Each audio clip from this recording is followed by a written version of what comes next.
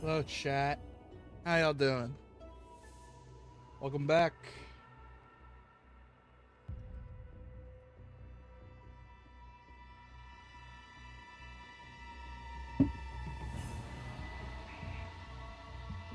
How y'all doing on this fine night? We're back with Peak. Last time, I got the shit scared out of me. Yeah, last night I got the shit scared out of me because Ryu, the absolute goat Hayabusa, jump scared me by kicking my ass. How y'all doing tonight? Y'all good tonight? I'm good tonight. Let's keep on going, getting good. We're just gonna get right into it. Last we left off was chapter 7. Oh no, wait, chapter 7. Like after this, we gotta go to is the beginning of chapter 8. Override checkpoint data? Yes.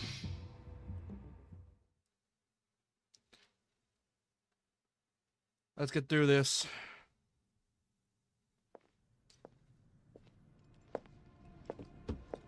And here's baby girl Yane. Yes? Okay. Understood. Also, apparently they changed her VA, and I'm just Okay, confused then. why. Cause ironically enough, her VA has been consistent throughout the entire trilogy, but they changed it for this game. And I don't know if it's because the actor got expensive nowadays, or that she's a union actor. I don't know.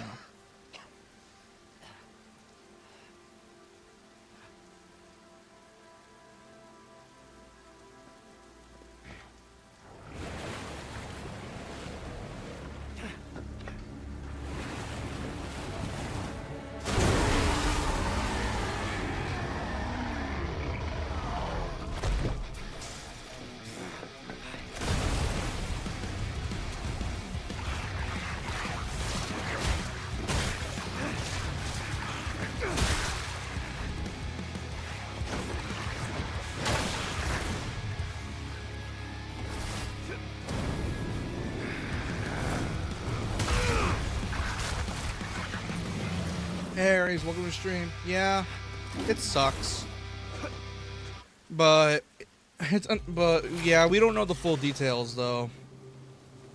Although the little fun fact about the VAs for this game, Yakumo's VA, he is completely brand new, and by brand new I mean he is a new voice actor on the scene. This is his first role.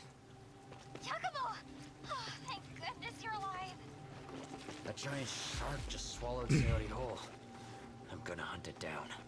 Apparently, Is she alright? from what I discovered, Sure. Yakumo's VA I think just barely got into voice acting, and this is his first role. And Ryu's VA, get this, fucking Ryu's VA is Captain Crunch since 2021. Gotcha. Yes, his VA is Captain Crunch. So now that I know this knowledge, I'm just gonna hear Ryu talk, and I'm just gonna be thinking of Captain Crunch. But yeah, like, I don't know. No, because here's the thing, her VA still sounds like it has like a high pitch in this, so it's definitely not because she sounded too young. I think it's just something else entirely. I think it's just some union bullshit. Looking for I don't a know. gig? You're in luck.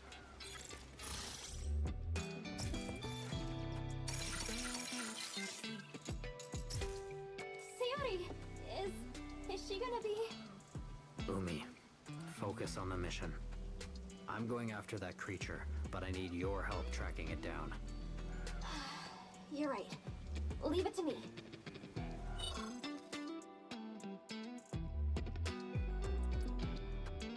Yeah, Ninja Gaiden 3, it was Troy Baker that was voicing him. But Team Ninja did the tried tradition of always changing Ryu's English VA every game.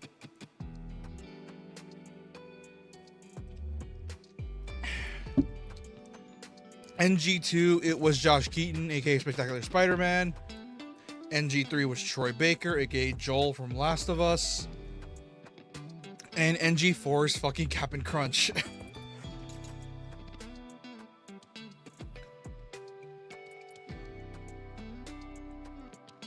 So yeah, there's a bunch of upstart VAs in this. NG1, I forgot the voice.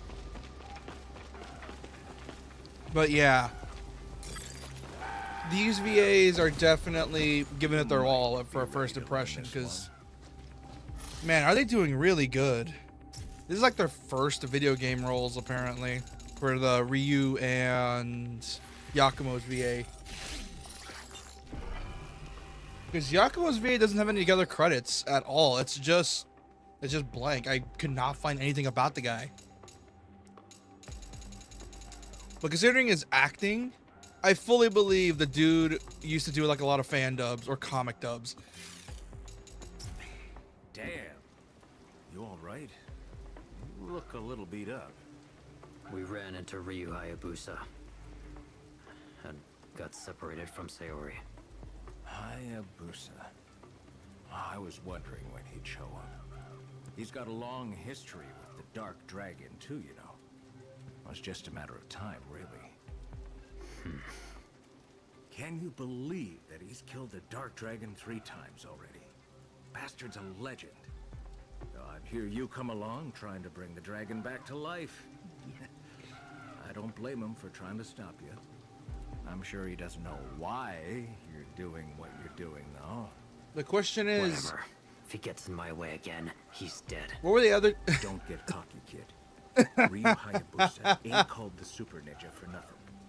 You want to stand a chance, you better get training. And hard.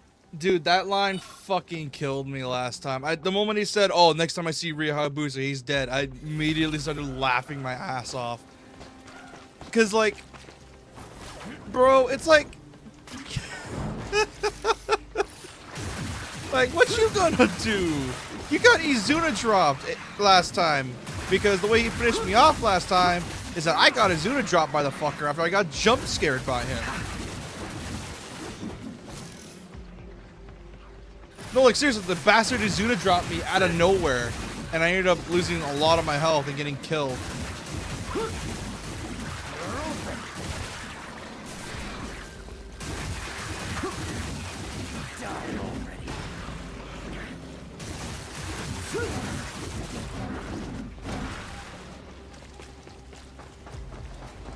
But yeah, that's so fucking funny.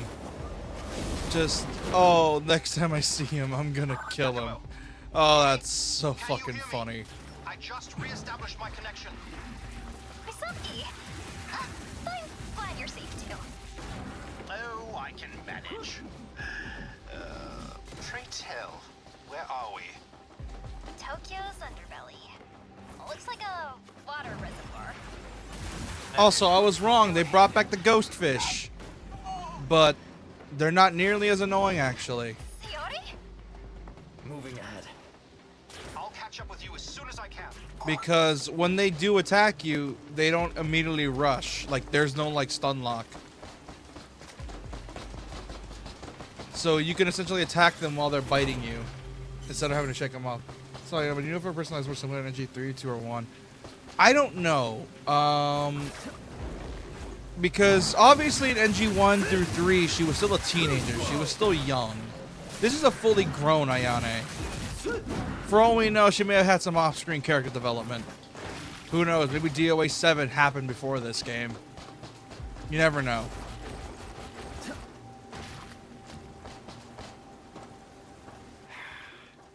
It went this way.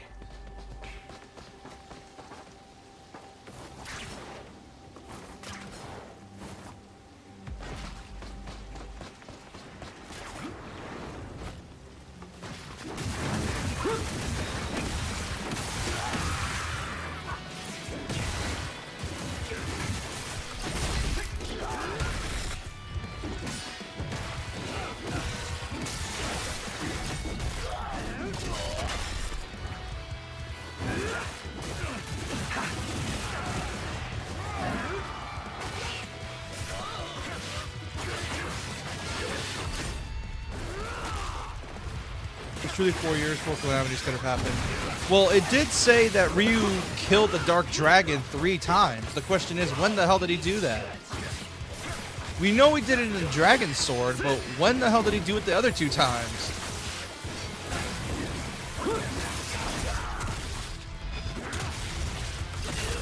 Like, it doesn't make sense to me. Like I said, probably a bunch of shit must have happened between the games.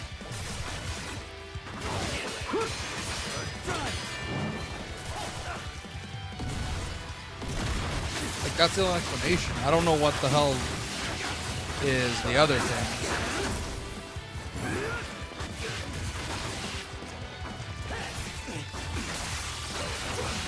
Unless this game plans on getting a long stretch of DLCs, I don't know if they're ever going to explain the first 2 times.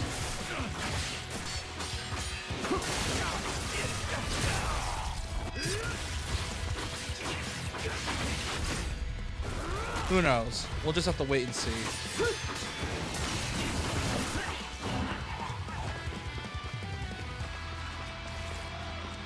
I mean, it makes sense, but it's more than what. It's more that when did that happen? Yeah, pretty much. Like, how did it happen? Because the first 2 times, first time we know it's Dragon Sword. Other 2 times, I have no clue. I'll be right back.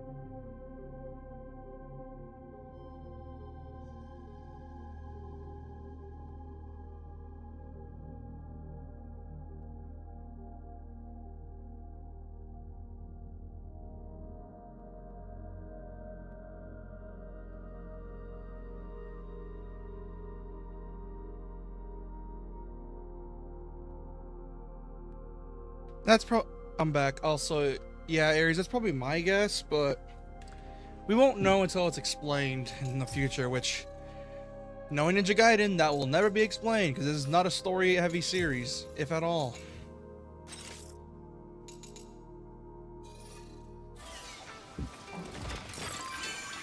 Nice work out there. So for all we know, it could have just happened, and it's going to be like, oh yeah, he killed a Dark Dragon 3 times. When did he do this? We won't tell you. All finished. Sending payment your way. But if it did happen, well...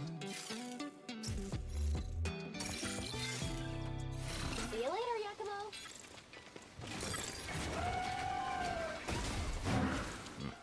Ready for a round or 2? Can I upgrade? I don't think I can. But yeah, but in terms of plot, this is definitely a more, I'm not gonna say story heavy, but it's more, what's the word?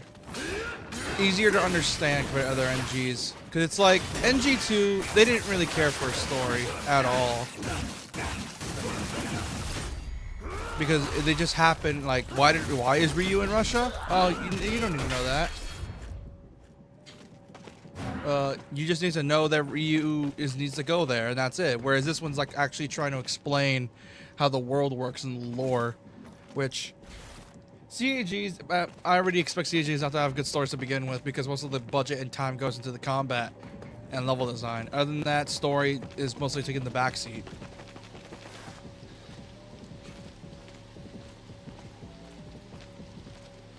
Oh my god.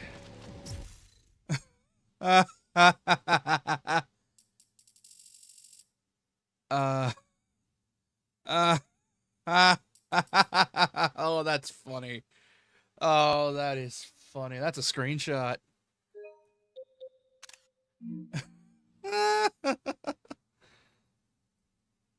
Oh, you Platinum, you cheeky fuckers. I didn't notice that before. I'm gonna be all ninja-like, all sneaky, and the fuck they do. We're under attack.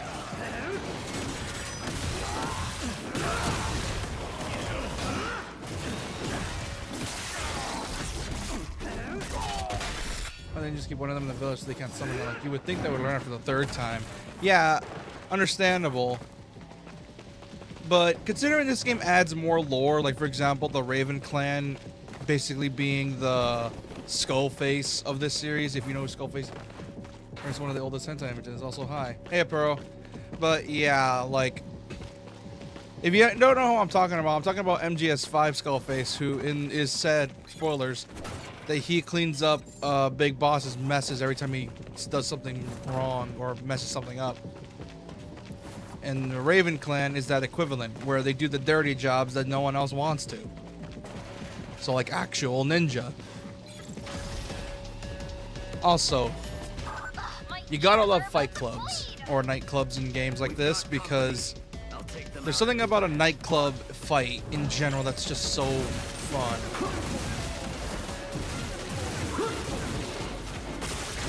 Black Spider Clan in this? I do not know.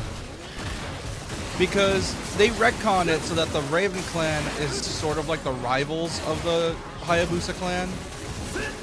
From what I can tell.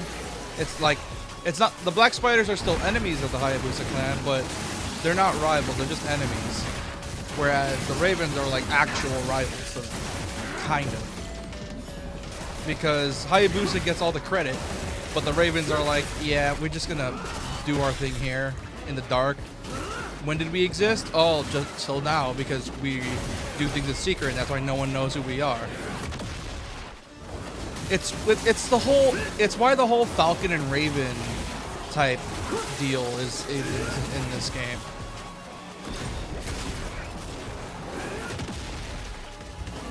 And you would think, and not only that, whereas Ryu does all of his fights alone most of the time, Yakumo has allies. I'm about to fight in a nightclub. That's so fun. You want to say that about a remake DMC? Actually, you know what? I'm not even gonna deny that, because the nightclub ones in the reboot are good, because that's actually a fun. It just hurts my eyes, but like that's actually good level design though. The thing is, it just hurts my eyes every now and then.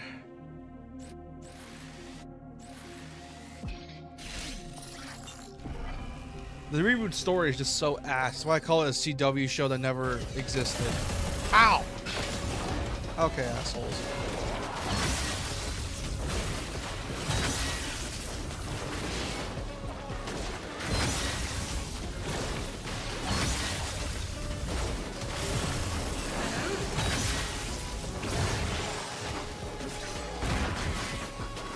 Oh shit!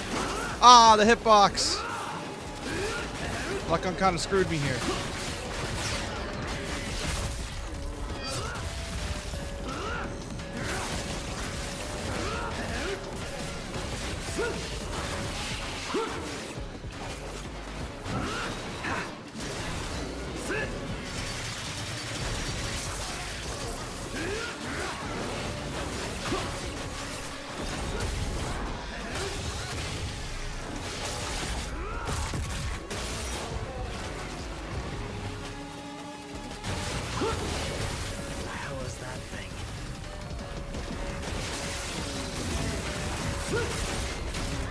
Whoa!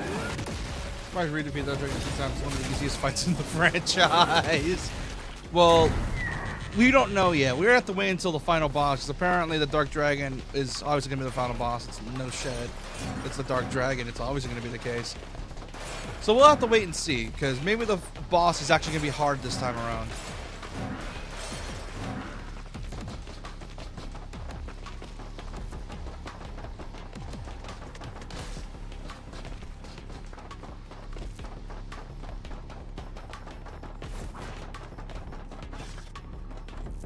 God, I love. Just think about nightclubs and CHGs that just go hard. Like, this game's art style is just so good. Because most video games' art styles are just very generic realism, and I got bored of that really fast. Here in this case, it's actually like they're trying to make things look interesting. Umi, do you copy? Loud and clear. Keep moving.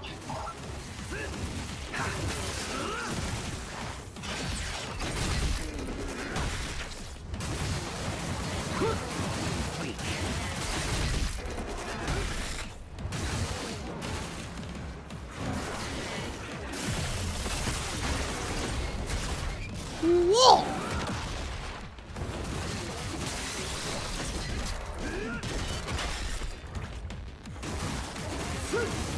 Also, I remember these things were worrying fans because people thought like, oh, zombie enemies in NG, that's gonna be tedious. No, they're not. Why? Because they're annoying as hell and they like to spit vomit when you're too far. So it's best to actually, you know, keep an eye on them and take them out as fast as possible. Because these fuckers like to spawn in packs.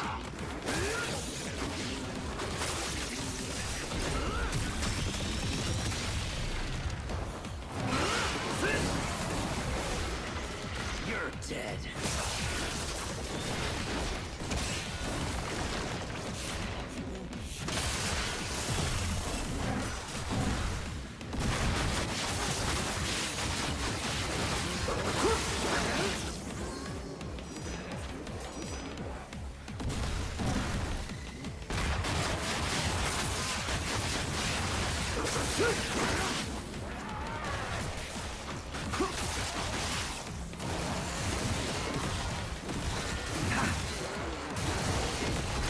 For that boss, all you gotta do is just shoot and just bowl it when it gets you blasted. The strategy doesn't change on Master Ninja. Ah, I see.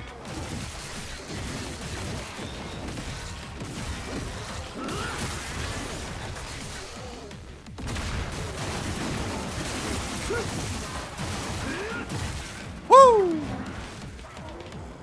Man, how many? Oh, it's the fucking shark mouth. That explains it.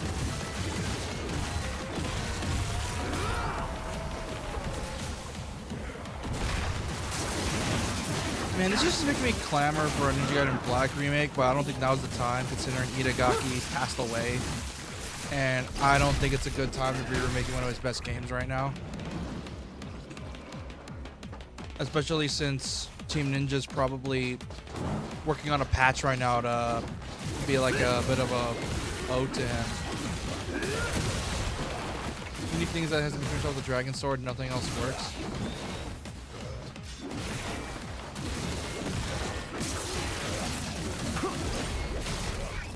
That checks out.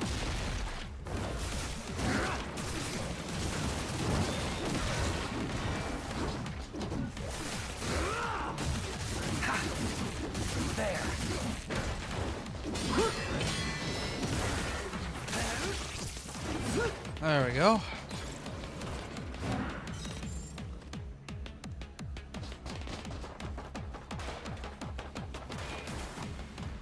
I don't know if I said this, but I don't know if it's because of DMC5's music, but they apparently got Victor Borba in this game for certain boss fights, which I don't know if it's just me, but I feel like DMC propelled those dudes. Bye-bye. That dude. Because, oh my god, is he great.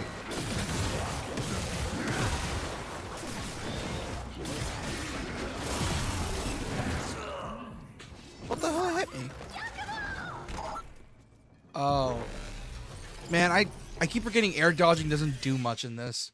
Because I keep trying to like land, thinking I'm gonna be able to dodge, and nope, it's something else. I keep getting confused. I also keep forgetting blocking exists.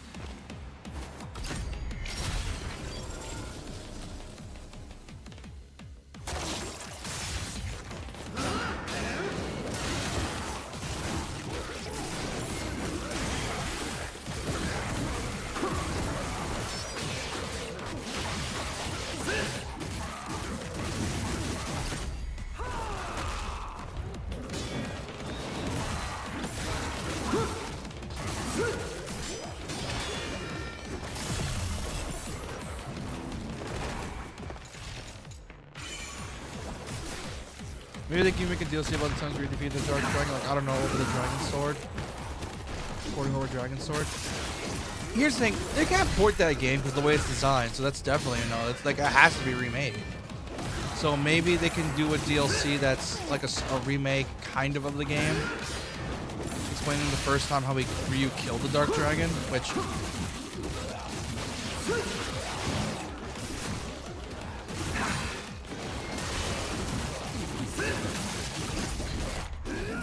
That's what I was hoping with 2 Black, where they would remake Dragon Sword in Unreal 5 and make it as a DLC for 2 Black, but that never happened.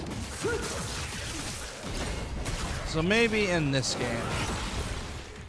Because Dragon Sword's not a long game. It's a DS game after all, so it's not gonna be like 4 hours. Even for a Ninja Gaiden game, it's not that long, even with the difficulty spikes. It shouldn't be that hard.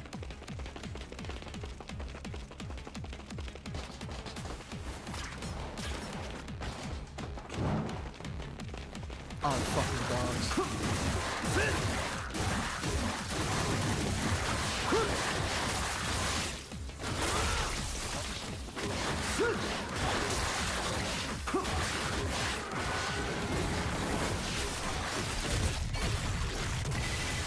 What the? Ooh! What the? What the heck did I do? What the? Wait. Uh-oh. Speedrun tactic? What the? What did I do? I killed that dog so hard, I glitched to the map. Oh my god. Okay, let's actually get a quick look at how this level works. Okay. Okay, so it's mostly just hallways, so that's something. God almighty. How did I do this? Can I clip back in? Oh, no, I can't. Wait, don't tell me. Oh, I'm gonna be so mad if I can't get back in here somehow. Do I need to go through in here? Okay, I made it back in. Well, that's a speedrun tactic and a half. I was so scared because I saw this. I couldn't see it. And I'm like, okay, that's fine. I could. Don't have to worry for a bit.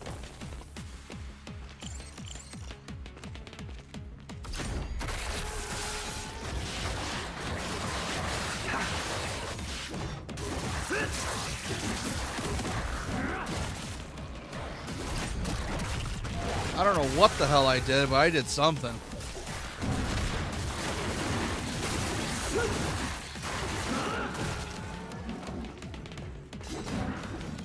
Yeah, that's another thing because here's here's the thing. I'm pretty sure the reason they made it was because of Hideaki's daughter. So that can maybe be a thing as a thank you to Hideaki, and also give something to honor him because, well, he cared about his daughter a lot. Because making a Ninja Gaiden 1 Black remake is not gonna work because the way that game's designed, I don't think it would work the same way 2 Black did. Because 2 Black, people knew that what the problems already and had an idea what to fix. So that's what people bitched about the most.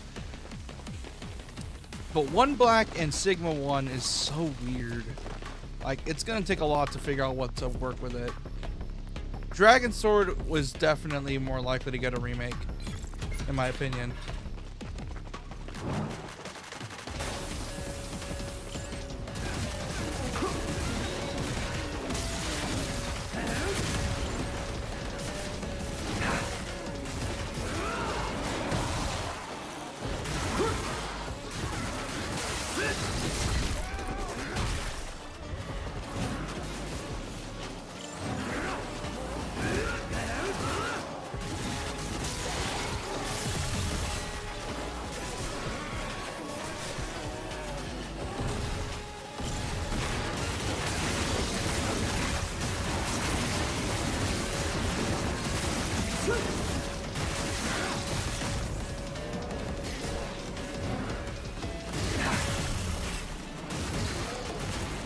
these guys are so annoying. Is there a shark? There it is.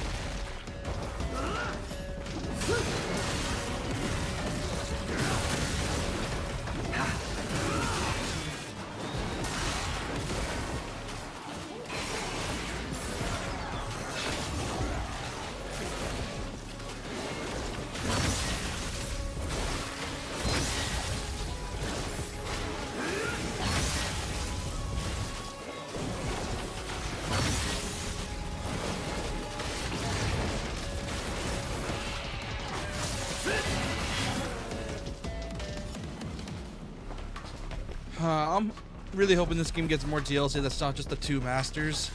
Because considering there's already DLC announced, I fully believe we're getting an NG4 Black. We're getting one. I know we are. But it's probably not going to be in the same vein as NG1 or 2 Black, where they were like enhanced with like modifications and rebalancing. I don't think they're going to do that. I think it's just going to be a complete edition with like all the DLC stuff. Which is what Black was already, which is along with 2 Black. Well, actually not even 2 Black, because 2 Black only had certain costumes. Take this.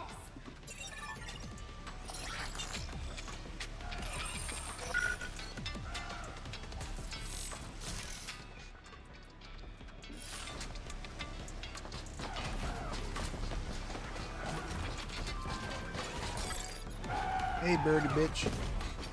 Down for some sparring?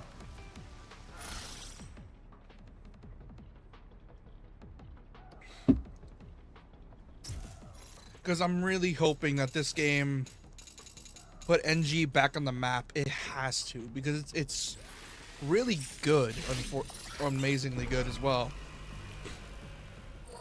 I'm just hoping it has the DMC5 effect where it brings in new fans.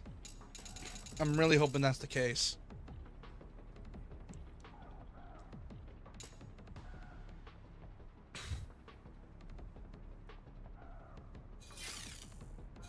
The grind never stops.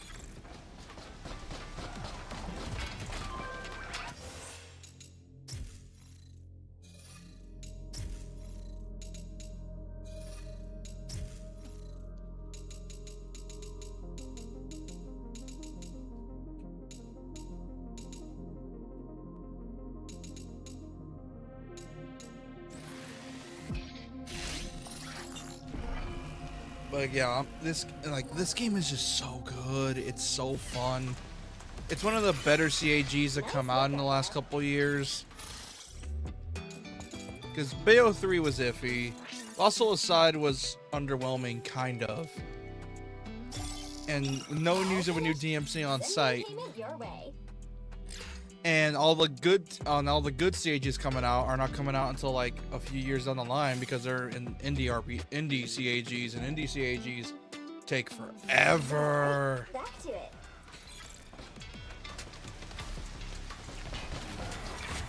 it. Yeah, bro. Hello. Also, I'm riding on water. Strider, this Raven gear will allow you to surf across What do you bodies of mean? water at I became Now make haste, the beginning of for Sonic Adventure 2. glory's sake. It seems like every big streamer is playing this game and really liking it. Please, for the love of God, have people be able to buy this game because it's so much fun. There was a slight boom when 2 Black came out, where a lot of like people were streaming it. For example, Souls players, and I always find that funny because they try playing it like a Souls game and got their asses kicked, and I will keep saying it over and over. It's hilarious.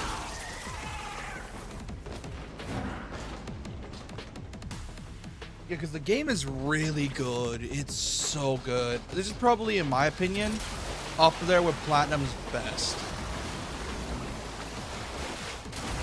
Like, it's up there with Bayo 1, up there with Astral Chain. It's such a well-designed game. Because Platinum has been having an issue as of late where every game they worked on kind of felt the same. For example, Nier's combat was kind of iffy. Astral Chain was fun, but unfortunately didn't sell well. Oh yeah, I know that. I know they fixed the camera. So for once, I can't bitch about a bad camera anymore for a lack of skill. Because I just got used to it because I unfortunately was just raised that way by Itagaki. Unfortunately, rest in peace.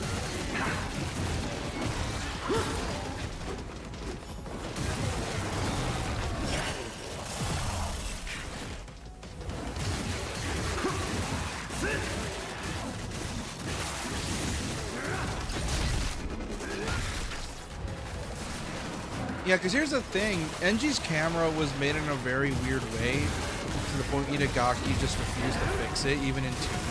So I don't know why he made it the way it did. And fans just learned to accept it. So the fact this game has such a good camera is so good. So the Souls players can't complain about it no more. Yeah, because here's the thing. People were like saying like, oh, it can't be that hard. You have all this super cool combo stuff. It can't be that hard. It was indeed that hard. Having all this combo stuff was not a power fantasy, it was a requirement, or else you would not have been able to survive. It's like with Sekiro, it's like, oh, you think it's just parrying alone is gonna help you? Nah, learn timing, idiot.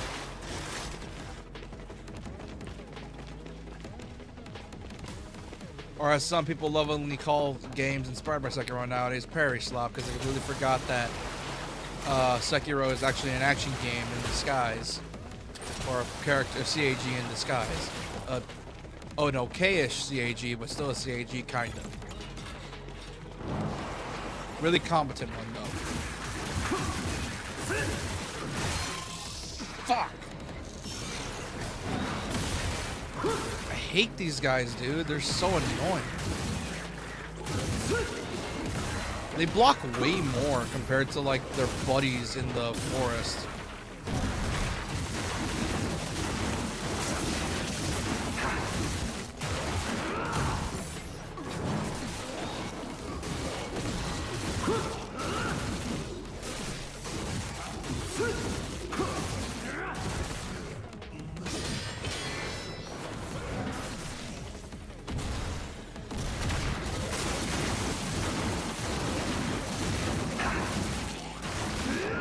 It sucks that enemies don't get delimbed once you kill them.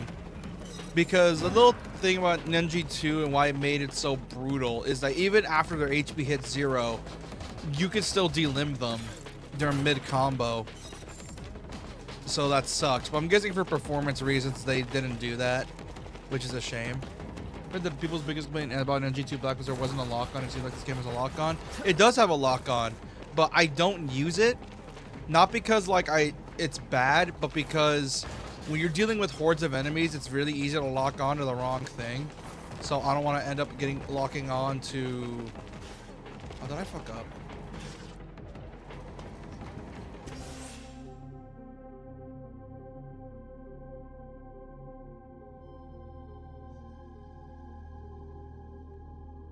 But yeah, like, it looks fun. Sorry, I had to like talk to someone, open my door real quick. But yeah, like, it's such a... It's weird.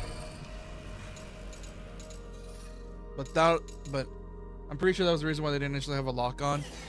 Well, yeah, like, NG1, understandable. Because it's like, there's so many enemies coming at you that you can't really just focus on one, because if you try to focus on one, more are soon to follow and try to jump you. So you kind of just have to hit what you can hit and just dodge what you notice is going to hit you. You couldn't just like focus on one at a time. You had to, you know, blitz. Whereas NG4 was like, yeah, you can have a lock on. It's really useful for bosses especially because you can actually keep the boss in view.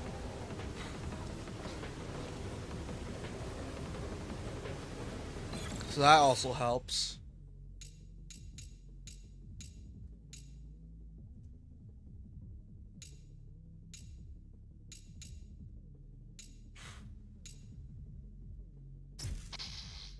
Begin trial.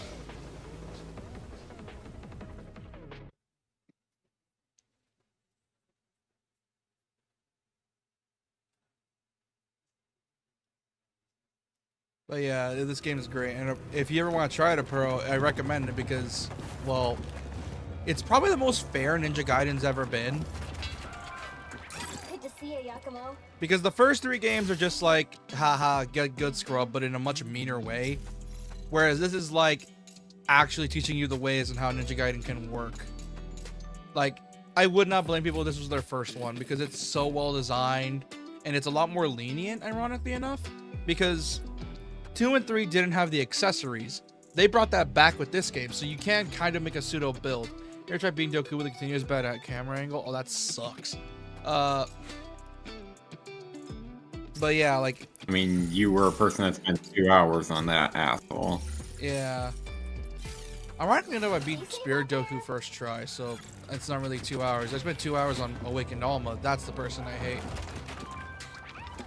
But yeah, like NG4 is surprisingly fair. Fast as hell, but it's fair.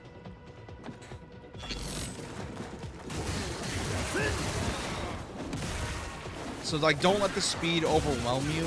It's not that bad, ironically enough.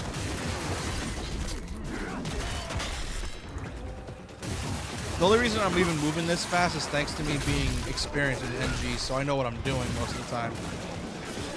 Whereas if you're a new player, then, well, like I said, just play on normal. Don't, like, waste your time with hard, because you're going to have a rough time. After all, did you see me struggle with that wolf?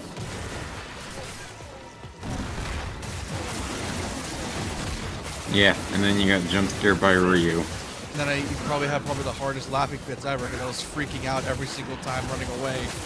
Because I did not want to fight that man.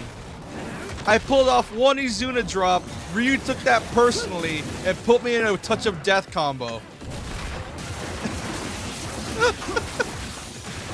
Oh, it was so funny, because I have the thing recorded, and I would play it every now and then to find a clip. And I still find that funny. I did one Izuna drop, Ryu is like, okay, you got your hits in, now you're a dead man. And then he proceeds to combo me into oblivion. I could not move.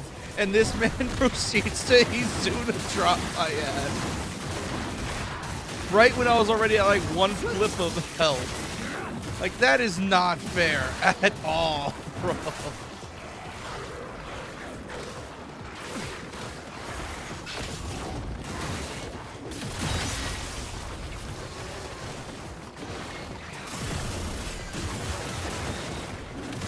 Never had a chance.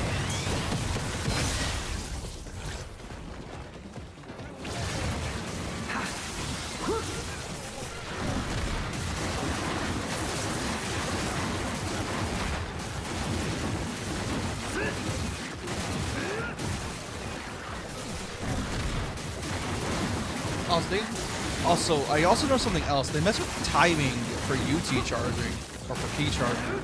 So it's a lot stricter when you're landing on the ground, because it's landing on the ground skips the animation when you immediately go to key charge. So they made the timing way more strict. That, or it's their Platinum's first attempt at a Ninja Gaiden game. That's probably the case. Either way.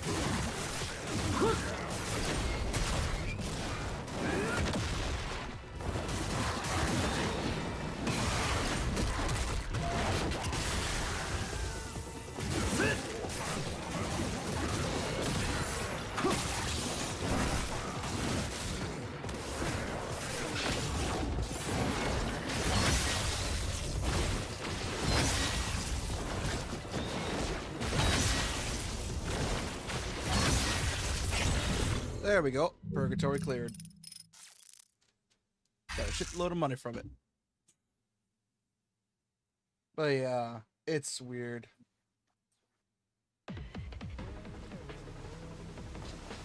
And not only that, and like, it's also a good starting point. Mainly because the Ninja series is not known for having any sort of stories at all. He could literally just jump in here and just do whatever. Although the hype moments won't be as effective, but it's still pretty a cool start for a newbie. Because like I said, you get accessories which do like cool stuff, like just increasing your defense and attack, do some really cool unique stuff related to the Bloodbind. You probably get some unique ones if you're Ryu. There's a lot of customization here that I didn't realize you had. Oh, that's weird. I'm used to it, Ninja. Ninja just gives you what you get.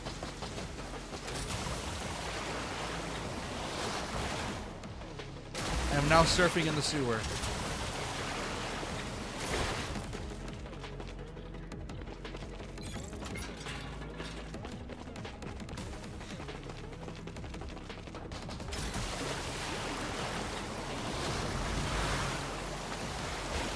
Yakumo, I'm approaching your location. Wait a moment. Are these fiends you've been fighting? Indeed.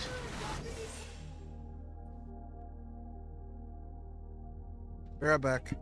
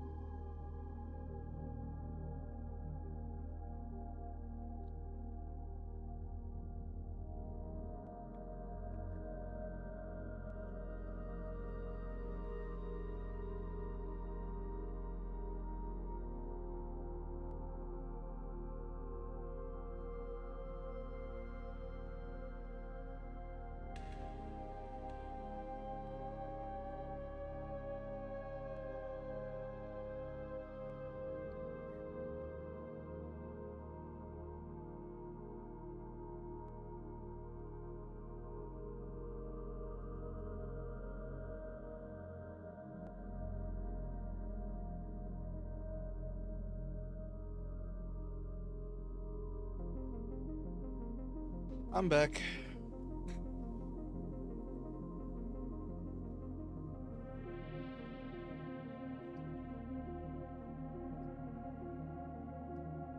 Also, I've been looking up memes as well for NG because I was in the community for a bit right now.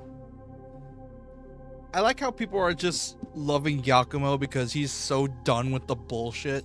Wretched inhabitants of the underworld whose vile corruption. Whereas Ryu's just like, fine, I'll deal with it. It wouldn't surprise Yakumo's me like, if are the you creature fucking that kidding attacked me? Sayori was a fiend as well.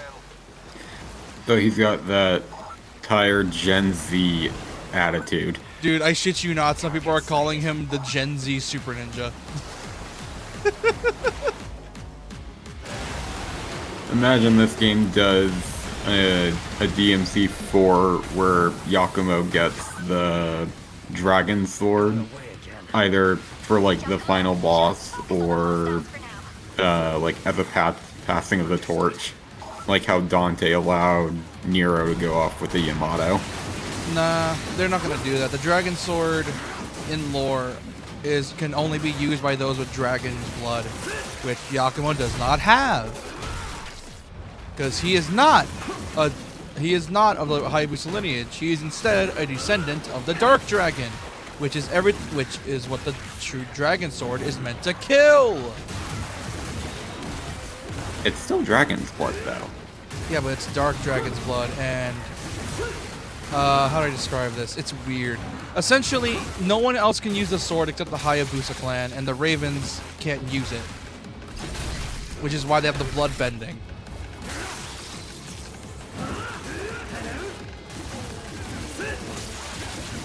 Okay, but what if he paired the blood bending onto the Dragon Sword? I don't know. I'm barely getting into the lore dumps of this, so I'm trying to figure out what I'm supposed to be, what is lore and what isn't lore.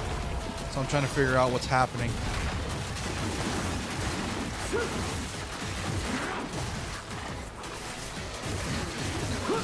Oh, son of a bitch. Shark mouths?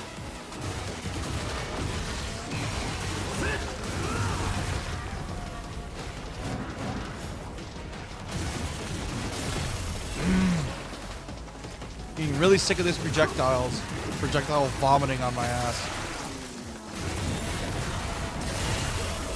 I forgot to heal. Shit! Yakumo, come in! Please tell me you're alright! I was bloodbending too, so I thought I would hit him already. This part's not even that rough. It's just me being an idiot. Like, it's not that bad. Just don't let them overwhelm you. It's not that hard. Cause I just got the mouths. You can just hit them to stop them from spawning. Got away again. Giacomo, just focus on the hostiles for now. Understood.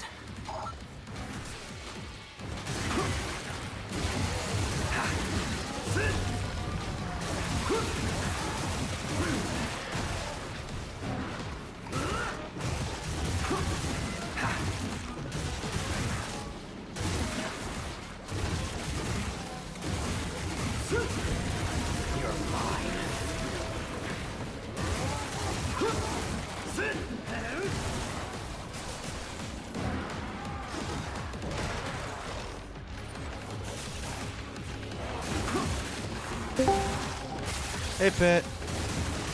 Streaming peak. Lyle Pitfall has appeared. Yes, use it. Hello.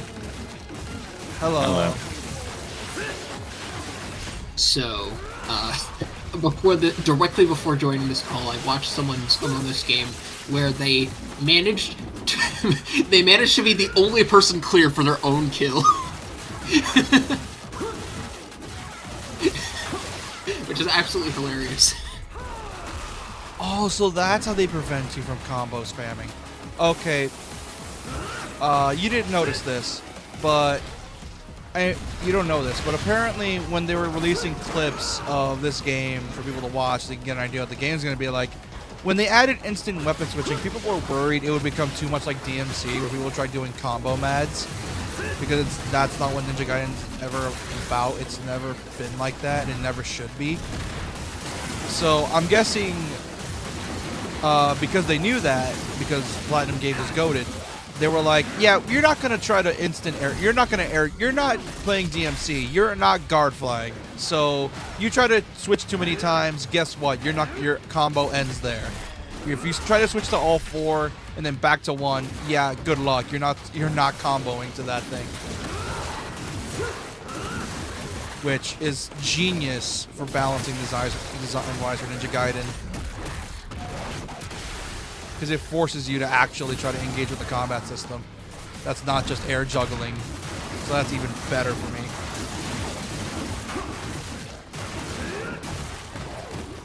Because the only air juggling belongs in only something like DMC. Other than that, I don't want anything in the water if it's not balanced around it. XW Smash players laughing at you right now. Look at that Smash players. Those guys have basically no life because they learn to live with the lag. Like, I shit you not. Like, I'm pretty sure I went to my cousin's house one time. He let me play Smash online for a bit out of boredom. And I kid you not. I think this was like Dude, early. the ping is crazy. Dude, the ping is god awful.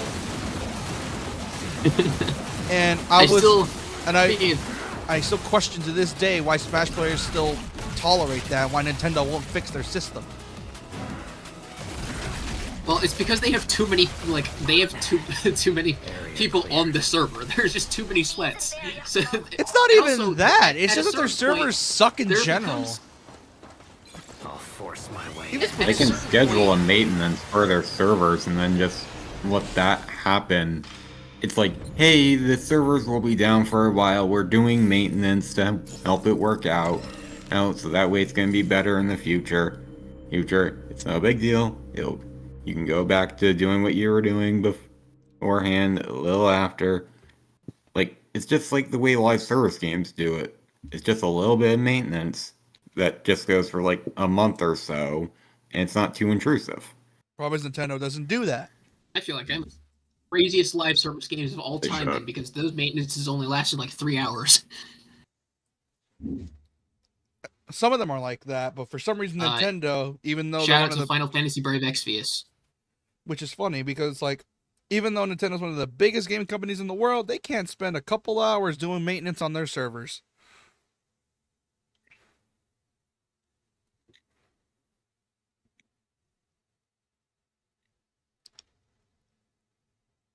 Like, bro, you're gonna make people pay for online for a reason. At least fix the damn stuff.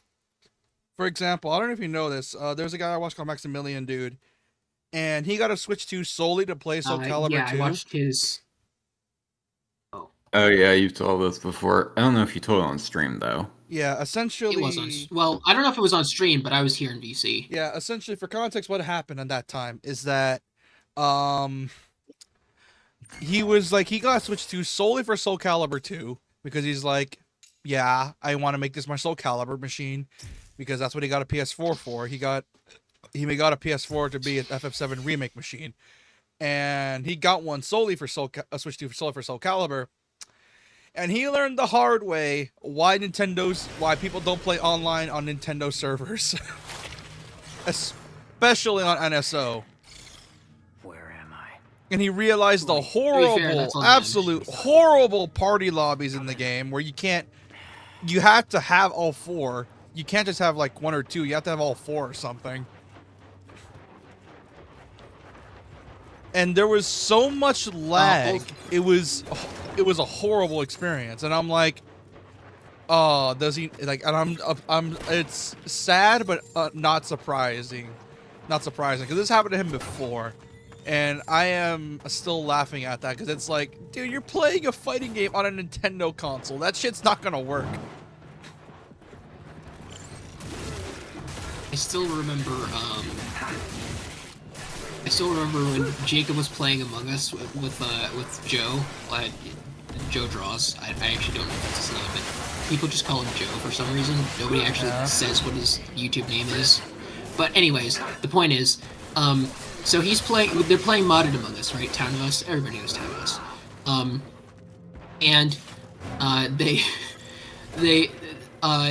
Jacob gets this role called Veteran. And so what Veteran does, for those who haven't played any game with a Veteran role before, is there's a cooldown, and you get a certain number of uses for it. And when you press the button, anyone that interacts with you, whether they are a good guy or a bad guy, you will instead kill them when they try to attack you. And Jacob's the host for all of his lobbies, right? And Joe is imposter, and Pingdiff's the host, even though the host was the Veteran. And he So he unknowingly just kills killed the him. host during his cooldown.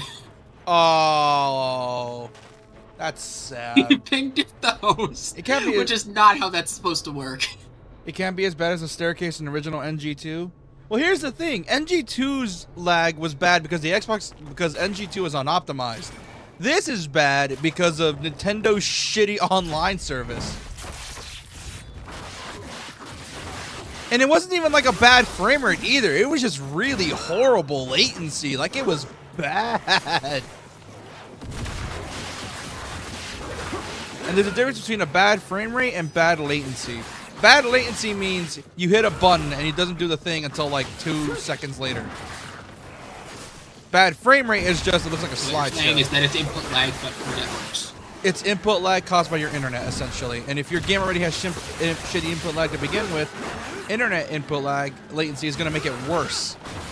And what's even worse is that it's in Elden Ring, which it has, for some reason, a PvP community, and I hate the fact that it's just full of sweats. Attacks that you think don't hit you, even though like they're sweats, they're having fun. No, because here's the thing. It's bullshit sometimes because FromSoft is known for having shitty internet or shitty online as well. And what ends up happening is that the enemy would be like 10 feet away and they would hit you like a dagger. And for some reason that hits.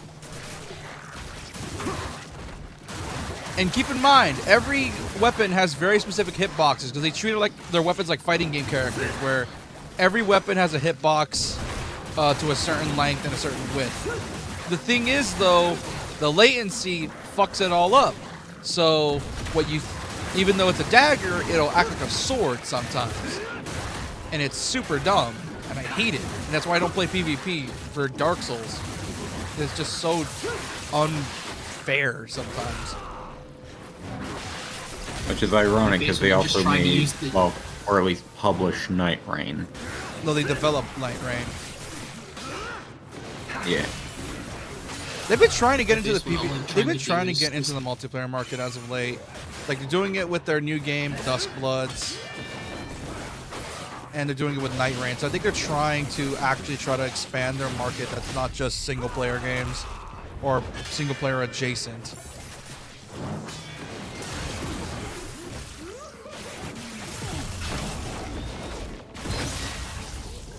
Oh. That it? Oh, there's more. Oh, it's zombies.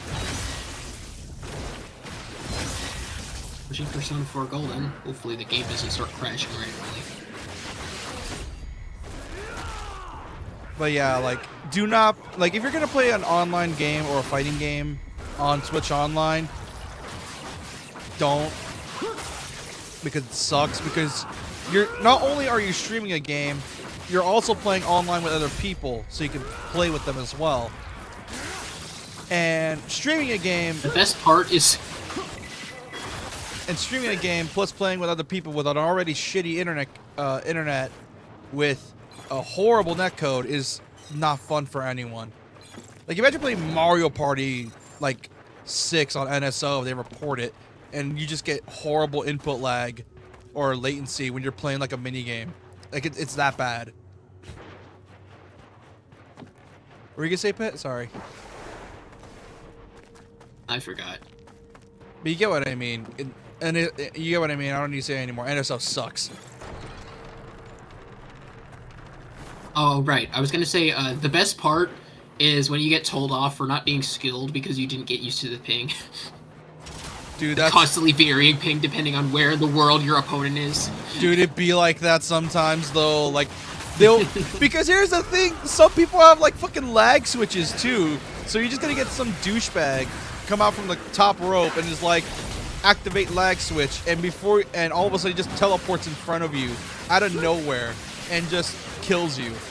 Like, I kid you not, there was a short that I found, and it explained FromSoft's shitty netcode so well. I think it was a hacker, actually.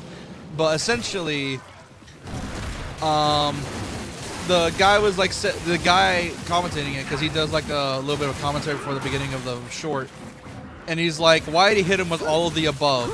Like, the dude hit the guy once, and he hit him with every single status effect in the game. Hit him with Scarlet Rot, hit him with Deathblade, hit him with Poison, hit him with Fire, hit him with Ice, hit him with everything. I mean, honestly, you should just play as a Malboro at that point. I kid you not, he was literally a Malboro. So, and I find that he was a Malboro with an actual agility stat. You know what's fucked up? Because FromSoft games are so good with their builds, because it has the Skyrim thing where you can make a build out of anything. And I kid you not, I fully believe someone made a Malboro build. I fully believe that's the case. Like, actually, someone did actually. They did actually. There was a little exploit for some bosses where, I kid you not, I think it's one of the Tree Knights, that you can poison them to death by using these little spray can things. I forgot what they're called, but they're like spray bottles. And you basically just become a Malboro, but smaller and human-sized. Oops. You literally... And that's ignoring the possible Dung Eater armor. Yeah, which... Oh god, the loathsome Dung Eater. You gotta love that fucker. I execute him gladly. Why, what did he... I don't know his lore. What did he do? He basically robbed people of an afterlife by defiling their corpses with death root. Oh. Sounds like a skill issue. Should have become... Should have just never... Should have just wished for immortality with Dragon Balls. it's Elden Ring. They have cursed immortality by default. That's I'm actually obviously joking. no, actually, that's not even that. It's just every FromSoft game, every minus Armored Core 6 and Armored Core in general. All the FromSoft games that were ever made have an immortal protagonist because FromSoft has an obsession with making every gameplay mechanic tied to lore. Like, oh, you want to know why you can't multiplayer even though... Oh, you want to know how to play online in the beginning of the game? Well, find this super specific item that is explained to have been used in some part of the lore. So, essentially, if you want multiplayer, you're forced to lore dive. You want to access the Palace of Blood? Go hunt down your brethren 3 times. Doesn't matter if you win or not, just do it. And then the person tears off your... or maybe not tears off, but takes something of your finger. And then turns it into like a gateway to the Palace of Blood.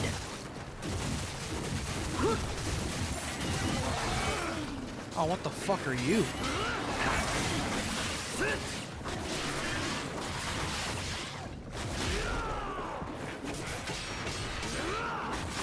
Also, for those who are looking at my screen, yes, I have an Eligor with Spellmaster.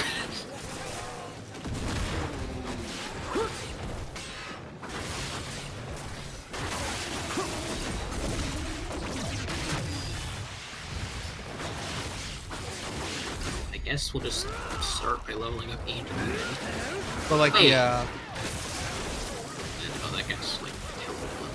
But yeah, like I love FromSoft games, but they could get really up their own ass with their attention to lore.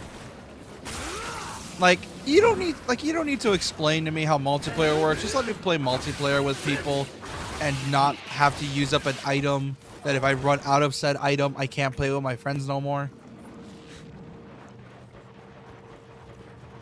Even Bloodborne. Or at least give away, like, farm it like you can in Bloodborne. Which, God. Because the item is not something that goes away, and the currency it uses can be farmed. It's not exactly a fun way to farm, but it's still a way. It's some way at least.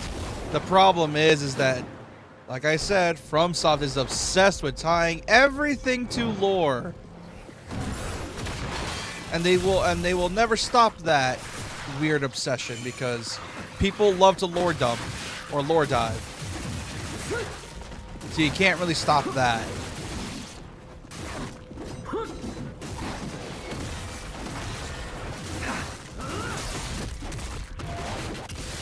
What doesn't help is that Dark Souls came out around the time of people being obsessed with lore diving, and it was made worse with, say it with me now, FNAF. Thanks to that, and because of that, when Dark Souls 3 came out, people were looking into the lore even more, thus making a cycle that was really annoying. And I'm like, I don't care. I just want to play my Zelda, obviously Zelda-inspired dark berserk fantasy. So just let me win! You guys get the reference, right? Nope. I have no idea where that's from. You know, the Hypergoner. Who? It's Asriel. I mean, come on.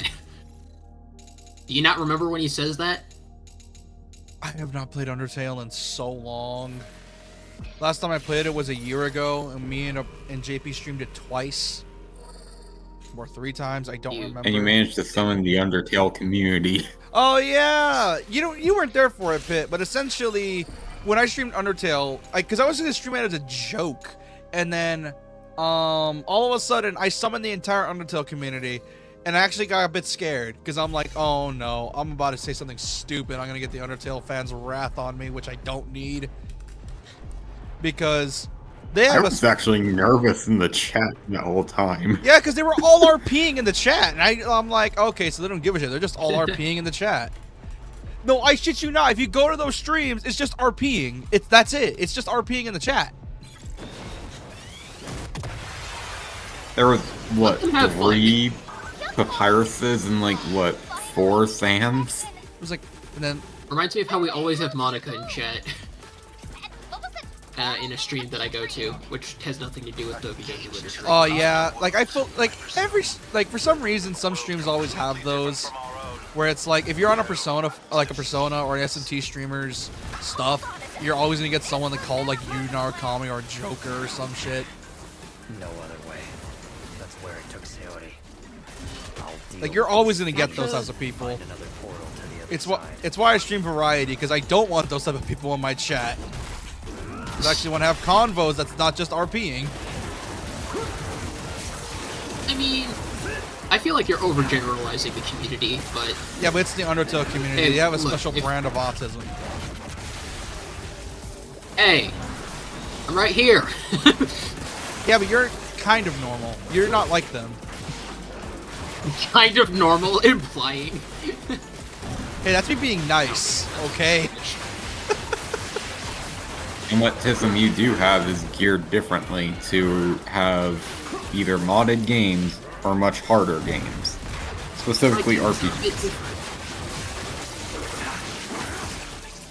That's a thing that Jonathan says in SMT4 when he summons a demon. Or Uh, uses a skill. Did you say John Awesome? Which, speaking of, dude, I'm really No, nobody said that. Oh, okay, I'm an Nobody idiot. said that. I thought you said John Awesome for it because I heard the word John, and I'm like, oh, John. It's been those SMT. You probably would talk about John No, Awesome. Jonathan. It's a normal name. Even my uncle has that name. And I don't need to worry about you doxing him because Jonathan is such a common name that no one knows if it's actually real. Well, I mean, I don't even know my uncle's last name, actually. So yeah, you're good. No getting doxed, thank God. Hey JP. I'm not gonna... There's no... Hello, Ray I haven't even Vader. doxed JP yet. He's like the person that I keep the most contact with that is supposed to deserve. How the fuck am I rage baited? What happened? Wait, I thought you were streaming, Ninja Gaiden again.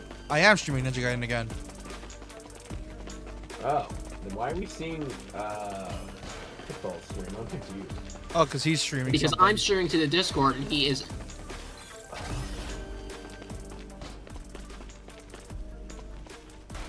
Disco But and if you're Tokyo. curious, I can catch you up to speed on the playthrough so far. It's really blurry on my end. I don't think it's blurry. I think it's just foggy. That's on purpose. Maybe. It's Then again, you're abstracting or artifacting, which is common with like some lower-end rigs. Does it look like an actual a Scanlines TV? Because that's intended. Scan lines, No. grainy. That's right, punk. Oh well. Sweet new. I get the lines in the grain. Hey Doc.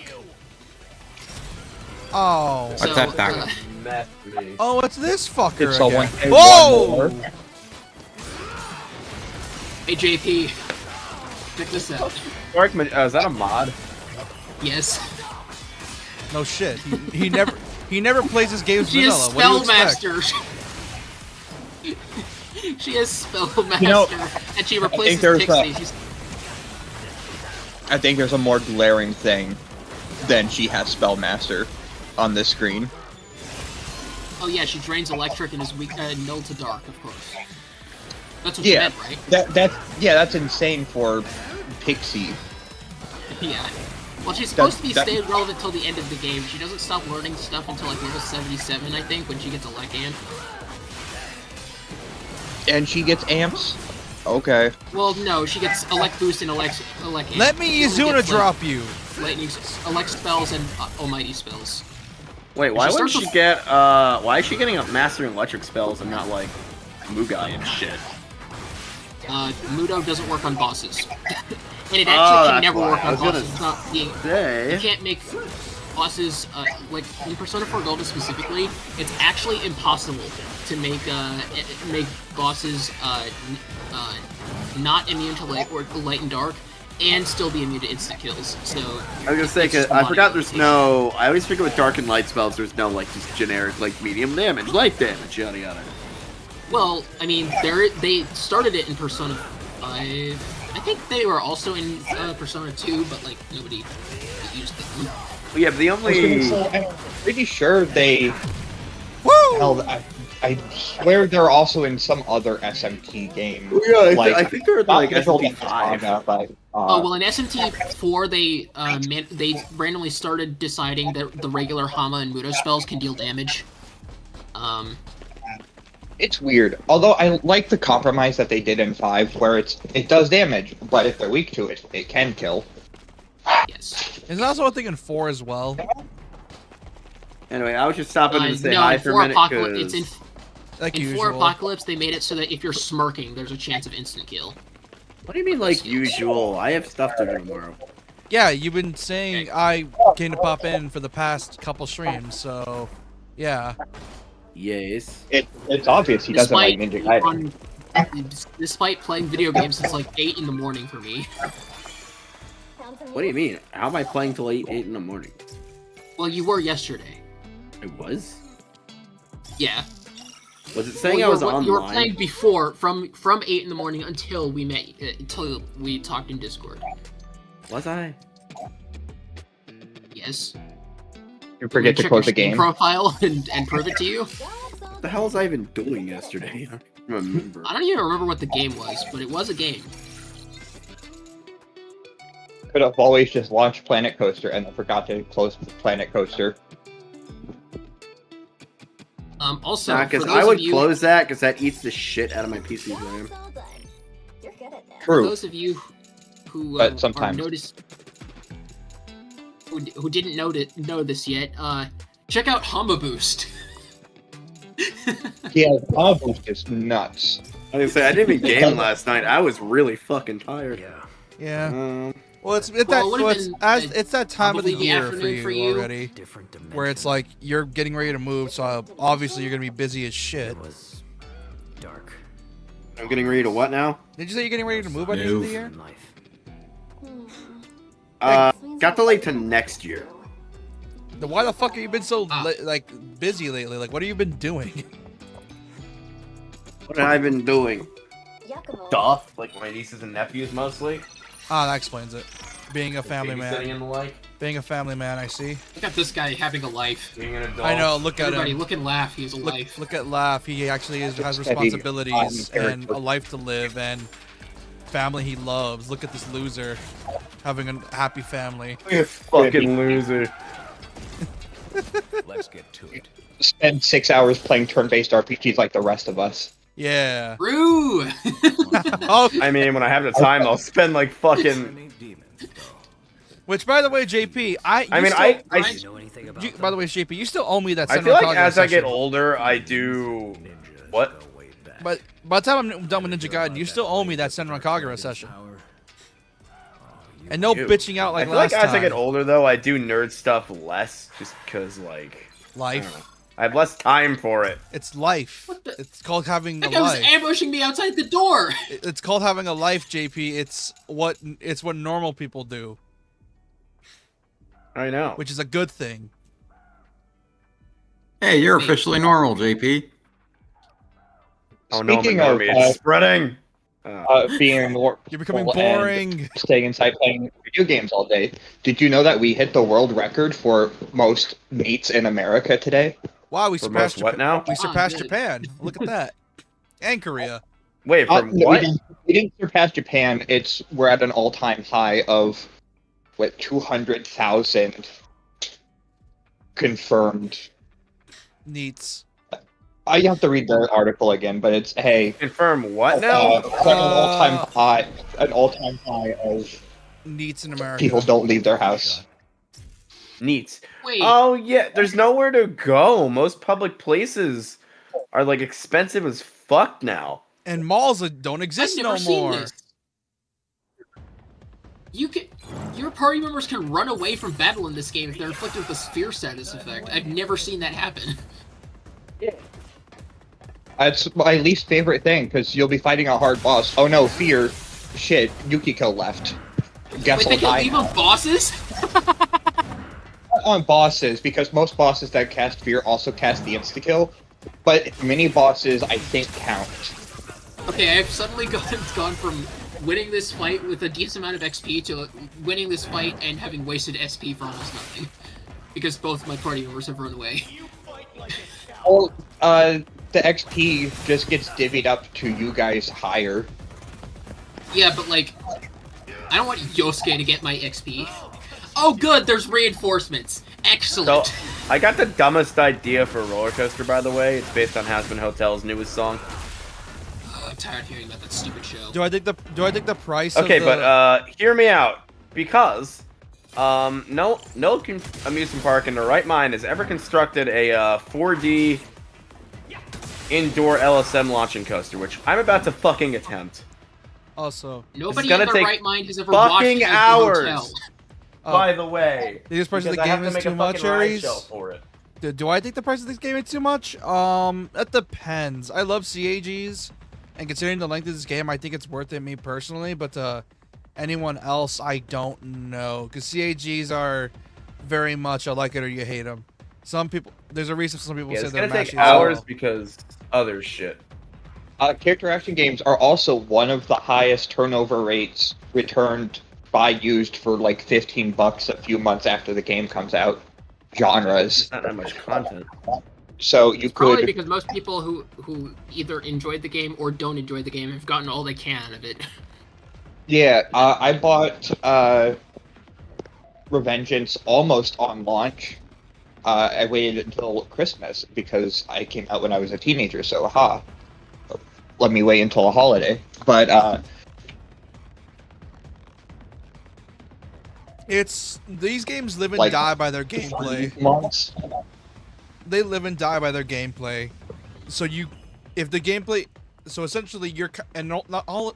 Hold on, brains farting. Is that with CAGs they live and die by their gameplay, and if you really love the gameplay, shut up. But if you really like the gameplay, then they'll keep bringing you back. But if you don't like the gameplay, then you're practically wasting your time. That's just the way CAGs are meant.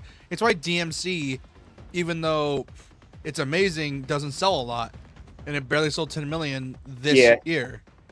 I'm pissed because I need gothic architecture. Also, if you're the type type of person to get satisfaction from beating the game, sure, CAGs can be good, but half of the satisfaction is trying to be cool about it at the same time and do it efficiently. There's a very infamous review that I like to bring up of Angry Joe reviewing Revengeance and giving it like a 2 out of 10 because you can just press the square button and walk forwards and flick the stick, and you can't take damage because of the parry system. It's half up to you. The other problem. So that is also the biggest fact of if you can't have fun playing the game because you're so focused on winning encounters as efficiently as possible without getting that smoke and sick style, you're not gonna have a fun time. Like you could Devil Trigger Ebony and Ivory every encounter if you wanted with Gunslinger. It's gonna be a bit boring and tedious. And the thing is, grenade launcher cancel all of DMC 1 if you wanted. But you kind of need to do that with DMC 1. It's a shitty way to one's weird. It's the weird one. I only use. I like DMC 1. I'll go to bat for DMC 1 every chance I get. Oh yeah. I still use it. I think you shouldn't grenade launcher cancel for 99.9% of the game, because that's shitty to do. Learn your combos, especially at the same time you get Ifrit. And now you have sword and punch. And most people are like, but what if I grenade launcher? Just use grenade launcher cancels for Griffin's boss fights and that's it. Yeah. Not Pretend only the grenade launcher doesn't exist.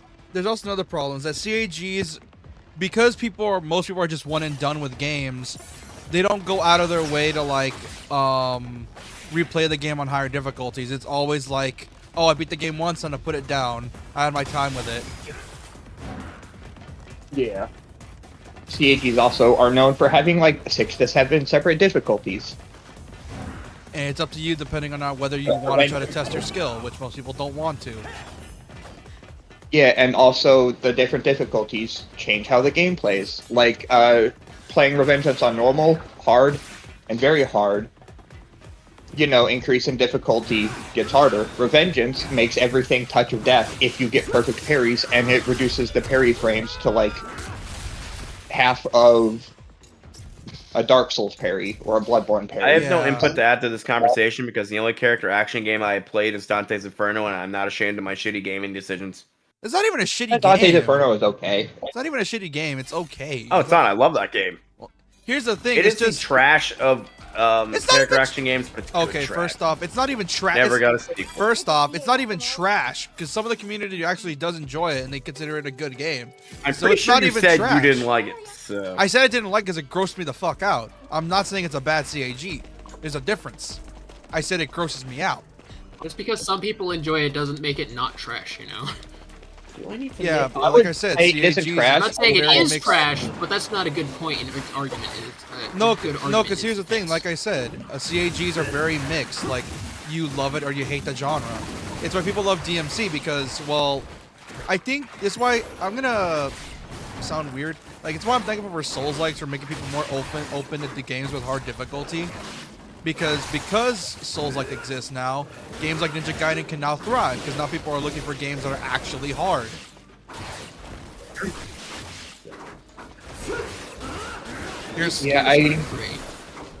Back when I was like, back when you had to turn on the TV and switch your channel to game review channels on like, what was it? For me, it was channel G4 and shit. But they had a thing about comparing God of War, and I think it was Ninja Gaiden 2 had just released. Was the Ninja Gaiden game that came out right after God of War 2, but before 3? NG3, like 2010, 2011. Okay. I think God of War 3 came out in 2010. No, God of War. So then it would have been 2, because it was right after 2 had released, but 3 hadn't come out yet. They were doing a double interview on... Oh, you mean NG Black? Because NG Black came out in 05 and God of War 2 came out in 06. Oh, God of War 1 came out in 05, God of War 2 came out in 06. NG Black released in 05. Measure this wrong. So it's either Black or 2 then, but probably Black. It's probably Black actually, because it was so you want to get into Ninja Gaiden after playing God of War, and it's comparing the two types of games, and hey, we got pros from each category, talk about the games you like, and how they may be different because they're both punishingly hard. And then it was like, actually no, God of War isn't that bad. And then it showed the one boss fight. It was in like some desert area. I just remember it being super brown. And Ryu was getting his ass handed to him. Oh yeah, I know what you're talking about. It's like the temple section. Oh yeah, I got my ass handed to him in that exact same section. This giant, this Gigas, it was just a random encounter. I ran into the random encounter. He struck first. He attacked. He missed. I decided not to go for the all-out attack. Then he immediately got back up before any of my party members got a turn, and then crit me, and I instantly died. See this in the But show. like, yeah, like I said, CAG is just, like I said, a mixed bag. And what Doc is saying is true. Some people love him, some people hate him, and because God of War is a lot more casual friendly. Because here's the thing, I consider classic God of War baby's first CAG because it's one of the main reasons this CAG's kind of died out, because they simplified the thing so much. Like, they really simplified it. It's the same pipeline of your punch character action games getting turned into Bamham. When I say Bamham, I mean Batman Arkham Asylum. Yeah. I'm like, where what the fuck are you squares. There's a cover where they take Batman Arkham Asylum and then they block out the letter, so it says Bam Ham Yum. It's so fucking stupid. Just making people. The Arkham Asylum subreddit is insane. Yeah. I like it there. And I say that God of War and Arkham killed off CAGs is because God of War looked at DMC and was like, let's do that, but you don't need to do all the cool shit. You could just be a power fantasy of a really angry dude. And then Batman Arkham proceeded to simplify it even further to where it's just do cool shit, just press X. And you can do a kick flip across the room. the issue is they combined character action with Metroidvanias, and they did both of them pretty well, but simplified to hell. And then they focused more on fleshing them out in later games. But they started off simple, but then everyone became Bam Ham. Yeah, which is why we because got a bunch it's really of square, triangle to parry, and Yeah. then circle for stun, slash grab. This is keeping me sane while building a gigantic roller coaster shell, because this shit's gonna be... Yeah, which is why games like DMC didn't pop off anymore, and why Ninja Gaiden went the wayside, and why Bayonetta was one of the only last two survivors, and that wasn't even saved yet, because that third game was in development hell! And then it came out bad. It wasn't even bad, it was just not up to par for Bayonetta. Because everyone knows Bayo's story sucks. It has the DMC thing where it's like, you don't play for the story, you play for Bayonetta doing cool shit. But even then, they didn't have her doing cool shit in 3, because she was just summon monster, don't do any cool sick flips or cool weird stuff. It's just shoot monster while standing still looking cool, and that's it. I call it bland because a character action game is based entirely on be cool, do sick tricks, and even if you're not trying to be cool, it still ends up being cool because you don't know how you accidentally did that. The worst thing a action game can be is boring and standing around doing nothing. Yeah. Hence why I call it that. Which is why Bayo 3, even... Because here's the thing with the DMC and Bayo 3 that the reason they pop off is because Dante and Bayonetta in the cutscenes are basically what are inspire you to be cool. Because it's like, yeah, you see the shit they're doing in the cutscenes, you could do that in the game, if not better. So you can do more than that. 3 is bland because it doesn't show Bayonetta doing cool shit in cutscenes, so it doesn't give the player the idea that they can be better. Because it's like, oh, that's all she can do. But then you play and realize there's more to it. It's just never gave you the idea to do it. You don't get a good, you start DMC 3 and Dante is doing all the moves that you can do in the game, although not unlocked yet, like enemy surfing, all your gun trick, sword trick gun combos. Yeah, enemy surfing's fucking badass. Ninja Gaiden also had a and then- similar issue as well, where it's like Ryu didn't do any cool shit in cutscenes. He just swung his sword a bit, threw a shuriken. Fuck, I got distracted. And that's it. I think of Ryu in the Ninja Gaiden games as standing there posted up at the ready, muscles bulging, and just kind of standing and staring at things. And then sometimes a kunai gets thrown at him with a message on it, and then he reads it. Or someone tells him something, and then he reads it. And then he's like, I must now flex my pecs somewhere else. And then gameplay starts. And then you do cool stuff. But then it goes back to cutscenes, and it's Ryu is standing there. And because Ninja Gaiden's stories suck, yeah. Like, I must do thing. Thing done. Going back to standing there idle like a ninja would. Yes, and then Ninja Gaiden 4 happens where it's like Yakumo's doing shit in the cutscenes with the weapon you just got, showing you what you can do with it. For example, did you know the rapier could turn into a giant fuck-off drill in the best way possible? Can you pierce the weapons? Or that staff turns into a boom hammer? Yeah. Needleman reference? Did you know your twin blades could turn into an Odachi? You know, Hell Needleman yeah. from Mega Man 3. That's cool. There are so many voices I could watch what was happening. There are so many references. Well, someone said it turns into a drill, and I said Needleman reference from Mega Man 3. And I went with the Gurren Lagann reference. I think Kuro went with a Bloodborne reference with the boom hammer. You people and your references. Back in my day, we didn't need no references. What do you mean back in your day? You haven't even, you're too apparently you're too young to have played the game I even referenced. Get out of here. No.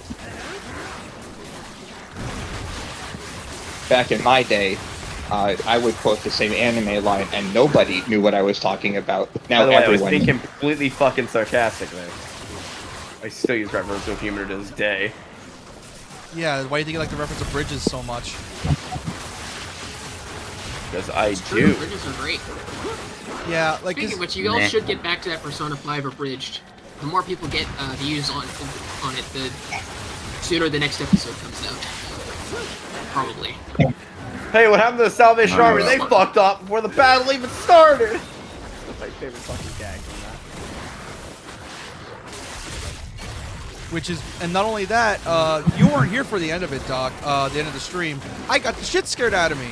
You want to tell them what happened? Bro? Ryu showed up. And who is that? My headphones are. Ryu showed up after a really. So he finished. Oh yeah. Oh, Ryu. Sorry, Pearl. How's my Hayabusa do?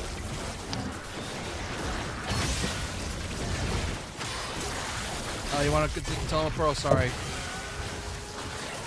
I'm trying to focus. He basically had just gotten done with a really shitty boss, just because it would not stay still, didn't want to be on the ground. And then Ryu popped up out of nowhere and was like, "Hey, buddy, you want to fight?"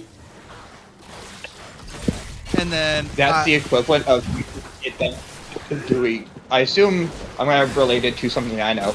Imagine you do DMC 3 or 1's Leviathan Heart, and then Dante pops up, and then you hit him once, he royal guards, and you explode and die. That's pretty much what happened. I hit him with one Izuna drop. He hits me with a 0 to death. That ended with his own Izuna drop. It's like in Strange Journey Redux, when you're getting to the second chapter, and then you run into a character that you don't recognize from the base game. And then you attack her, and you basically can't hit her because her agility stat is so high she has an evasion stacking passive. And then she just immediately kills you in one hit, and you just bleed out on the floor. Yeah, it's like that. And I made noises I never expected I could make. You were so scared. I was fucking... You're just terrified as shit. No, like... You can go to the end of the stream. It's near the end, and I was legit. I was shit scared, because he was chasing me so fast, and I was like, "Wait, what am I supposed to be doing? I have like no health. What am I supposed to do?" And then I immediately flip, and I managed to get one combo hit in, and I'm like, "Oh, maybe I can pull this off." No, he hits me with a 0 to death and ends me with an Izuna drop. He gave me hope for a split second and then took it away from me. It's like fighting Malenia. Oh, he didn't just take again. it away. He gutted you like a fish. It was brutal. And you're meant to fight him again and actually beat him. That's the fucked up thing. You also have to do that with Alex, by the way. I know. It's... Oh my god. The next time you do it, she's weakened... She's already weakened from having killed a boss, and you still have to fight her, and she's still difficult even though she starts with half her max HP.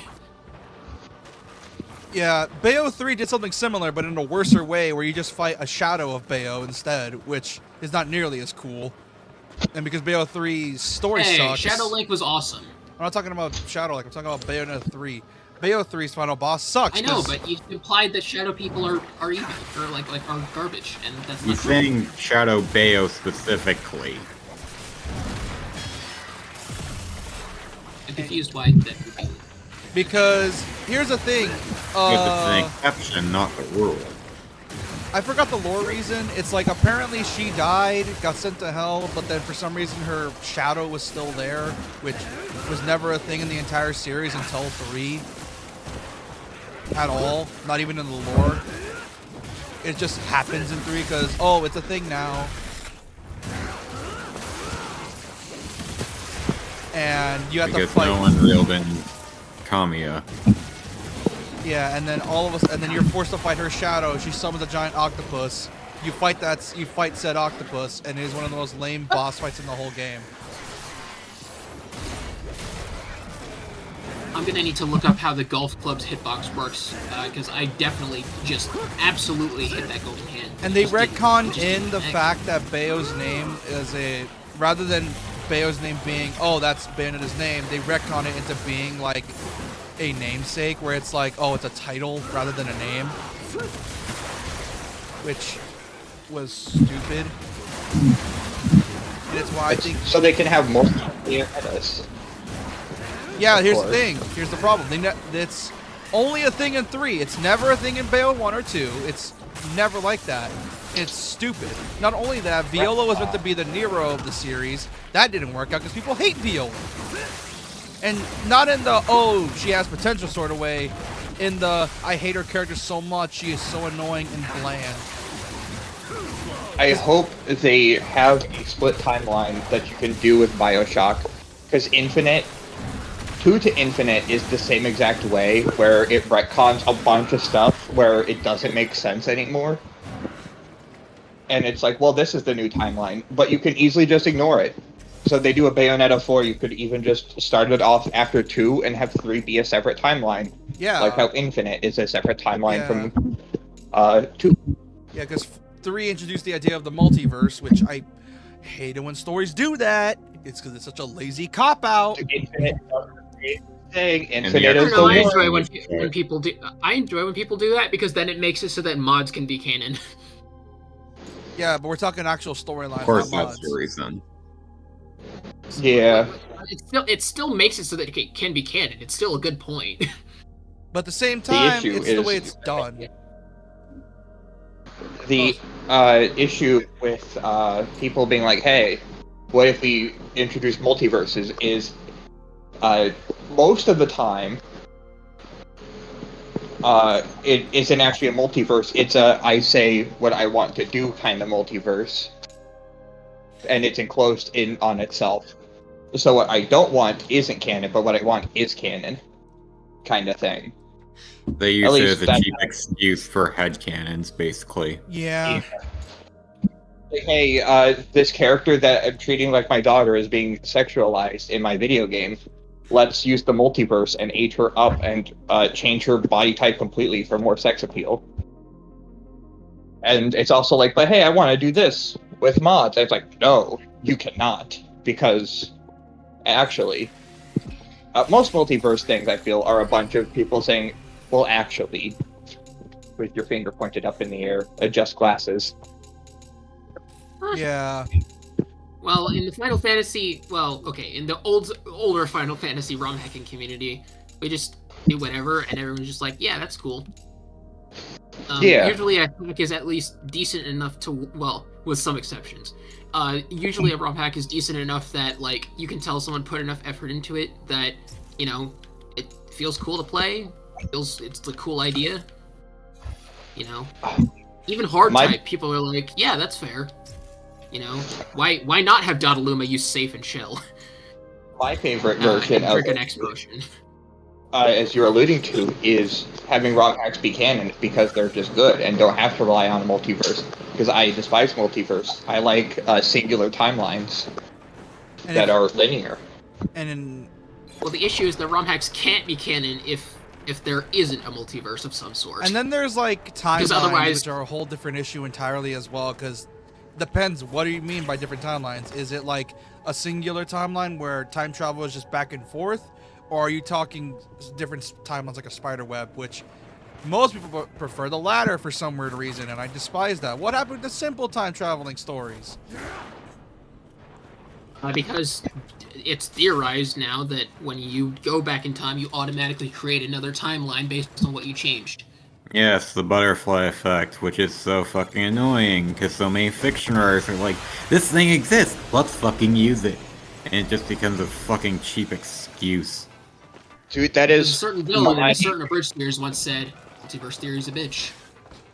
I have the same exact anger about everyone who uses the book, The Selfish Gene, as a way to tell their story, because it is the most cop-out. You didn't actually read the book, you read a Quizlet fucking in high school character sheet a decade ago, and you made that the entire concept of your book, and it's like, okay. I know to take your story with a grain of salt and not care about it. And that even comes up in Metal Gear. The issue with Metal Gear is amazing. The fact that Liquid gets all of his gene theories wrong. So it's implied that he doesn't know what he's talking about in his own universe's canon. What do you mean you got the recessive inferior genes? Do you think you being blonde makes you worse as a fighter? Are you stupid? What do you mean your green eyes? Is he stupid? It's like, this man got the gene theory wrong. Is he stupid? Yeah, I don't know. I mean, that's probably just because he doesn't understand how actual real-life genetics works. That's, Exactly! you know, It's implied not... that he doesn't know what he's talking about. That's the plot. He legitimately doesn't know what he's talking about. One's whole thing is recessive and dominant genes, and he goes off on it. And it's like, you're supposed to think, Liquid, you are... Do you even know what you're talking about, or are you waxing philosophical because you are a politician? And you make big words to get people on your side. And you really... The Golden Hair just walked through the door while it was still closed! But yeah, like, Liquid's an idiot. It walked into a locked door. I'm so mad. Multiverse theory sucks. Butterfly effect is so bastardized as a concept that most people that use it don't know how to even use it. They're just like, ooh, I saw the butterfly effect in a movie once that I watched half an hour of. I bet I could put this into my story. Yeah, it's plain thing stupid. is, just let him. Yeah. It's why I hate when stories do that, and it's why I don't like any Marvel shit nowadays, because it's a stupid trend I've been noticing where for some reason most media is trying to keep everything connected. And I get it, some things have been doing that for years. I get that. But it gets to the point where it's like obnoxious, and as JP likes to put it, you don't know even where to start.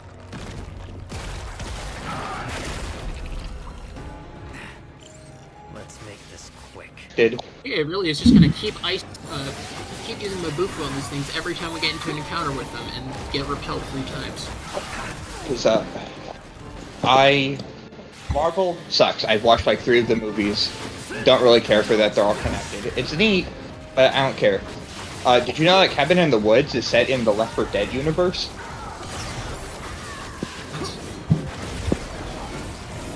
Yeah, there's a cork board, and it shows a bunch of Left 4 Dead enemies. And by a bunch, I mean I think 2, maybe 3. But it shows a boomer, a smoker, and a witch. Just like in Polaroid photos. And they're supposed to lead into a Left 4 Dead movie.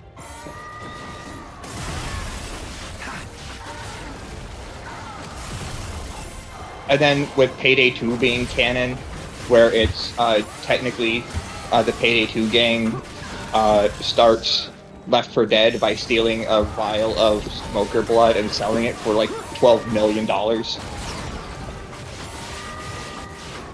And then also they sold PF2 Oh, what the to hell sell is this? as... Oh, what are you doing? Oh, he's spawning grunts! Fuck you, game. Great. You're doing this now. I hate it. Well, you see where I come from, most people do that. Enemy you're facing is giving me Amygdala mixed with Dark Beast Parl vibes. And Yes, I see your I face just, oh, I hate it when bosses do that. I despise it. Oh, I'm about to rant about why I hate it when they spawn grunts and bosses. And I don't want to hear it if any of you had a comment about it because I think it's horrible game design. Rather than let the boss shine, it's just, Just because you think it's horrible game design doesn't make it so. Yeah, here's the problem. I was gonna say... No, it just sucks What's the problem? in general. Because rather than let the boss shine and actually let, you know, make a fun, difficult fight with a powerful enemy, it's just, oh, summon the grunt to make it artificially harder. I don't mind that. What I do mind is when they do grunt enemies, where you're supposed to not kill them all, or else they resummon them all. Yeah. Like at the 7. I'm not sure if it happens anymore, but I was playing it recently, and it's like, oh, this boss, although easy, the instant you kill, I think it's 2 of the 3 enemies, they resummon the full front line. So it's just out-heal the enemy damage, because it's a DPS race. Rom the Like Vacuous Final Boss Spider. in Digital Devil Saga has a mechanic where for every one of their 6 cores that's alive, they get like a 10% resistance to like every damage type, including Almighty or something like that. It's pretty funny. And since each one of them repels a specific element, you have to like target them single target. So you actually engage with the mechanic, unless of course you want to, you know, use Almighty moves and take forever. Of course, it totally becomes trivial once you have Repel Element, but... Yeah. Repel Element is such a stupid skill that it probably never should have existed. But hey, you know what? I'm happy because you get it from fighting Beelzebub, so... The lock-on. I didn't have the lock-on. He's not even that tough. He's just super annoying. He's just an apt pupil. I feel like these guys have apt... or, not apt... Like, Ninja I Gaiden... feel like these guys have apt... Like, he's not that hard, from what I can tell. Like, I think I saw most of his movements. He's not that difficult. Receive items from somebody. I wonder who that somebody is. Let's make this quick.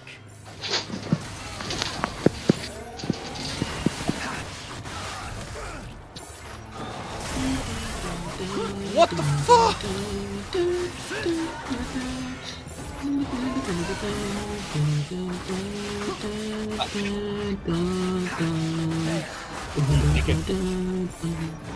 Out to be the worst thing you've ever experienced in your life.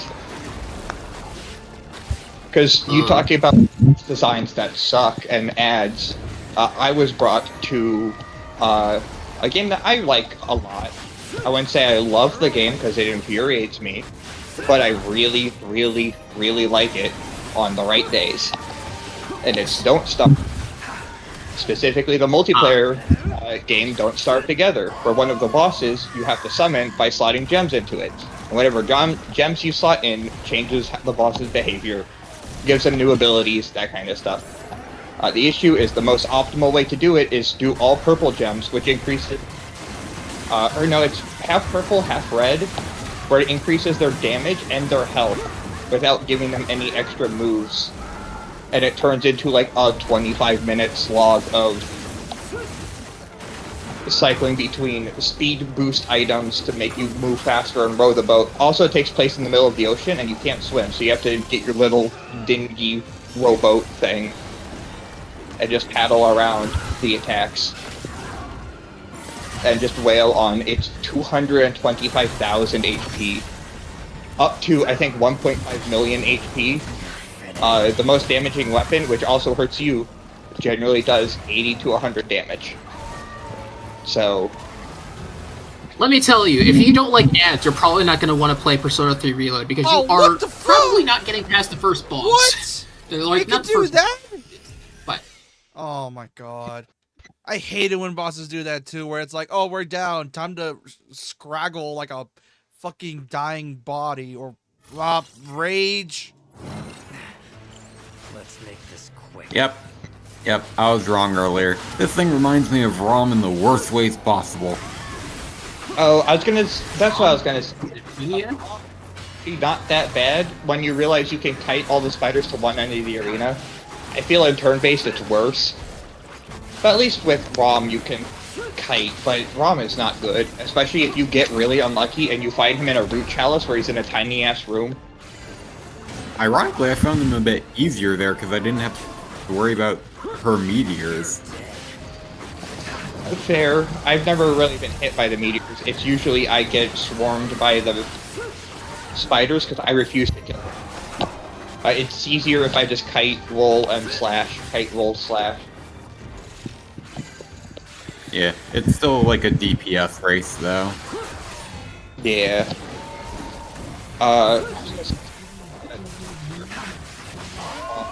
I was thinking about, but then I lost my train of thought. Something horrific. Oh yeah, bosses that have a tendency to kill you in their death throes. Oh, so most of all that the reminded me of the bosses funny of Rondo, essentially. Because all the bosses of Rondo do that. in Final Fantasy VI, there's this boss called the Master Magi that you fight, and on the top of an 100-floor tower where you cannot run away from the enemy encounters, and you can only use magic. Like, all your other commands are disabled. You get to the top, you pick up an item called Gem Box, you leave, you encounter the Master Magi, you fight him for, like, you know, because he has 42,000 HP or something. So you fight him for a while, you kill him, and then he uses Ultima upon dying. Which is one of my favorite moves in gaming history. Yeah. Dude, when I was playing Gray Fox, or fighting Gray Fox in Metal Gear Solid 1 as a kid, and then you make it that arduous boss fight your first time through, because it's like 4 phases of Sword, which is easy, fist-to-fist combat where you have to really learn his combos, and then the hide-and-seek game, and then the I'm gonna get around the arena as and then doing all of that only explode and take half your health bar, so if you just barely eked it out, your final punch is going to kill you. Because you're gonna punch him and you start exploding and teleporting around the arena. Oh, dude, Ninja Gaiden 2 does that as well with like an armored armadillo boss. What? Is that the golden hand with the Thomas belt? Is that two black and Sigma 2? What that does is that you have to fight a fire armadillo, and the thing is, the game is like, oh yeah, cool, he's hard, he's definitely hard. And then you kill him, and it's like there's no cutscene yet, and it's like, why is there no cutscene? And it zooms out the camera, and it's such a slog of a fight, and then all of a sudden it's like lighting up, and then it blows up into a nuke.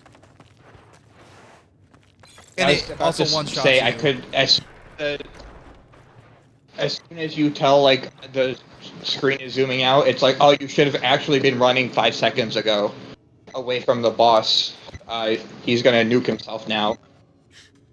Do the boss again, shitboard.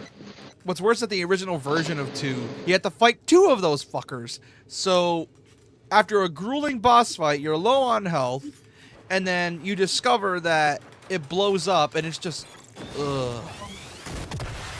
Like, I love Itagaki as a game director back in the day, but fuck his weird, obnoxious needing to summon God knows how many enemies on screen for the sake of difficulty. Even though that's what people love. Not everyone right away, or sometimes they go back and they try something new. Pitt and I were talking about this yesterday, of boss designs that are kind of annoying, and it's bosses that steal your level ups. You were talking about bosses that did that? I was just talking about regular enemies and bosses. Both of those do that in Digital Devil. Dude, I know a game that does that. Kingdom Hearts Recoded does that. You can't get it back, unlike in Dark Souls. It is permanent. You have to grind up that level again. Hey, Ayane! Yeah. In Demon Souls, the final boss, by that pro, if you play Demon Souls, the final boss steals your level ups and kills you for it. Which means it does turn into itemized souls on the ground. So you can technically grab it, but if you die on your boss run, pick it up. Hey, Ayane. Also, watch. Hi, hello, I love Yakumo's talk with her. Watch this. It's so funny. Keep thinking Yakumo from SMT5. He told her to fuck off. That does sound like something Yakumo would do. I know he is in it, but I'm bad with names. Who is Yakumo? In this game? Is that SMT5? Or in SMT5 specifically, that Yakumo. Is it the police officer guy? In guy? SMT5, he's like Raido, but I guess edgier. I'm pretty sure he wants to smash his demon waifu or something. Demon waifu, yeah. Police officer. No, he doesn't want to smash. Yeah, he tries to make like strong humans able to survive this place, but he more specifically focuses on strong humans instead of humans that give in to temptations or anything. It's weird really that care how many people he has to kill to do it. So I still find it weird that he's the neutral route. But he's also my favorite character. But yeah, so... think literally people, like, everyone jokes about him just looking like Rhino. He's legally distinct Rhino, even though he's from the same franchise. I need to send that video in the Discord. By the way, join the Discord. Of a game design docs video. Did I get server deafened? Oh, Discord is on the channel description if you want to go follow. It's in the description of the channel. Hello.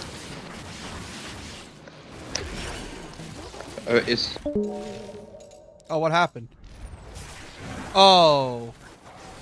What happened? Sounds like Doc's internet died again. Yeah, it happens. Discord crashed for a second there.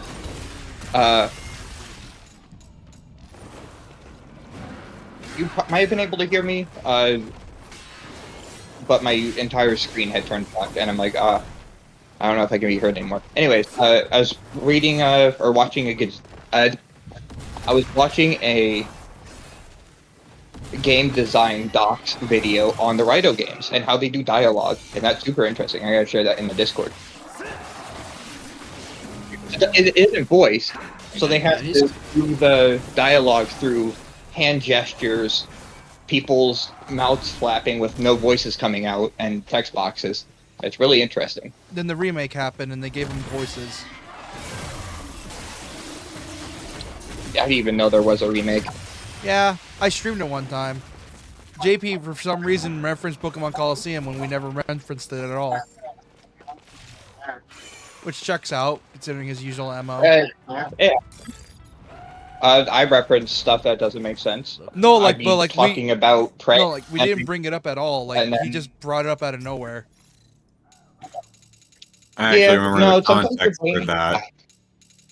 JP had said that Persona 4, regardless of version, looked too old for him. I brought up that he defends Coliseum extensively, and then that's what caused that to happen. Because he said P4 was a budget Vita title, and I'm like, no, fuck off. No, it's PS2. You mean the highest budget Vita title that the Vita ever had, and ever. It was single-handedly besides like the Vita alive. Airway and any. Yeah, there's like 3 games that kept the Vita alive, and it was the Ratchet and Clank games, which those were only kind of okay, Persona, and anything made by Media Molecule, because that was at their heyday of, hey, we're transitioning off of Little Big Planet, our biggest gangbusters to Gangbuster. Let's do Tearaway. And that was great, and then last Little Big Planet 3 happened, and that one sucked. Yeah. I love Little Big Planet games. It's such a shame that they're actually just permanently dead now, because the servers are completely taken offline and delisted and all their DLC removed. Hooray for emulation, though, because you can download all the DLC and the stuff and emulate them through PS3 emulators, including the spoof, I guess would be the best word for it, servers, I guess. So you can still play all the online content. A very famous Chris Chan video that you can watch Chris when Chan. playing Little Big Planet. But sometimes you just make weird connections. I was talking to my friend about Prey, and then I brought up Pokemon Snap. See you around. And I don't know how I got there, but I was talking about using the Bolt Caster in Prey to launch Nerf darts off of, like, office cubicles to hit buttons on the other side of doors to sequence break the game. And get into rooms you shouldn't be in yet. Yeah, but here's the thing. You know what you're talking about. JP tends to talk out of his ass sometimes. And that's what ends up getting on my nerves sometimes. Because he thinks... Yeah, but you do too. Can't really be mad. Yeah, but then when the moment you prove me wrong, it's like, oh shit, then okay, that's how it happened, I guess. Whereas JP, even though we tell him that it's wrong, he'll just double down because he forgets that we told him how it actually happened and then say it again. Yeah, sometimes I talk out my ass, and I contradict myself constantly. I even contradicted myself earlier when I was talking about how I hate people using the selfish gene and time travel split timelines, and then I immediately was like, but Metal Gear Solid is okay though. because hyper-specific example here. I was because it's Kojima, and everyone has a bias towards Kojima. It's just the way things are. Or I hate split timelines, but actually near Gestalt / Replicant is okay though, because they're all canon and they're split timelines. Well, they're not even really split timelines. But it's okay, I thought because Gestalt was earlier, and then Replicant happened. No, in the game it's localized entirely within the game. Each ending, A, B, C, and D, are all happening simultaneously. That's why at the ending of D, it's spoilers for Near Gestalt Death, and if you don't want to hear near spoilers, are you guys all okay with me saying the new spoiler? Yeah, fine. Yeah, do it. Go ahead. That got a remake. I'm still avoiding spoilers for No, SMT2. Replicant got the remake, not Gestalt. It was Replicant. Yeah, but Replicant and Gestalt are the same game. It just changes the main character from teenage boy helping his little sister to dad helping his daughter. Yeah. But it's the same game overall. Kaine still has the crush that doesn't get resolved. Anyways, spoilers. Both you guys are okay. Hit and a pro if I say the ending of Near Gestalt. And why. I don't care. Okay. The timeline is split up until the very end because the ending is, hey, your daughter is dying. Kill yourself. And if you never existed, she wouldn't have gotten hurt in the first place. So it's erase yourself from all timelines. And then it's like, well, a dad knows best. So you erase yourself from all timelines. While also dooming the rest of humanity. So it is. Yeah, well, humanity was already doomed. The protagonist from Drakengard 3 already killed all of humanity. Oh yeah. It's revealed you're already a robot. Yes. You've been a robot. You die in the control room. You're trying to get cookies for your, at the time, probably already dead daughter. You're just trying to get cookies to keep her alive for one extra day. Because everyone is turning into salt. Everyone just crystallizes and breaks down. And it's really cool. Yeah. But it's also sad. I like how Yoko Taro's not afraid to make worlds where humanity is just destroyed because of our selfishness. Because Yoko Taro, earlier on in his career, he was really edgy. Like, a lot of his protagonists were either pure evil or just barely morally gray. It was barely like that. Yeah, you play Drakengard 1, and the ending is, oh, we're playing through Evangelion, but what if we were the angels? Shit's fucked. Wait. Okay. Spoilers for Evangelion, by the way. Oh, okay. I just kept it vague because angels are in the first episode. But I'll keep it at... the only thing I've learned about it is one really stupid fanfiction I read a page of and was really confused about, and I was like, you know what, maybe I should watch this show, actually. And then the Gigax Abridged series, which was never finished. Here's the thing: if you're gonna watch Evangelion, I gotta warn you, there is a shit ton of media. You gotta do a lot of homework. And I kid you not. There's a meme that I can send. Oh, sorry. Doc. There's a meme I could send you. That, you know how some people, when they talk about Star Wars, it's like you want to watch Episode 1, 2, and then do 5, 6, 7, and then 3. Or I don't whatever. have to tell you this, but I hated Star Wars ever since I watched Episode 1. It was just genuinely that boring. Well, that's don't make someone watch Episode 1. It is so boring. What do you mean? Well, here's the thing. To be fair, it's the first of its kind. It's like because it was the first of its kind in terms of its story. We never got stories like that at the time. Nowadays, it wasn't the first of its kind. Episodes 1, 2, and 3 came out after 4, 5, and 6. Yeah, well, it is the first of its kind. I got confused. Yeah, don't prequel trilogy. Yeah, Garbo. World building's great. Story is dog shit. It's the first of its kind. It's the first of its kind because it's the first George Lucas thing that he had full control over with no outside help, and that's why it's bad. Nobody could rein him in, so he just kind of went nuts. Yeah. With what he wanted to tell. Ava's the same way, by the way. You're gonna sit some episodes and you're gonna be like, this is goddamn boring. Just keep in mind, they ran out of budget, so they had to do an entire episode on like $1,000 for 24 minutes.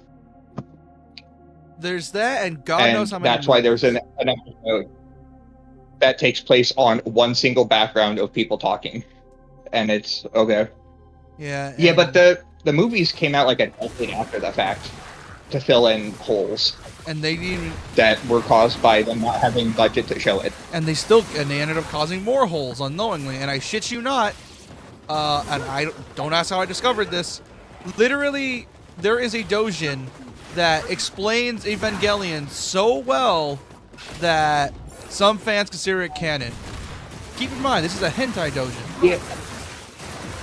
Do you want to know another anime that's really good at telling Evangelion better than Eva because they ran out of budget? Gurren Lagann. It's also more I'm not sure if you know, hopeful, but Gurren depressing. Lagann is... Yeah, it's the antithesis. It's the exact opposite of what Eva is.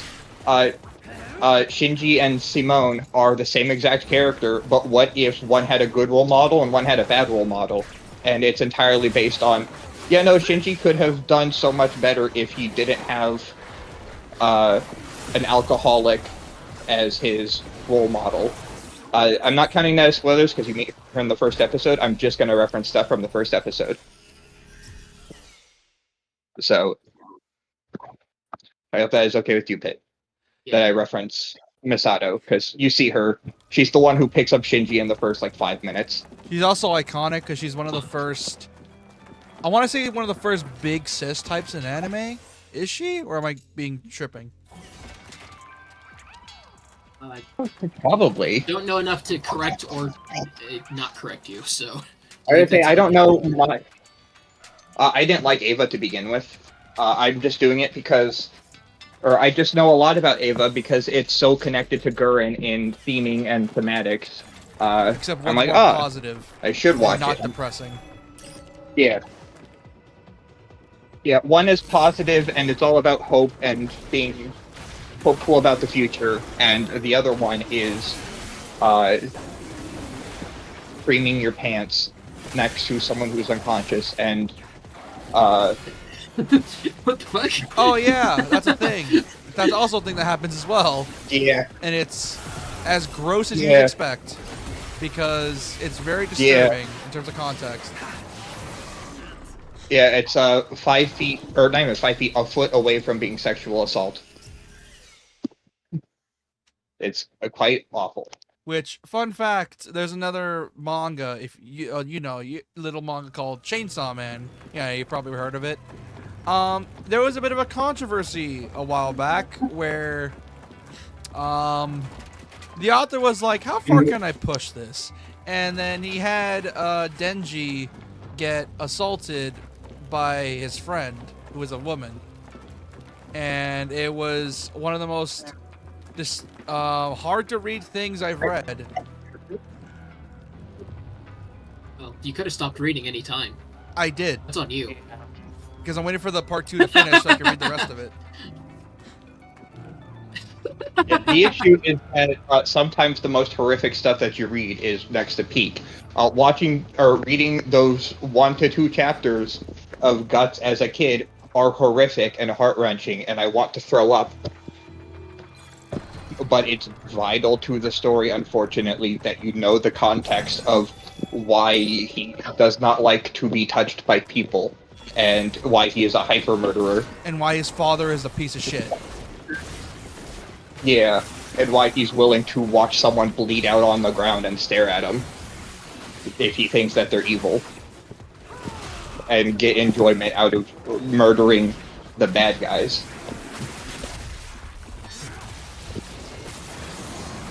And Berserk is pretty cool. It's considered one of the I like greatest Berserk manga a of lot. all time. And it's still ongoing, by the way. They're basing the story off of Miura's notes, so they can continue the plot. So that way we can get an ending from it at least. Miura already kind of... Yeah, he knew that he wasn't going to finish it, and he knew he was going to die before it happened.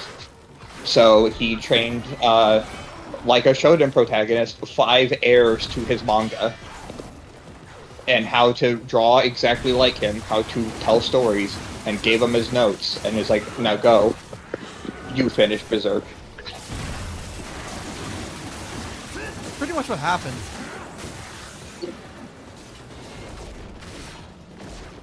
What you're saying is he taught other people to lock in.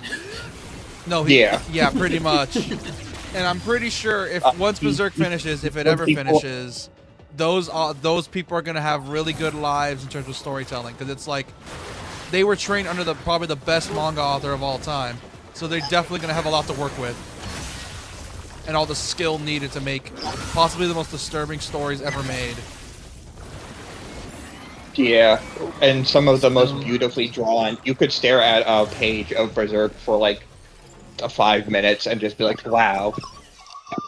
Wasn't And there? then you could stare at another page. Wasn't there times that Miura would take like a few weeks just doing one page?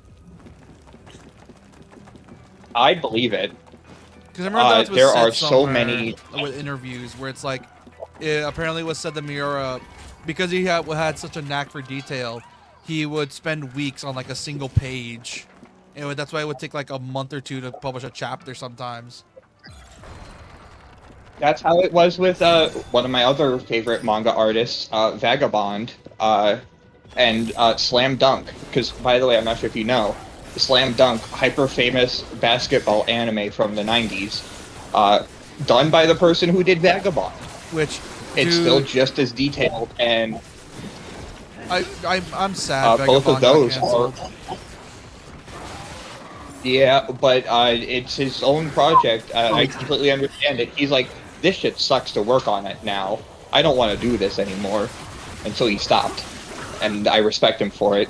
Don't do something that was originally something that you liked and don't like it anymore. It's just going to make you hate it more. It's true, that's why I quit Stretch. That's why I quit. Trying to like Dark Souls 3. Each time I play it. I hate it more and more. This guy has gotten counter twice. I just remembered that counter has probably buffed. Oh no, this fight's gonna be a nightmare because I have no MP. Yeah, hell yeah, counter buffed up to 55%. 55% chance you'll kill yourself by attacking the No, enemy. this is a regular counter. Oh, 25%. Probably 40. Honestly, who knows? We'll That's have how to they see. buff it. For all I know, it could be high counter 65%, just like Hama boost, and regular counter is like 30%. Well, in the guy's other mods who made this, typically he makes high counter 80%. So I guess. Okay. So I guess. What the sorry. fuck? Yeah, high counter, and then Counter Strike is Okay, gonna be I shouldn't 60%, and then counter is gonna be like 40 or something. I have Berserk by the end, and I get hit by a ghost fish. Oh, I can't tell if they made the ghost fish better or worse, because they don't come in nearly as big packs as usual compared to the other games, but they hit harder, and I can't tell if that's good or bad. Because ghost fish always suck in every Ninja Gaiden. I'm happy they were removed in 3, but why did you bring them back when they were so annoying to begin with? Well, they brought back Vegeta, and some people thought he was, even the writer thought he was annoying. Well, that's because people loved Vegeta at the time. The thing is, though, no one loved people love Vegeta. But the thing is, no one in the engine community loves the ghost fish. Everyone unanimously agrees they suck because they just exist just to be a nuisance. Primal Aspids, anyone? It's a Hollow Knight thing. Basically, imagine the Medusa heads, but they all have lock on. That's essentially what they are.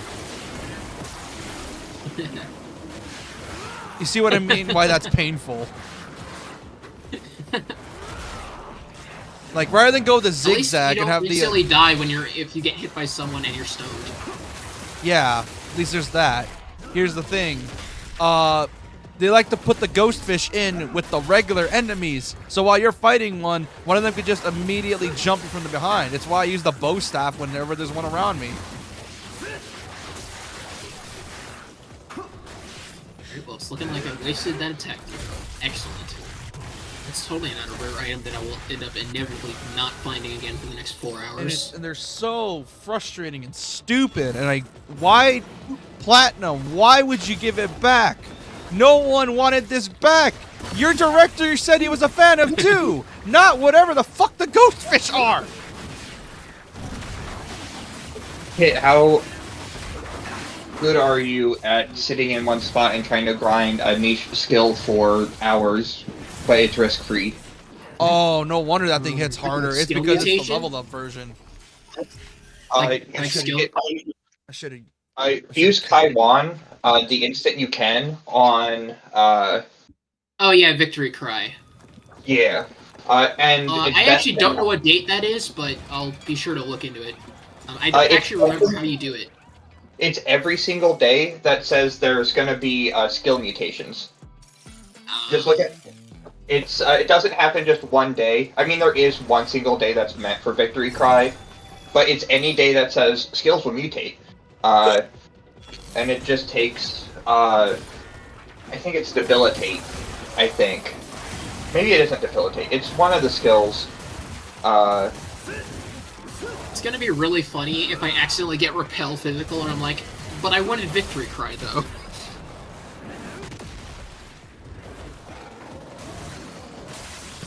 That's when you down use it and then you use another one. Oh, also, you guys missed it earlier, but you know those rock enemies that do like ridiculous, crazy damage? Yeah. So apparently they also resist all-out attacks. And I do mean actually resist it. It said resist. Which implies that they resist Almighty and nobody knew about it. Yeah, I was gonna say, isn't all-out attack just an almighty attack based on how many party members you have? That would mean that they would technically resist boost, Mighty, no? Also, fun fact, in Persona 5, the follow-up attacks that your party members do if you don't knock down an enemy, if you progress their social link high enough, those are also Almighty. So it's really funny when someone was playing P5R2 and that got repelled.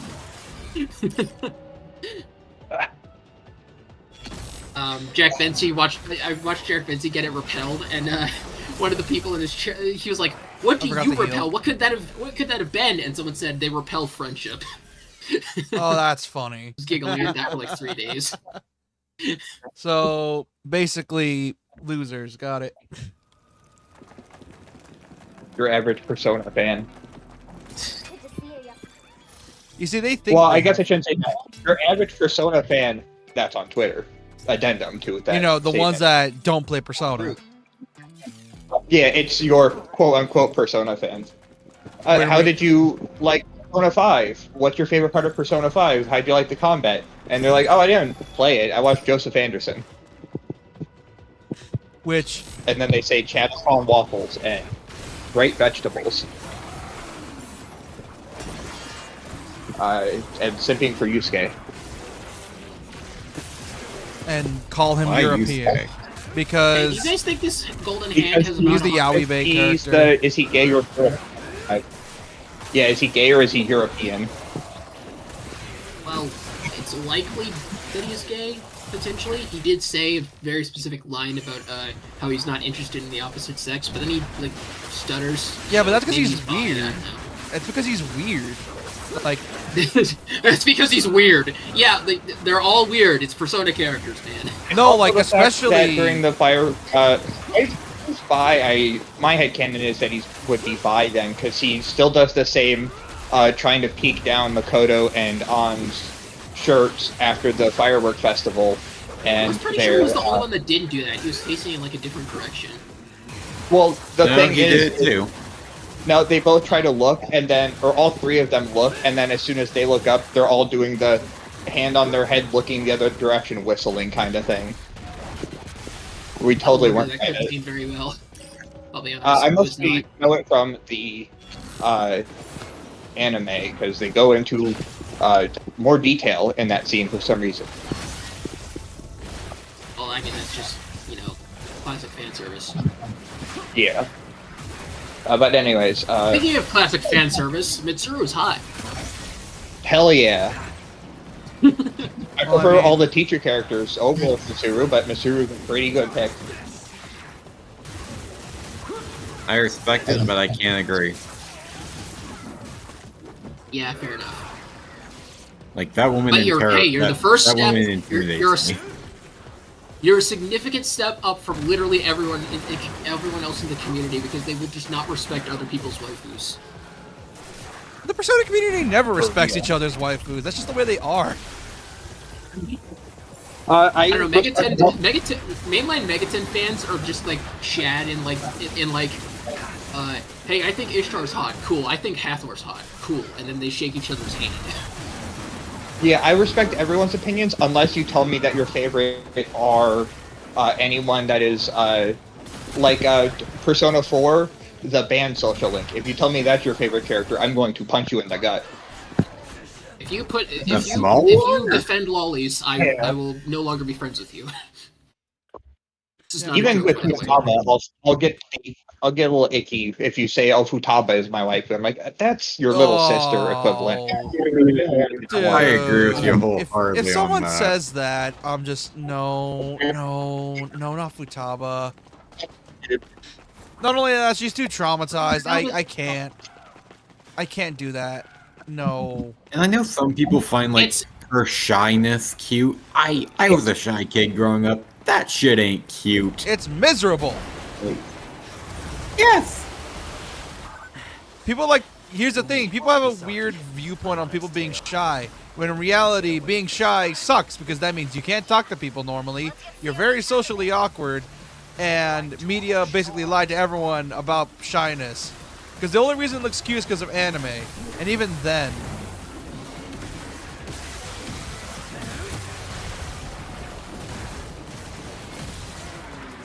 Well, I think it very quickly started when her awakening scene.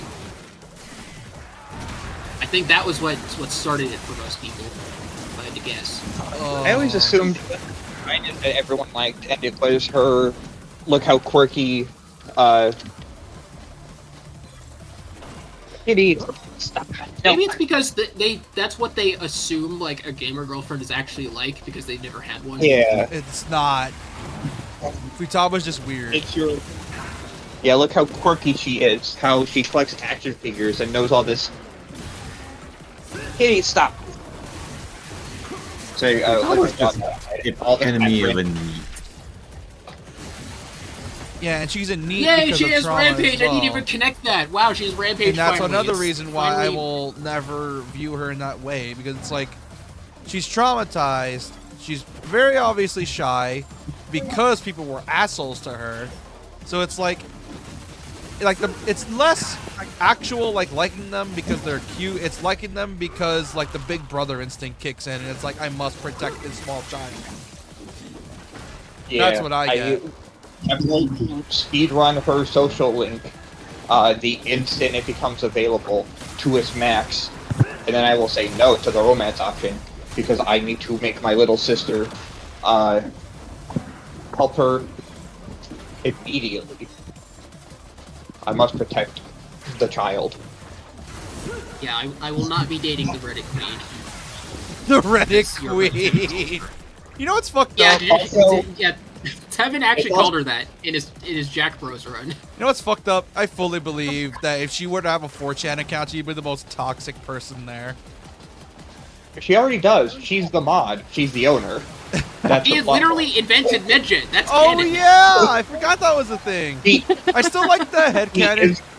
There's a meme in the community. There's like this artist that likes to ship Ren with like Kawakami for some reason, and they do this like little side pieces of like of Futaba with the teacher from Persona 3, because I think it's heavily implied that the teacher from Persona 3 is the person Makoto talks to when he's playing Innocent Sin Online. And what am I just implied? It's confirmed. Oh, it is. Yeah, okay. I need to play more P3 then. And you call her Maya, and then she confesses her feelings, and then she's like, "This is fucked up. I'm confessing my feelings to a child," and then she runs away. Yeah. And one of my favorite memes from that artist is that it's her teaching her how to like speak toxic gamer, and then she's like, "Okay, you did good, Futaba. Okay, now type go kill yourself." And then it's in Futaba with just a happy face. And it was like the acronym for it too. It was KYS, which was even better.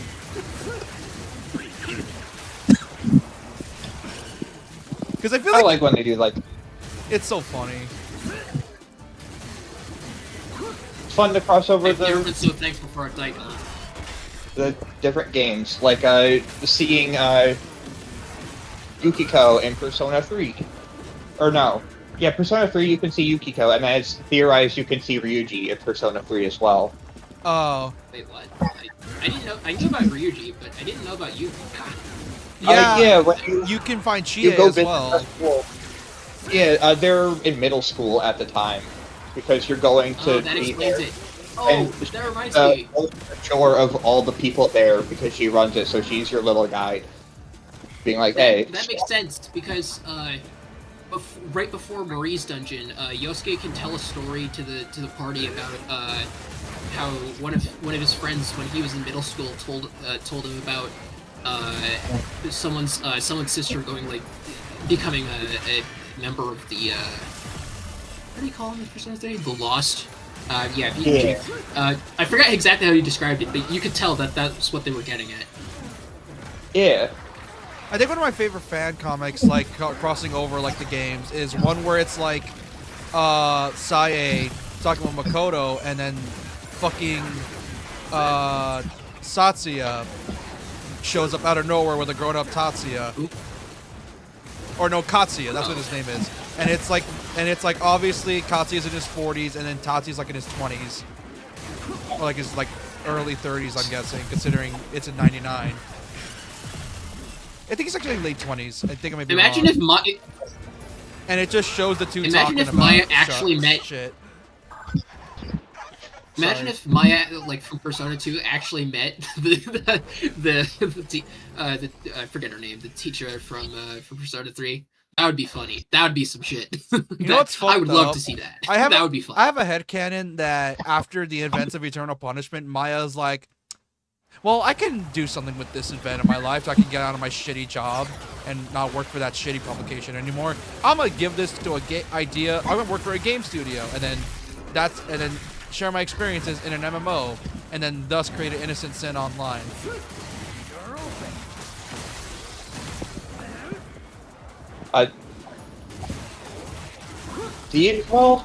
Then I guess he made a really bad MMO because Innocent Sin Online is dead by the time Persona 3 happens. Well, I mean, it's probably an old So MMO, like really old.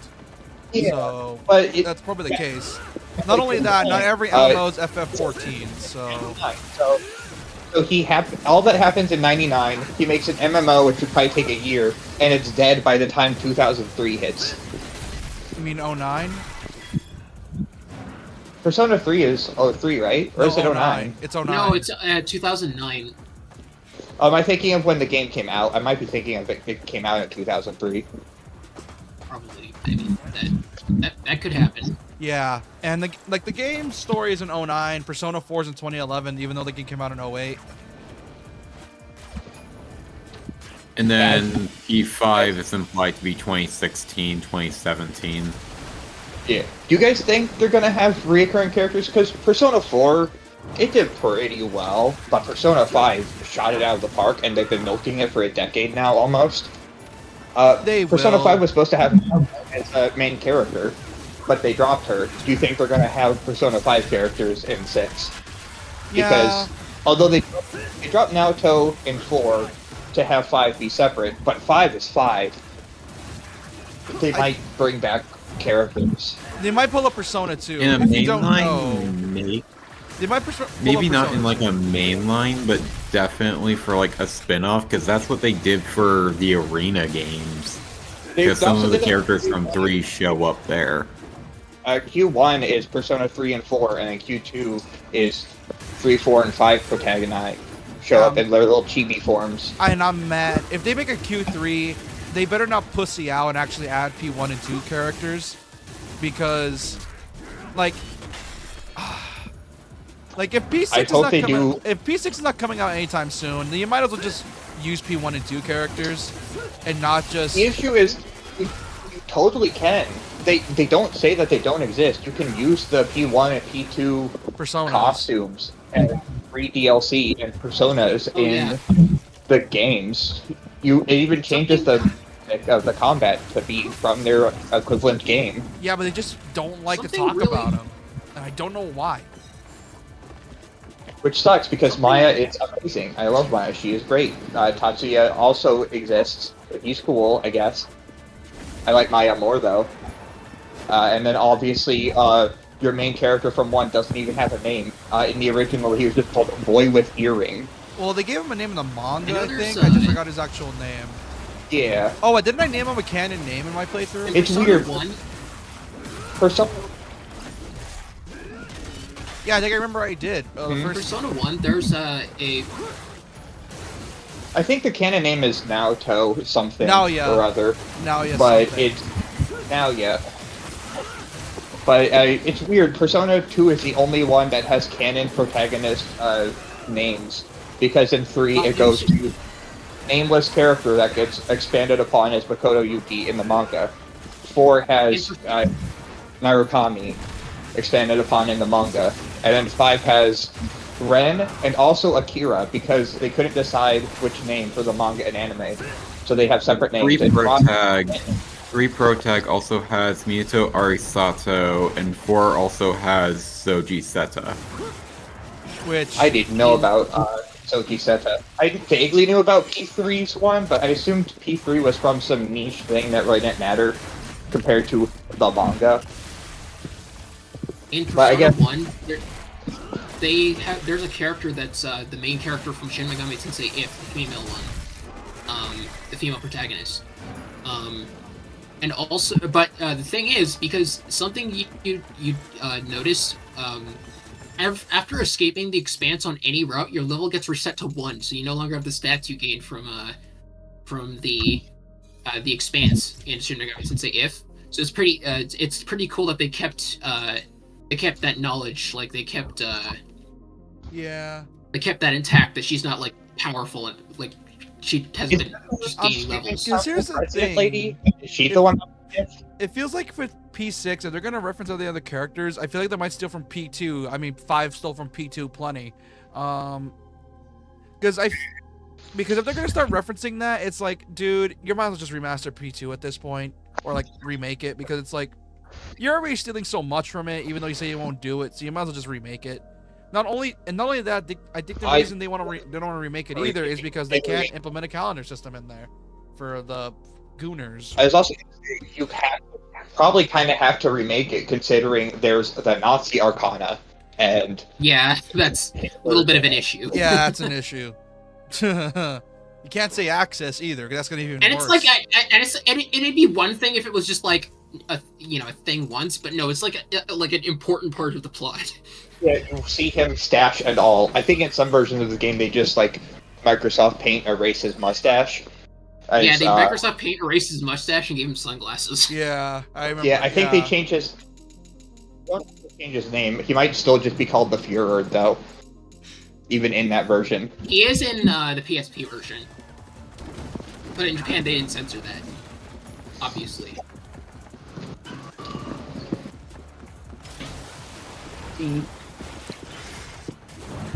Persona is weird, and I hope that Persona 6 is good, but different than 5. Here's the thing, it's gonna be Also, hard though, because they're gonna want to try to outdo 5, and the thing is, 5 is considered one of the longest RPGs of all time. So for all we know, they're gonna make that even longer. I don't know how. I but they're fail gonna to see what's try. the issue with making the game longer. Here's the problem: is I that don't know. here's the thing with RPGs that have like long gameplay hours is that the longer it gets, the harder it is to try to keep the plot going and still not feel like a slog. Which P3 has that problem. P4 less so. P5 It doesn't is have fine. that problem to me. That's because you have a tolerance for like long pacing and like long stretches of no story. Me, it's like Persona's That's known what most for its Persona story. players have. Here's the thing with P5, They you all- have constant like stuff to do. Like there's always a confidant to do.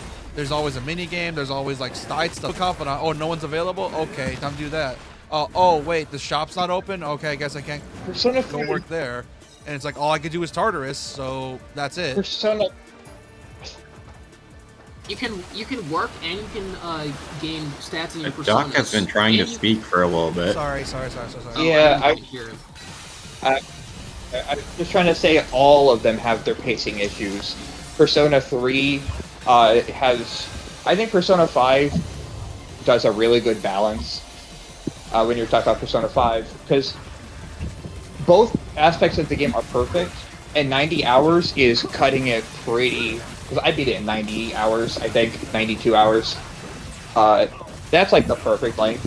I think if you go longer, you might stretch yourself a little too thin. But Persona 3, that's only like, what, 50 hours? I think Persona 3 is so much more boring due to Tartarus. I wish I could... I'm the only one who really likes Tartarus. I like Tartarus, don't get me wrong. I don't like standing in Tartarus for 6 hours trying to fulfill Elizabeth's or Theodore's get me 3 bells from this enemy that won't spawn and some golden hands that refuse to... I need to hurry if I'm gonna catch that thing. Yeah, like that's what I mean. And then It's like Persona 4 is... Oof, it takes you 3.5 hours, 4 hours to get your first combat if you don't skip cutscenes. You can beat Resident Evil 3 Remake in the time it takes you to make it to Yukiko's palace. Or Yukiko's dungeon. Well, that's because you're built different. You're a speedrunning machine for Resi. I think it's also the fact that it takes you 3 hours to hit the dungeon in D4. If you decide to actually take your time and talk to people and enjoy the story and don't hit the options button to fast forward. Yeah, it's... So I guess the answer on what counter is 15% apparently. Yeah, and then P5, it strikes a balance because you have so many options, and that's why I think I prefer that one. Because you could do so much stuff, because there's always a confidant available, there's always a minigame to do, Mementos always has shit to do, you can always go deeper. And then once I found Mementos to be really boring. I like Mementos, because it actually doesn't waste my time like Tartarus.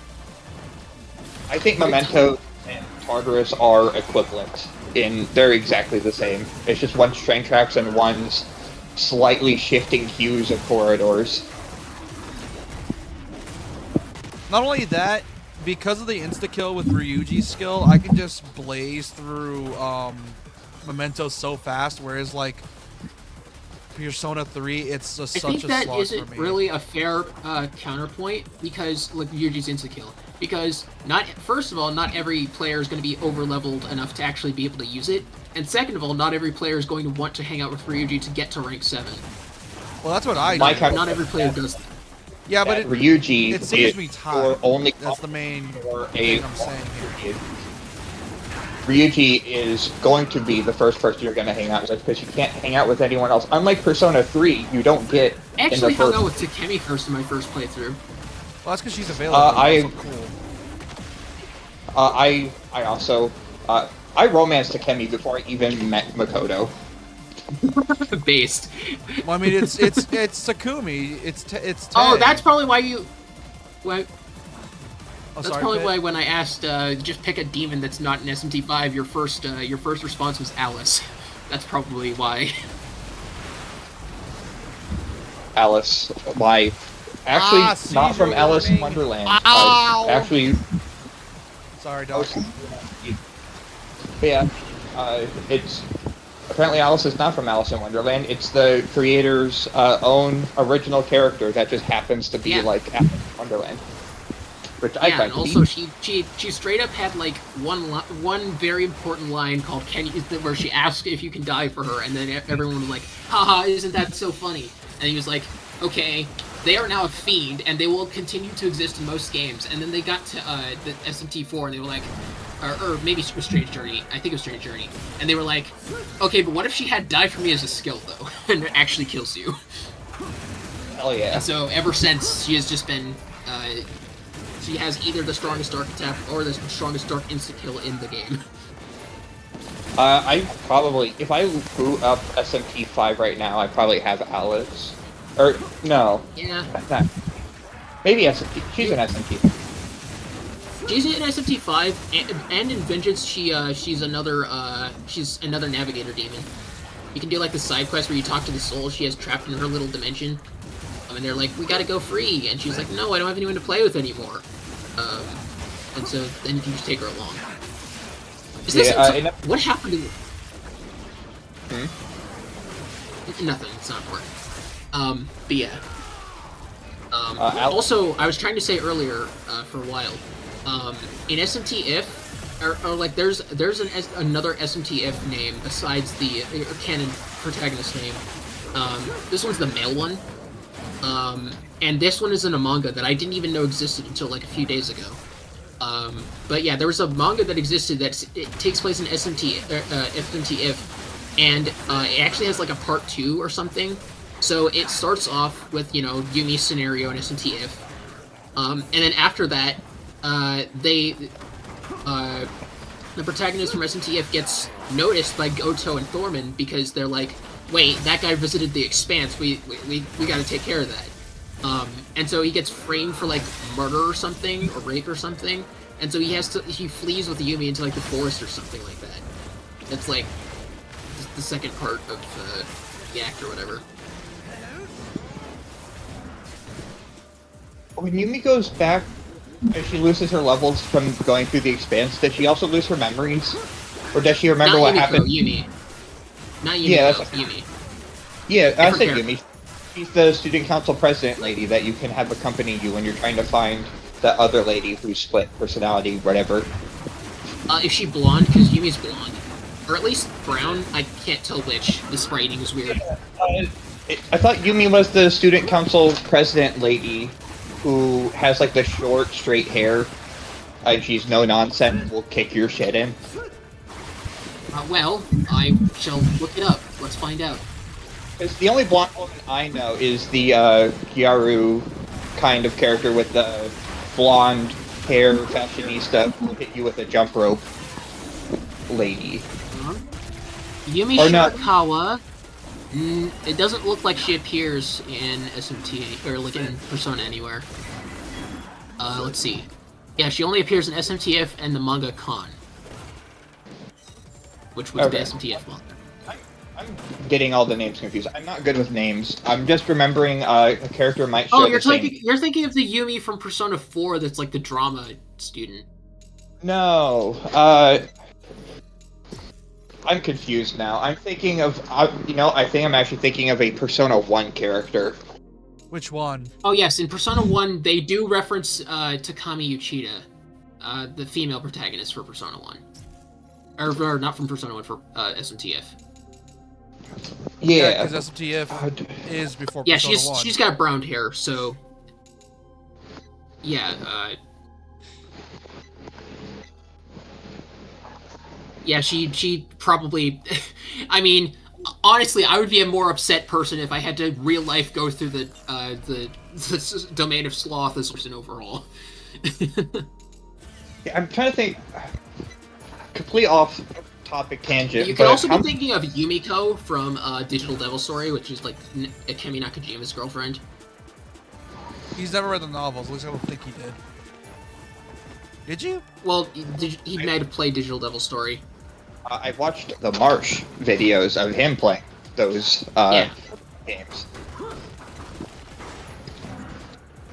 But that's it. So I know of them, and I know who you're talking about. I just have not. I'm looking up. Oh yeah, it is Yukino, not or yeah. Oh, Yukino. Yeah, Yukino is a Persona 1 character party member and also can be recruited in Persona 2, Innocent Sin. And I don't know if she's recruited in Eternal Punishment or not. Yeah, and also haven't played it. Yuko Himeno as well. It's trying to shake me by slipping between realms.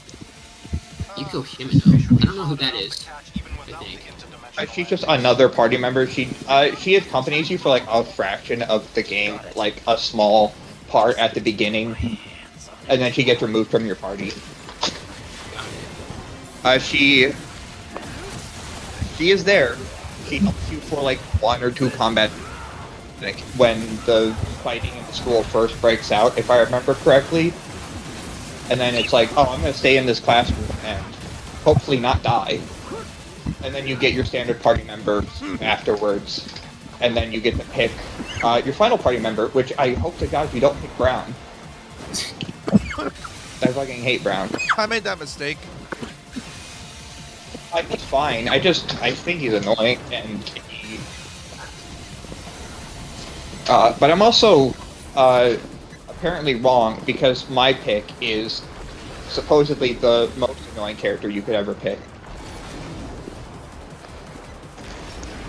Oh, what is this? Sonic Generations ass portal shit. Ratchet. That was Rift Apart, Yeah, dumbass. I'm confusing. My brain is overstimulated. My eyes are hurting because of all the lights. Ow!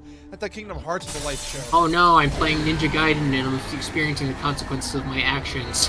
No, Kingdom Hearts is a light show specifically, and I fully believe if I ever stream that, I gotta do a constant epilepsy warning with that game.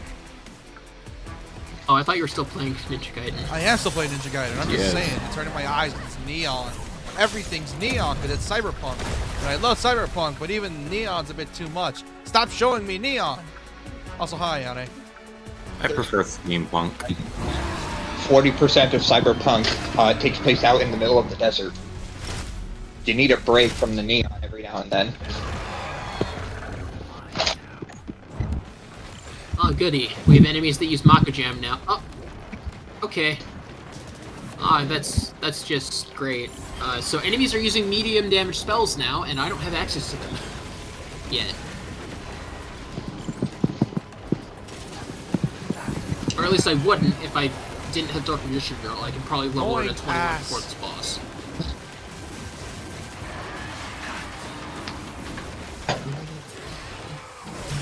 Oh, fuck!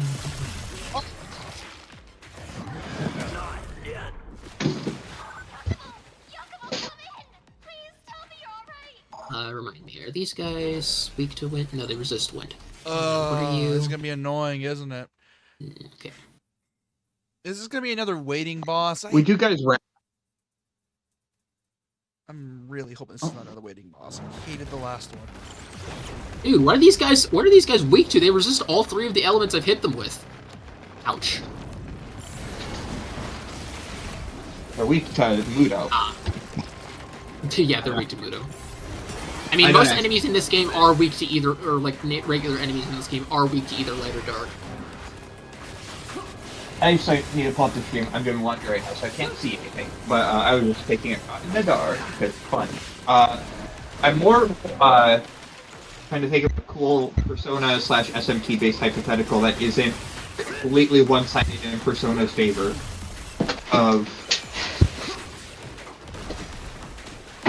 Because SMT is compared to Persona. I mean, SMT is like power level way higher. Yeah. In Persona games, Yahweh is still, reigning at the end of it. The strongest, well, okay, obviously the strongest enemy they ever fight might be Nyarlathotep because he controls the human unconscious, but... Well, I mean, unless you count Cthulhu and, the super bosses, but... Gnarly. But I was trying to think of a good hypothetical. Ooh, I have one. Would you rather be stuck in the first one or two? Oh, what is this? SM, or be stuck in... I can't hear you. Oh. This one might be dying right now. As like... No, it's me. She's talking. Fuck! Oh. Where'd you come from? Sometimes when I walk through my kitchen, Discord freaks out and it gets all like fuzzy and mumbly for no reason. I don't know why. But would you rather be in SMT 1 or Digital Devil Saga? Awful, but at least in probably SMT 1 and I'm dead. Yeah, I mean SMT 1 because at least I get to have a wife. When you follow the entirety of the Digital Devil Saga plot line, like you just end up you would eventually just end up you would just end up being fused with a woman, and then all of a sudden you are just an angel, and then you talk to God, and then you just fade from existence.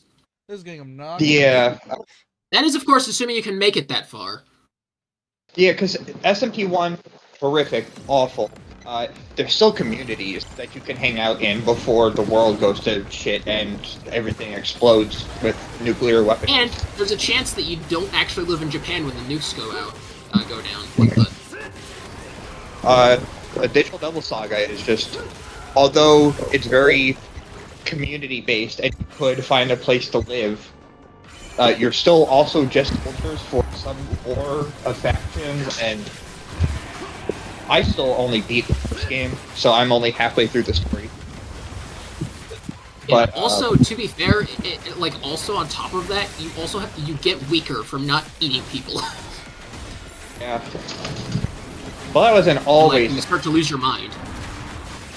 It's just the horrific actions of your the actions of your consequences, or the consequences of your actions. Also, I personally just don't think that people would taste good. Probably not. I mean, but if you cook them, maybe, but it's very clear that people are they're just like eating stuff like ghouls and other undead enemies just raw. So it's like, Oh, stop spawning ghost fish!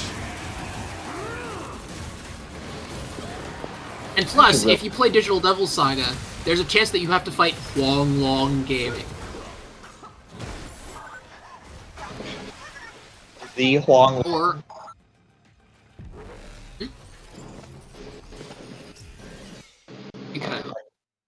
I was just gonna say the Huang Long. Yes. Gaming themselves. Blong-along. Yes, and he does have the in theory strongest almighty attack in the game, Celestial Ray, which is even stronger than Deathflies. And on top of that, it can inflict basically any status ailment in the game. Forgot how much DLC or Final Fantasy 15 has. I saw the Dissidia designs, and I'm like, I should probably beat Final Fantasy 15 at some point. Because I saw Prompto's design, and that's a pretty cool design. Come on, I juked the two of them and the third one spawned, Final Fantasy 15 has like 30 DLCs. Most of it was collab with like FF14, for example, so you don't gotta worry. There's only 3 DLCs you need to worry about, and that is the character episodes, which is like episode Arden, episode Prompto. Yeah, the Royal Edition. Bought it on disc, and then it's cheaper to buy the Royal Edition on sale than to buy the DLC separate. Yeah, and then you have the issue of waiting for a good sale, which is not often. No, even in real life, the game's cheap secondhand, the Royal Edition specifically. So. And don't worry, it comes pre-installed with the DLC, so there's no like scamming. Okay, genius. Where would I be able to find it? Usually at a GameStop or Walmart, and if not, you can order it I'll check off out Amazon. I would say I buy my used games from the local mom and pop, because normally they have games that are new for like $8 because nobody's actually buying them. But it's also based on where you live. Nobody's buying Monster Hunter in the middle of the country, so Monster Hunter goes on picture sale like a week after it comes out, because someone probably bought it from Walmart or Target, played it, and it's like, this is bad, and they can't return it because it's opened. So they sell it to a mom and pop, and then nobody buys it there, so they mark it down.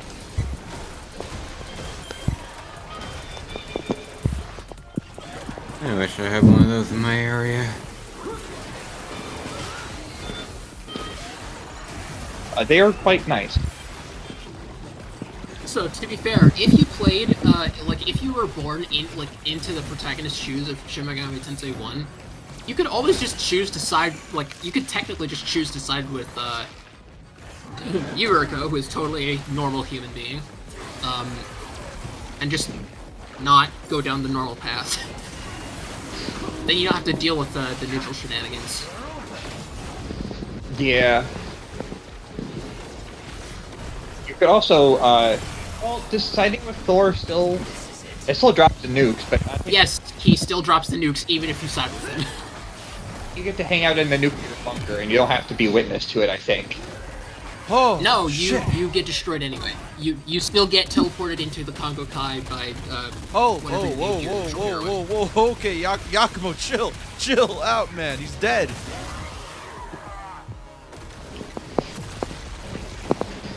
I think Final Fantasy 15 might be the game I put the most time in, and have done nothing. That is a whole ass glory kill. What the fuck, Yakumo? I have like 50 hours in this game. I'm level 50 as well. Nice. I'm in chapter. I'm like at the beginning of the game still.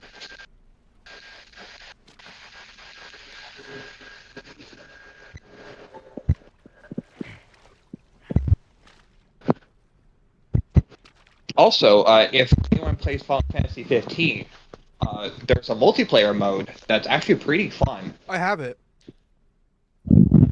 Yeah, I won't be I playing- have it. It's cool if anyone wants to play it. I won't be playing Final Fantasy 15, maybe ever. Yeah, because you hate action, anything action, because you like having control over everything. I do not. Most of the you stuff. do. You said I it do not hate yourself- everything action. You said it I yourself. would not if have. you played Metal I Gear would not have Rising. forced myself through any Metroid game if I wanted everything to be under my That control. doesn't count. What do you mean it doesn't count? You said I hate everything action. It's still an action. We're talking about games with like combos and shit, not platformers. Why does it matter if there's combos or not? It's still an action game. Because it's like saying DMC is like yes, Mario, but there's two it's different not. kinds of action. It's like saying DMC is like Mario. It's not. They're not remotely similar.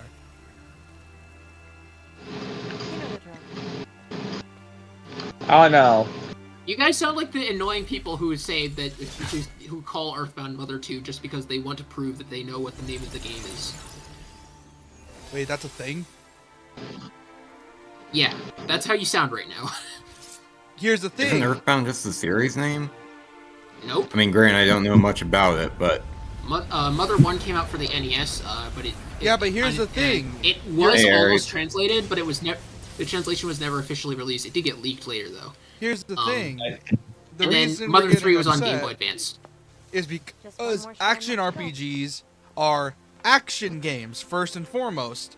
You like turn-based RPGs, which require you to make very specific builds for each character, modifying their stats, giving them certain equipment. Yeah, but and- that doesn't explain why you randomly said that Metroid doesn't count. Like, you can't just do that. Okay, so let me get this because straight. what you do in Metroid is very simple. What you do in an action RPG relies on you being able to adapt in the moment, whereas Metroid is usually just memorization of a pattern. Not only that, Isn't it memorization of a pattern either way? No, because some action RPGs are very different. Like, for example, there's like the DMC ones, which is like a la FF16 or But the Nier Automata. AI is going to do the same thing every time because of how RNG is calculated in computers. Not exactly. Because True, it but depends. that doesn't mean Yes, that exactly. it's That's going how to it look the works. exact That's how a same. computer works. That's how a random number generator works. Oh, so I got a chakram now. Okay, let's try a different way. Let's talk about the complexity of it.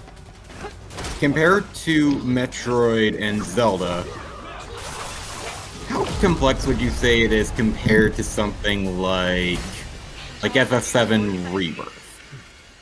I haven't played FF7 Rebirth. He played Remake and he hated it. Do you at least know the general gameplay? You're right on track to rid the target.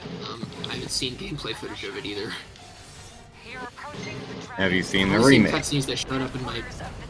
I played the remake, I just didn't find it very fun. Okay.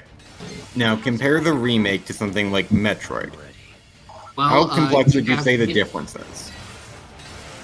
Well, I think Metroid is more complex because all Explain. I really did in FF7 remake was you switch between Punisher and regular mode, and you use magic whenever your ATB gauge goes up. Do you switch Other characters, than that, though? you don't really do any. I'm sorry, do you switch, on occasion? do you switch characters? Huh? Do you switch I characters? don't remember ever having. I don't remember No, ever having a I'm- need to. Just because you don't need to doesn't mean you never did it. Because here's the thing, remake. I just don't remember if I did it or not. It was not important enough to remember. Yeah, but here's the thing, I did. I played it to completion twice, so I know what I'm talking about. Is that the combat system works? How do I describe this? If you, by the logic of beating a game twice means you know everything more about it than someone who's just played the game, then by that logic, you should know less about Metroid than I do, and are not informed enough to make the decision. No, because I know exactly how they work because of the way their design philosophies are. Remake's combat system is all about like you trying to plan out your next move, but rather than like controlling everyone into a single go. For example, it's like while you're attacking this enemy, get into Punisher to counter them, knock them back, and then you have another party member clicking with the trigger, use like a spell to like hit their weakness to stagger them. So I didn't parry anyone's attack a single time. Wow, you have not engaged with the combat system at all. Whereas Metroid, it's just switch to super missile and also that's also missiles. not valid because Metroid nowadays has a parry mechanic. Yeah, but how simple? It's very basic though. It's a very, very basic parry. The only real things you use it for are the Emmys, in Dread at least. And every time an enemy that can be parried in Dread is able to be parried, they give one giant window being like, hey, here's the signal. Because it's literally like a big star just appears on the screen. The window of opportunity doesn't have anything to do with whether or not something is complex or not. Because it's all about the depth. For example, 7 Remakes parry, not only can you just, attack again, but you can also, let's see what else, dodge so you can like get some breathing room. Or, build up their stagger. There's a bunch of different ways to do it, whereas Metroid's parry is just knock back, shoot, repeat. Oh. Like, it's all about you've depth. never even beaten a single of the game's bosses. I have played Metroid Dread and Metroid Prime. She is not wrong. No, I played the Game Boy Advance ones and the NES one, and most bosses are just immune to knockbacks. That's just not even a thing. Well, excluding the knockback, excluding the exclusion of knockback. You can go anywhere from doing bombs to all the way to space jumping in order to avoid enemy attacks. You can even do speed booster chains. Yes, but here's the thing. That's for speed running. That's for exploration, and we're talking about combat. It's not for speed running. It's for puzzles and for puzzles and exploration. Part of the game. Puzzles and exploration. That's what they're used for. Whereas FM7 Remix and combat system, you can do a variety of stuff with this system. You can make certain builds. So you want more magic? Okay, have a MP build where you can get back magic better. Or, the ATB gauge has a hard time filling up. Okay, equip a materia that fills it up faster when you attack. There's a variety of stuff you can do with the combat system. Whereas Metroid is more focused on exploration and, discovering shit. The combat is not the main set piece here. It's the exploration. Okay, I have a question for you. Do you think that it is more complex than any Castlevania game you've played? Yes. You're a brainlet. I no longer feel the need to listen to you. Because Castlevania is also about exploration. Classic Vania is just very basic as well. They only really started getting really quirky with it during Rondo, because that's when they give you more shit to do and more moves. For example, backflipping is easily able to help Circle of the Moon, they had the entire card system, and you're just completely ignoring that. In the Aria of yes, Sorrow, but here's the thing. They had Here's Soul the thing. System, which here's you also the thing. forgot about. Here's the thing I'm asking you with here's the with Circle of the Moon though. How hard is it to get every single card system, knowing how grindy that game is and how hard it is to get shit? I don't know, because I've never beat the game, but I did have all of them by the time I can tell you, it's very fucking grindy. I've beaten the game, and getting a card from a specific enemy, it is fucking annoying. Just use the fucking glitch at that point. Even someone me who just fails to do glitches was able to do it with fucking ease. It's so bad that even when you mod in the game to have a higher rate, it's still sometimes hard to get it. Because I remember there was I don't know if it was Gnarly, he modded it into he had to mod it into the max for discovery just to get shit. Because when you try to do it normally, it's impossible because he was trying to grind out potions because he kept dying a lot. The thing is, though, grinding out potions the normal way takes literal hours. You can beat the game by then. What game? Circle of the Moon. That's the Castlevania game I have not played. And Ario's Sorrow is a different story as well because that's the soul system. You can at least do a variety of stuff with it. And Bloodstain, which is a better version of that system, lets you have shortcuts to quick swap. So at least you can do cool shit with that. Whereas regular, let's see, Circle of the Moon is just, oh, you want this cool skill? Too bad. Time to grind for 4 hours. I would say... I feel like I must have gotten lucky or something then, because I had like 65% of the cards. How long have you been playing the game, I didn't have all though? the power-ups yet. How long have you been playing the game, though? I don't know, because I don't have the emulator save on it anymore. I had it in 7th grade, and they found out that I had games on the computer, and they took it away. I got lucky with that. But you get what I mean. Like, it's a bunch of different systems. Like, yeah, they're in the same genre, but Castlevania does not play like DMC. DMC does not play like God of War. God of War doesn't play like fucking Kirby. Yeah, they're action games, but they're not similar in the slightest. And yet you have claimed that multiple RPGs that I've played are similar in the slightest, which have multiple different variants of the gameplay, and you've said those are the same. So I fail to see how your argument makes any sense. Because they require doing other stuff in a different genre. RPGs are role-playing games where you take turns or do specific shit like in PS, P5 or SMT. Action RPGs, you're actively controlling the movement in a real-time setting and using your own moves to try to do combos and unique other stuff. Like, it's why I like Star Ocean 3. The same moves are available to everyone. It doesn't make any sense. Yes, but here's the thing. You like controlling everyone, and you hate it when you can't have that control for every character you have. That's the difference. You only have one character in Devil May Cry anyway? Yes, but you could do so much stuff with Dante. Because Dante can jump cancel, guard fly, let's see what else. There's a bunch of other... Royal Guard, like there's the 4 styles, which modify how he plays. He has God knows how many weapons that change up his play style. Yeah, there's a bunch of stuff. He's practically 6 characters in one. You don't need another character. Whereas, it's why when DMC4 was a thing, they had to get Nero in here because he overwhelmed so many players of how complex he is that they needed someone simple. And then 5 happened where they added a caster type, summoner type character. With V, he was fine. Virgil's busted because he just breaks the game in whatever he's in. And then there's Ninja Gaiden. Until the people really hated V. And then there's Ninja Gaiden, which is a whole other issue because Ryu's whole moveset is defined of what's your preference. Do you like the bow staff? Okay, you can use the bow staff the whole game. You like the sword? You can use the sword the whole game. It's... Well, the only Ninja Gaiden game I played was the first one, and it made very quick sense pretty easily. Yeah, and then you played modern Ninja Gaiden. First as in the CAGs? NES. Or as in... NES. He never touched them at all. Not only that, those are platformers as well, so those don't count either. Like I said, same genre, different premise. You can't just say something doesn't count just because it's part of 2 genres. One's a platformer. Yeah, that thing's mostly platformer.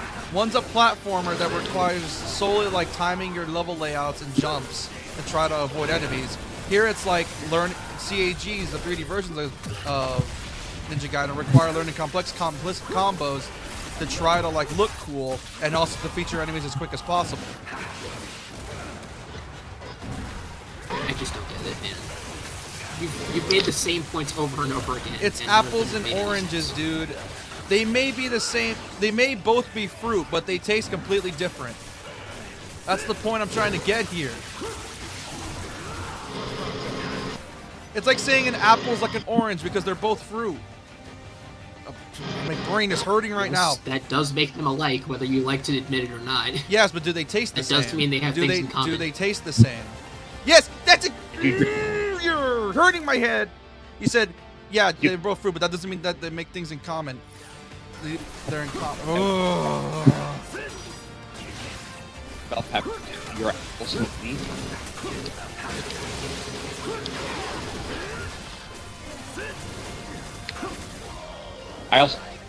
Hey, chat, please don't clip this because this will just make both of us angry. Please do. Just you hear a lot of then I stuff can throw it in their faces. nowadays. I just heard people talking about fruit, and I'm like, ooh, I like fruit. Oh, In for the fruit. yeah. You guys are. Like for example, let's say you try to play Star Ocean 3 and try to play another game like it. Like for example, DMC, you try to play it like Star Ocean 3. It's not gonna go the way you think. Doesn't have to? I'm confused. No, because you're saying that they're the same thing because they're in the same genre. They're not. No, I said they are a part of the same genre, they are not the same thing. And you implied that they aren't part of the same genre because they apply to multiple genres. That's just not how it works. My head's hurting. You've been arguing against the wrong point this entire time. I love these types of arguments because there is no winner. Because both sides are The fucking only idiots. winners are the people on Reddit. We're quite literally just two random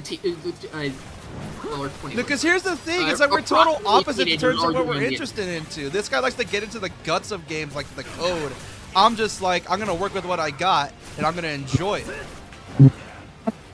That's the problem here.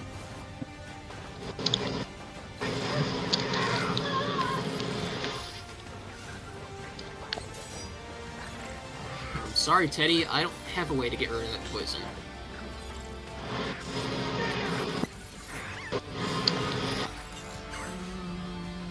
Like, you don't play Castlevania like it's Metroid, do you? At least not the Metroidvania Castlevanias? A little bit, actually. I mean, a little bit, yeah. I will double jump once I have double jump in Castlevania, and that will typically be the equivalent of space jump in Metroid Prime because that's literally just a double jump. Yeah, but would you play Classicvania the same as Metroidvanias? Yes, I would. So... Just minus the ice. Then that means you have no idea what Classicvanias are. Classicvanias are something in the lines of Classic Ninja Gaiden. I can make it. I played the original Castlevania and Castlevania Simon's Quest. What are you talking about? Simon's Quest is a whole different thing. Then why are you saying you would treat them like the Metroidvania version? Yeah, you go back and find stuff. Because Metroid... Not the first one, but you do find stuff. Yeah, Castlevania 2 is the only one you do that in until, like, Symphony. The rest are just very much linear platformers. You just said you play Classicvania like Metroidvanias. All of the Game Boy Advance games, you go back to previous areas all the time. Those are Metroidvanias. Yeah, those are Metroidvanias, not Classicvanias. Classicvania is the classic platformer, like World 1, World 2 type shit. Like OG Castlevania. Like that's on the classic. NES. You call it the OG Vania, the World 1, World 2, then what are you implying that that's just the same as Mario? I just don't understand. No. Did you even play the original Castlevania? Yes, I did. I died to a bunch of Because that was literally the level formatting. It's literally a level by level Like basis, section not one number giant and area. then level number. Because Castlevania, well, yes, but he's claiming that the games play differently, and if he's also They do. comparing them to be the same thing, it's hypocritical and it doesn't make any sense. You're misreading it. 1, 1-2, 1-3, up to 5-3. Yeah. Castlevania 2, an open world game that you're supposed to beat in 20 minutes. And then Castlevania 3 goes back to 1, and then 4 goes back to 1, and then Symphony of the Night focuses on Metroidvania, the new genre, while the N64 pivots into Mario 64. With a hint of With Classicvania. platform. The hintiest hint of it's very Mario 64 combined with like nightmare creatures. I'm going to, if someone does clip this, I'm going to watch it back at like 25% speed, and if I still can't understand what you guys are saying, then you guys have made the point poorly. Then at that point, go ask Reddit. I'm not asking Reddit. I'm not going to make a Reddit account. Ironically, you out of your mind? You don't even need to make an account, because you can see the post without making an account. they can let you do that. You don't need to make an account. You can just see what things are on there. Like Google it. It's like it should be on Reddit. You don't need to make an account for it. That's what I used to do when I needed like answers for shit. You need answers and you pick them from Reddit for anything other than hyper-specific tech things. You'd be amazed at what info you can find on Reddit. Yeah, at least it's not 4chan, because There have 4chan... been numerous times I've been amazed. Hold on, pause everything. Did you all just see that? No. Because You really would be amazed. This guy just used Heat Rise on Shadow Kanji. That's not modded behavior. He does that in vanilla.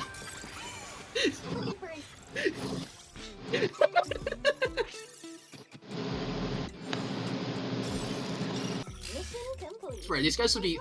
I wouldn't have even died once to this guy if I was controlling the AI controlling the party members. This is the DDO's base of operations. The Dragon's Ball. No doubt Kagashi will be waiting for you. Ah, yes, the second boss with vocal lyrics in their boss. How long have I been streaming? Almost 4 hours? Okay, I'm probably gonna do this boss and then I'm good. No matter who stands in my way. And I got crit. Indeed you will. Media 2. Excellent. The way of the Raven. We've already run into some heavy resistance, though.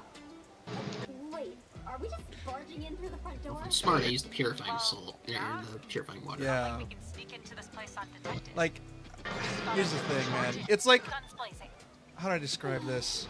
We don't regret this. Like, would you get mad at me for saying, oh, Digital Devil Story plays like modern Persona? That's how it sounds. Wasn't it though? I was gonna say you're talking of.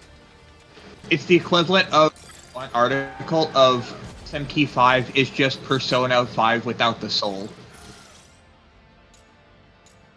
I would be more confused at what that means. It's because actually upset about the guy saying it, because I have no idea what exactly he's supposed to be meaning by that. It's because he played Persona 5 first, and because Persona 5 is their first Atlas game, they assume all their Atlas games play like that and have the same quality. Yeah. Yes. Here's the thing, SMT is mostly known for its gameplay and like really in-depth build guide stuff, whereas Persona is all about its plot and its characters. SMT4 is the exception. Well, you gotta remember, because in older Mega 10 games, you gotta remember that dungeon crawling was like a major aspect. Yeah, that's why. It's the level Now that design, you, gameplay, and like the builds. But people are upset it's not like Persona because the story sucks. And I'm like, well, yeah, you're playing a mainline SMT game. It's not about the plot. The story doesn't even suck, though. They just... I know! They just are not... I actually enjoy the story in most Mega 10 games better, even if they're older. Yeah, because there's like a lot of world building. They go about teaching their lessons better. Yeah, they do a lot of world building, right? It's like the NPCs that tell you what's going on and how the world works. Whereas people are so used to like the hand-holdy Persona tells you the plot, and you could just talk to someone and get like 2 hours of lore. Whereas SMT is like, they just tell you this, and you got to work with it. Which, that's what I prefer, because it lets me... They do have the fortune teller in SMT 2, if you're really stuck. Yeah. And then 5, even... How do I describe 5? It's like an open, semi-open world type thing. Has very little dungeon to speak of, generally. Yeah. Which is a shame. But it is what it is. Yeah. It's got good enough boss fights that you can plan around and do different strategies with that it's excusable. I don't think what helps is the fact SMT3 and got... it's got customization previously unseen in the franchise. I don't think what helps either is that SMT3 got remastered like I think a year earlier, and because of the people had like a certain expectation how SMT's level design works, and in reality it's never been like that for years, because we get an SMT game every 10 years or so now. And I would love to see actually, never mind. I was gonna say I'd love to see you play Nocturne Hard type, but then it was like, I don't know if you'd have very much fun, actually. I wouldn't. Because you constantly pick Fizz build, and you would just get destroyed because you'd run into an enemy that repels physical, and you wouldn't be able to use your build. Also, this thing is, though, Magic is actually good in Hard type. Also, by the way, this is the halfway point of the game, by the way. I'm not even close to the end. At least I don't think I am.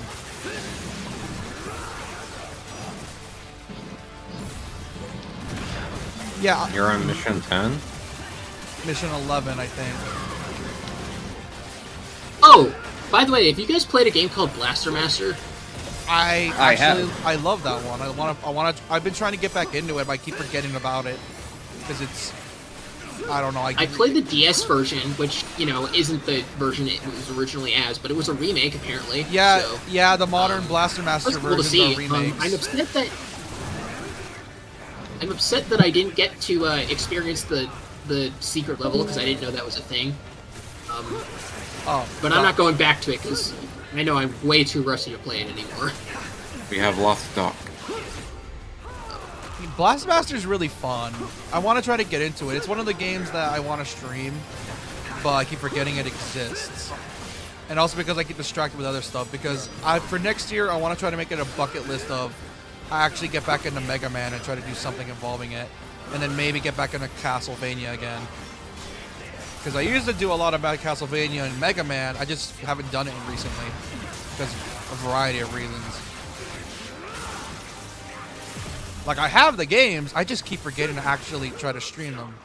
Oh wait, I know the reason why. My backlog, and I keep changing games midway through. Which is why I'm trying to commit to 3 houses this year.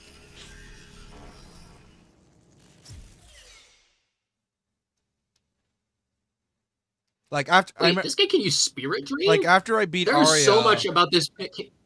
Like, after I beat Aria, my plan was to go back to Dawn, or go to Dawn, because, you know, the sequel to Aria. Only for to discover that for some reason my OBS hates it when I stream that, and JP was trying to make an excuse of, oh, maybe it's because, like, your computer doesn't like that. And I'm like, I'm using a capture card. What does my PC have to do with this? Well, I mean, it's just probably connection speed issues, maybe. No, it's because you're streaming from the device with a capture card. No, that's not my problem. It was my internet that was lagging the whole time. My internet hates me streaming that game for some reason.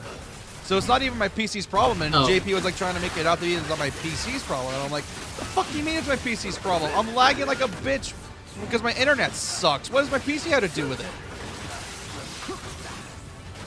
Let's go, Counter actually helping me out. It's like saying... To be fair, he doesn't know, and if he's willing to correct, like, if he's willing to just...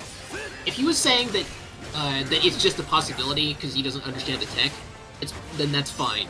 If he actively said it with conviction, implying that was the reason, then that's a little different. Yeah, I know it's with reason because I remember back then he would always say that, like, oh, I have a computer degree, believe me, I know what I'm talking about. And then there were times I would question that he probably got What does he even mean by a computer degree? He should be very much more specific than that. Like a computer repair degree. But the thing is, though, like, I question that sometimes. It's like, what do you mean repair degree? How does my shitty internet relate to my computer sucking? Want to know something funny? Yeah? The reason that most companies will first say, did you turn off your computer and turn it back on again? Is because Windows is constantly failing processes. That's not surprising. Like, that is... With a Mac, you genuinely will not get... Like, that is not the solution, no matter what anybody says. Don't some people still swear by Windows 10, including JP, because reasons? They'll swear by it because they haven't known anything better. I don't really care for it because it's like, I don't know what this is, I just know it works, so I don't care. But then they'll say, no, man, Windows 11 sucks. The reason I have Windows to this day is because I needed it for my run programs. Expected.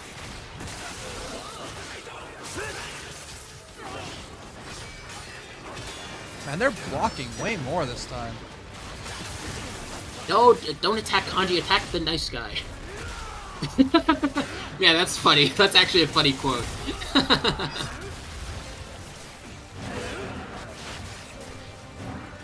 Oh. Also, just realized, this guy hasn't used Fanatical Spark once yet. Ugh. Okay, got revives. This is gonna be another health up. Please. Oh, that's just HP. Oh, this is the theme from the trailer! I just realized my music has been off the whole time, and I misclicked, and I healed Chie instead of me. Oh, this is the theme from the trailer! Oh, that's sick! It's so you miss your soul. It's so inspiring, which makes me question how far the game. How far am I in? Actually, hold on. I'm barely halfway. Oh my god! I'm barely 55% of the way through.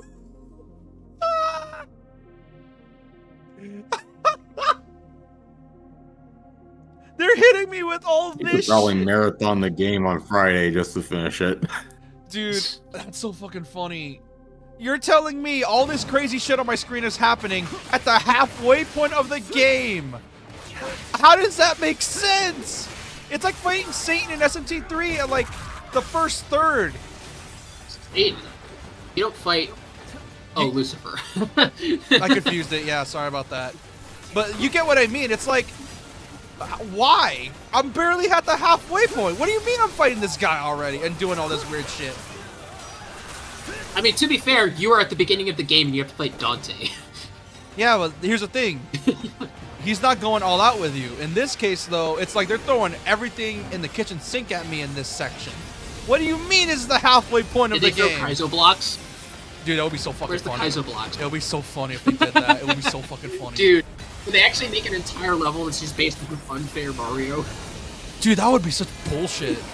This game's already hard enough. The platforming's already hurting my head because this game has better platforming than all 3D games combined, which obviously I stand by the original games having better 3D platforming or better platforming in general because they're platformers, which is why I like Ragebound because it's so fun. I just realized, is this off, bitch. sparkling, or is this fanatical spark turn? I think I might have messed up. Oh, it's Mazio. We're good. Also, I like how there was this one time I confused you saying like I like Final Fantasy because it's so different. But what the fuck? Wait, what's happening? My game's lag. What is my frame rate? What is going on? Wait, what is going on?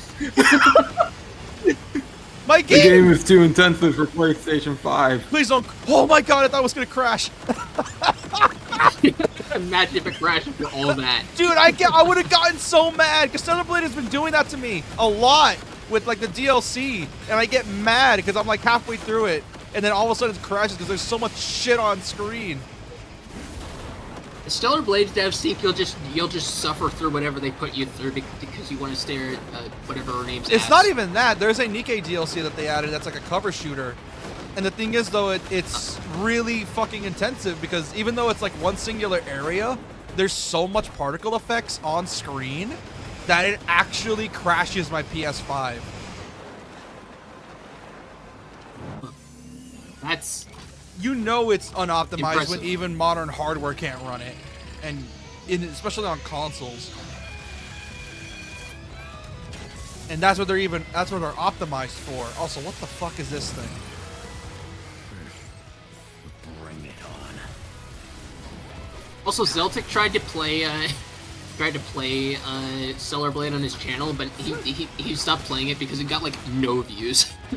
That's because the YouTube algorithm did not like those videos. That's because Stellar Blade is already old by now. All the hype has died for it. Like if you played it at launch, no, I'm not saying now. It was back months ago. Well, like I said, if you played it at launch, understandable. But if it wasn't at launch and that game came out in 2024, at least I think it did, if I remember correctly. And even then, it just doesn't align with like his channel's content. Yeah. Zeltic's more known for Zelda. No. Oh, we're talking about a different Celtic. We're talking about a different one. The one we're talking about is a more obscure one, and he plays a lot of like RPGs. The thing is, though, Stellar Blade's Souls. His channel got like basically. His channel got effectively shadow banned because he made too much variety content, and the YouTube algorithm didn't know what to do, what viewers to send at him. Yeah, that would do too. Yeah. Trying to branch out your content makes it a lot harder for YouTube to push it out. Yeah.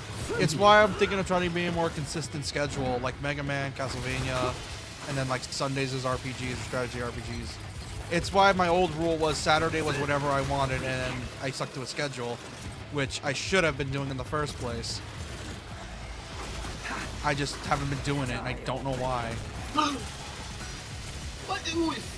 Ironically, I think your schedule got thrown off because of, ironically enough, Ninja Gaiden. It's because 2 Black happened, you binged that, and then the announcement for this game happened, and you're like, I'm gonna binge all of Ninja Gaiden, and then you're just thrown off near completely. And then the DMC anime came out, and then I started streaming more DMC. Fuck! And it became a shit show. And then after that, and the only game that was even remotely close to schedule was Femblem, ironically enough, which I'm gonna need a new strategy RPG unless I get a Switch 2. I'm probably gonna get a Switch 2 next year. You can do Tactics Ogre or Evil East Chronicles. Oh, yeah, that's on my list. But also, there's a few strategy RPGs on my list. There's Project X Zone 1, Valkyria Chronicles 1 or 4. Dude, you could play Natural Doctrine. That would be funny. Another one on my list is, because JP's been wanting me to play it, Shadows of Valentia, which I also want to try out. Oh yeah. And then maybe Awakenings, just so I can make him shut him up, so I can make him mad that I got further than him, even though I'm playing on casual, probably. I still find it funny that man struggled on Classic in that game. Because isn't that the more player-friendly one, even on Classic? No, Classic just means that you... Yeah, I know, with permadeath. Classic is visual. Yeah, but you get what I mean. Yeah, like, it's more well-balanced on for Classic. Like, that's the more well-balanced one. No, Classic is not the difficulty selection, it's the permadeath selection. Well, you get what I mean. It's just... I find it funny that he struggled on that, but he likes to brag about If he played three on houses. normal and was just got absolutely destroyed, that is another thing entirely. That is puzzling. Because wasn't, like I said, wasn't Awakening at the time meant to be the Femblem you got into? And then and it was very casual friendly to newcomers? There was... No, not really. Awakening was originally meant to be the final swan song for the Femblem. It was very... Oh, like, yeah. They were... because the series was falling off. Fire Emblem was, like... Was selling poorly even in Japan. It's with Japanese exclusive games.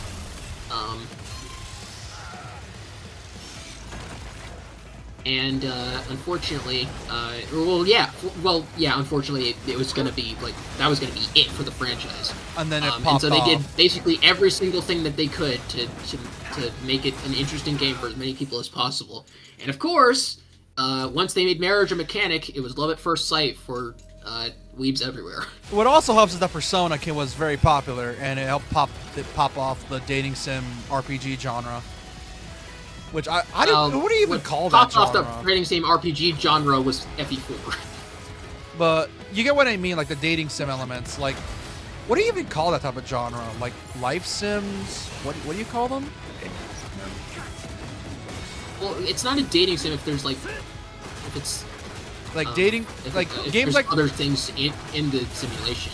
I don't know. I feel like there's a. What do you call those? Yeah, like what do you call games like Persona that have dating sim and RPG elements in there? Like, I'm actually curious because I don't know if there's actually a genre name. Probably whatever it is that you call conception, I guess. What do you call it, Repro? A JRPG. Okay, very fucking. Like, there's no need to overcomplicate it. I know. There's no need to overcomplicate it. I know. It just it hurts my tongue every time I say dating sim turn-based RPG. Sometimes I just want like an actual term for it because my brain can hurt.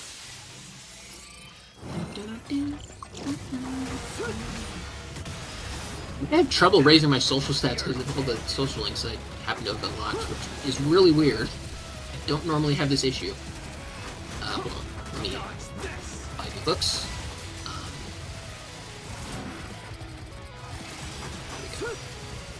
Hey, Marie.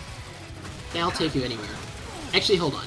Speaking of Marie, what do you think they're going to do with her in Revival? Are they going to keep Golden storyline, or are they just going to do what they did with P3 and then make a vanilla version and then a DLC?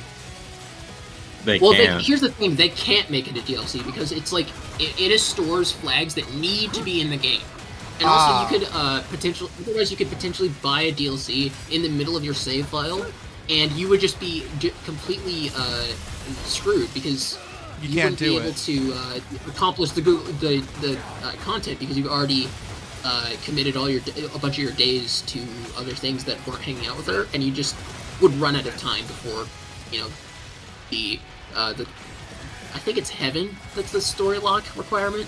So Yeah, it's not. You can get locked out of content that you paid for, and I don't think anyone wants that. The way they would have to do it is, if they do include Marie's storyline, it would have to be baked into the game from the get-go. Yeah. Because there's way too much of that storyline, not just like in-game checks and flags, but there's too much going into that specific dungeon for her storyline for to there's like be left out and be like, oh, hey, here's this DLC for it, because it wouldn't function right. It's not like a thing that it's not like you can go to a separate dungeon it's not like a grinding DLC. It's like it's part of the main story. You can't just it has to be insert it in partially sometimes. So that means I have to plan for it essentially, which is probably why Revival took a while. Because they had to essentially try to. What do you mean took a while? Because they were it's going to take a while, but all of them do. No, Reload like, took forever. Yeah, that's what I mean. It's like they're barely finished with Reload, so now they're working on Revival. At least what currently should be a version of Revival. I don't know. But I'm making it sound more complicated than it is. It's not. I'm just being an idiot. But like, yeah, it shouldn't be that hard. Oh, don't tell me it's one of those bosses where I gotta use the gimmick weapon I just got. Okay, that explains it. Nice work, Platinum. You're making me use your gimmick. You're masters at you doing that, actually. They're really good at making you use Well, hey, they want you to understand their mechanics. Yeah, and that's what I'm happy with. The best way is to have a gimmick boss. Yeah, and I like the way they do that sometimes. Reading the card explains the card. You know what's funny? I have a funny story. I have a friend of mine who used to be really into Yu-Gi-Oh! And it went up to the point where he would like rave to me about like how good OG Yu-Gi-Oh was. You know, he's one of those types. And then he brought up the fact that it's like because like I asked him like, oh, what's modern Yu-Gi-Oh you like? Because I actually am interested in kind of. He's like, I don't know. Actually, I haven't checked it out. I need to check it out for a bit. He looked up like modern decks and was in awe at the fact that there was paragraphs on the cards. And he was like, what the fuck is this? This ain't my Yu-Gi-Oh! That was actually how I grew out of Yu-Gi-Oh! Why? Because they kept over-explaining shit? No, because they kept adding, like, effects onto the card, and it's like, the text can't get any smaller, can it? They had to change... Didn't they change fonts at some point, or am I just confusing it? Well, Magic the Gathering certainly changed borders and like graphical styles, but interestingly enough, I think Magic the Gathering changed everything but fonts. Oh, that's something. I'm trying to look at something right now. Which that's got to be fun. I've been trying to. Like, it made me laugh so hard.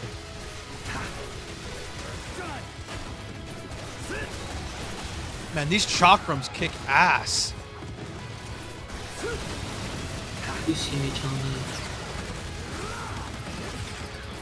Alright, well, I guess I have to take this one and then go back and then...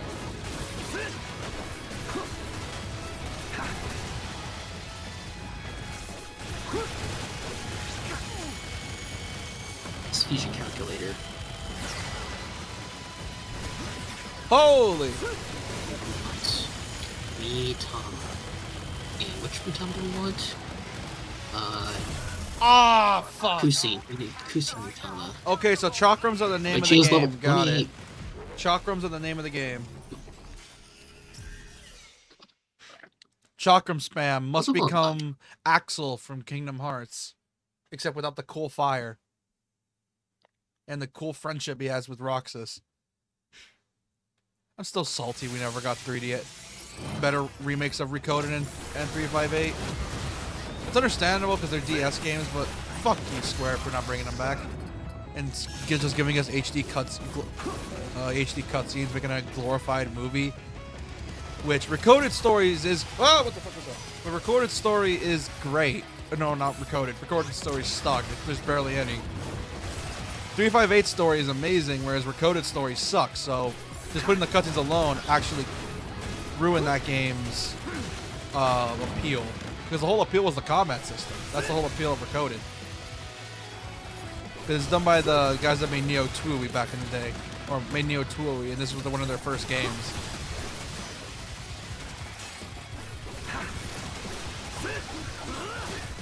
Wait, does the chalk... Ishimonten. Shiyu. No, Dionysus. I could probably fuse in Pusa, but like... Why would I do that? Conquerus, Inugami.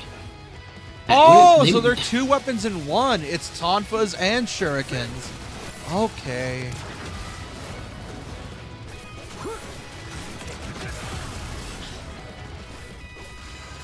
Are you just not sure what the other part of the weapon was? Yeah, I didn't know. A heavy attack is Tonfas and square is the Shurikens. Thanks, Misaki, for the good encouragement. But I didn't know they could do that. I need a lab with this weapon. I am so glad for once in Ninja Gaiden they add a training mode, so I can actually learn how to use moves. Cause oh my god, these games definitely needed it because there's so many combos you can do that the game just doesn't tell you. Bring it on.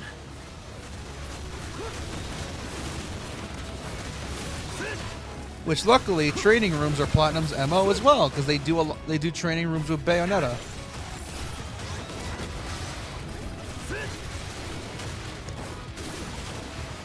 Which I'm hoping that Sega buys the rights from Nintendo so that they can publish a trilogy collection for other consoles, which is never going to happen, but hey, man can dream.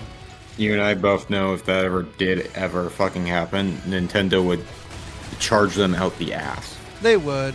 100%, but considering the reason I say that is because considering Sega's in a better spot nowadays, I feel like they can, but I know they won't because Nintendo, like you said, Nintendo's going to charge them up the ass. Would you risk that? Would you risk your company on that? Well, they let Platinum have Wonderful 101, and Bayonetta kind of fell off nowadays, unfortunately. It's not just that. Despite you saying that, oh, Sega's doing better now, they are still not in a good enough position where they could even try to afford whatever Nintendo would put down. I know, I'm just being naive at that point. I'm just being naive. I just really want those games to succeed because the first game was really good and sold really well, but then it's a miracle Bayo 2 got 1 million copies on the Wii U and even on the Switch. It's a miracle that even happened. Then Bayo 3 happened and that killed the series kind of. Origins is one I actually want to check out because it looks like a really fun platformer. Which I recommend to get it. It's really fun. It's a fun puzzle platformer.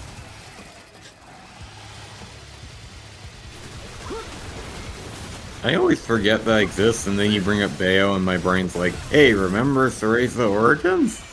Yeah, because it looks so charming, and it's like, it's so different than other Platinum's other stuff. Because Platinum at the time, before they got into the Shit's Creek with like everyone leaving, they were experimenting with shit.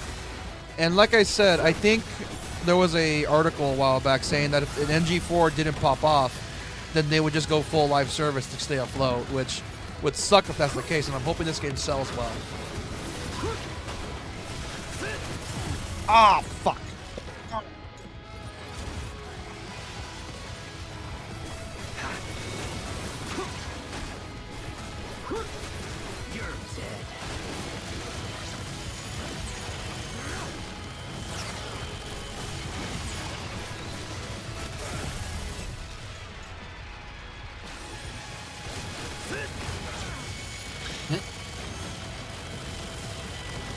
What do you mean? I have the... Hello? I blind? What's going on? I have the Ippon Datara. Ippon Datara. Ippon Datara. Hey, Ippon Datara, yeah. With Tsukukaja. Why are you doing this? Hold on. Yeah. Exit and read, because that's a pain in the ass. So. Oh, this is better than the spider bosses from NG3, because this boss is actually fun, although it's annoying because it's just moving everywhere and not staying still. Luckily, the chakrams exist. Fuck! And missiles hurt way more in this game than in the others. Keep forgetting you're not talking about literal fucking missiles. No, I am getting shot with missiles. And they're homing missiles, too.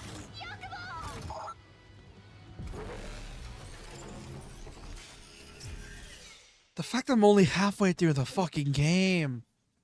Oh my god, this is probably gonna pull a DMC5 where like you get a bunch of super well designed, unique looking levels in the first 10 missions, and then after that you get like saving looking levels. So I'm expecting like dark dragon areas, which are gonna suck, which I'm hoping that's not the case.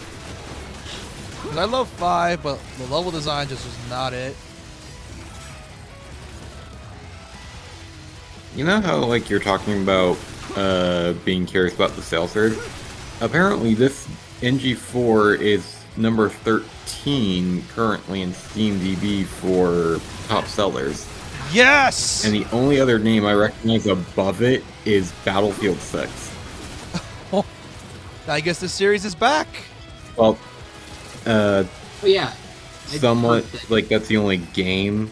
The other name I recognize in here is Steam Deck, and let's face it.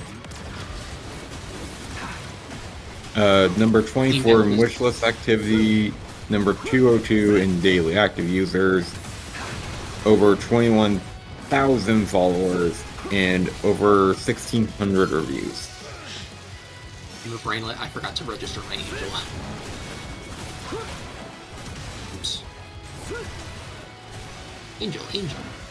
And on Twitch has over 4,800 viewers currently, over nearly 21,000 for a peak in the past 24 hours, and over 62,500 for an all-time peak.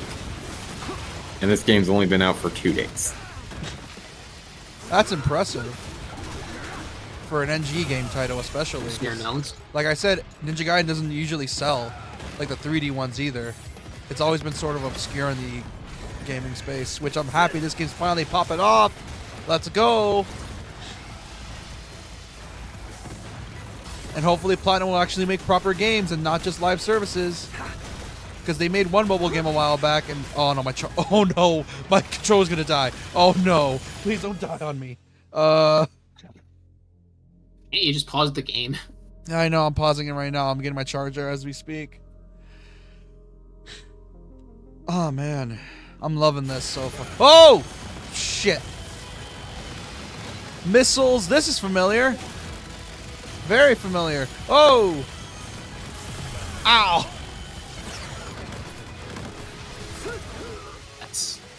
Wait a minute. That's not correct. That's not right.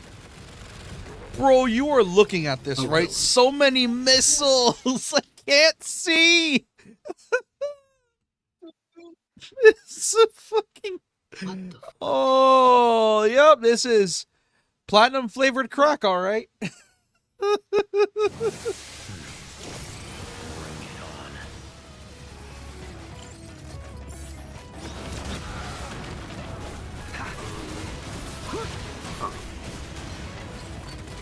Fusion calculator's working, guys. What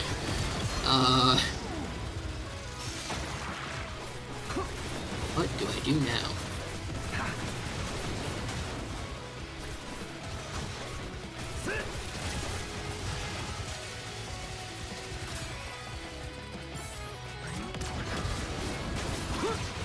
Oh, the rock music's kicking in.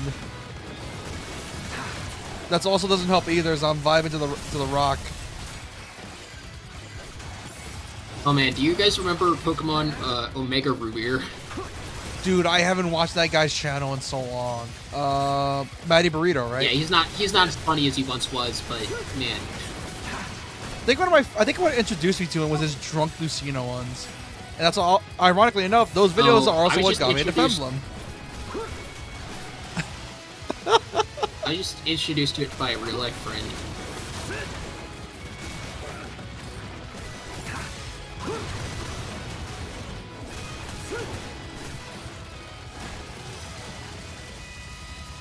Oh.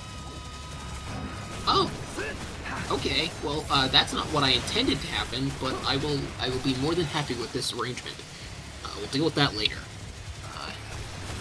What was I doing? I need Aramitama. Fuck! Which, I guess... Alright. Shit. Okay. This is getting rough.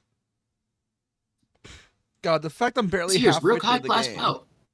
But yeah, I think I ended up getting into Matty Burrito's videos thanks to his like Lucina, drunk Lucina videos. And I don't know why I found those so funny as a child. I mean, if I was Lucina, I'd be drunk all the time, too. I also like the fact he made Marth seem like a douche. Like, Marth or Yeah. Awakening Marth? Yeah. Nope. Original Marth. Well, I mean, it could potentially be canon that he killed a bunch of his units off, No, it's purposely to that get Gaiden chapter. because Matty Burrito's comedy is weird. He made him out to be like a smarmy douche, but he was just really smug about it. And then Lucina just looks at him all drunk and just stabs him.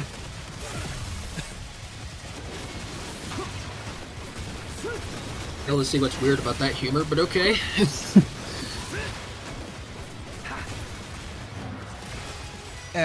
Another thing is the fact, for some reason, he had a weird obsession thinking it was funny having Lucina kiss Meta Knight. For some weird reason. I forgot about that. That was an ongoing bit on his channel, wasn't it? Hell of a bit, right?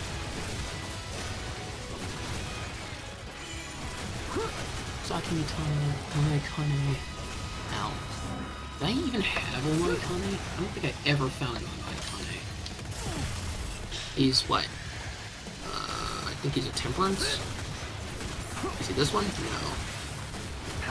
Maybe he's a Hierophant? I can't be too close or he does the spin thing. Is he hanged? Oh, and I launched. I tried to do a launcher when I wasn't supposed to be launching.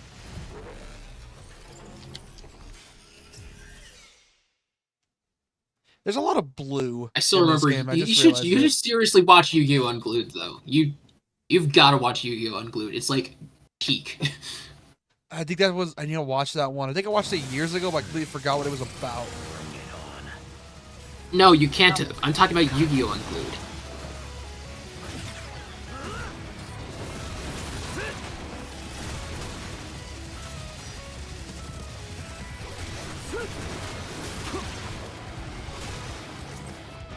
Oh, okay. My brain is fried.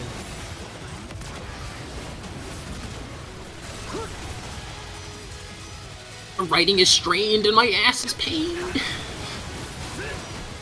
Well, I mean, my ass is currently hurting from sitting in this chair for God knows how long, but okay. It's just referencing Sears, what Sears said at the end of his FF1 without spending gold.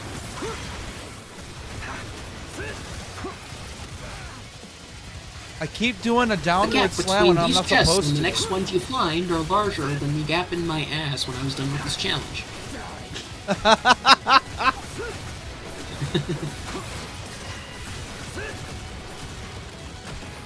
Yeah, it's the second phase that gets me, because I'm not...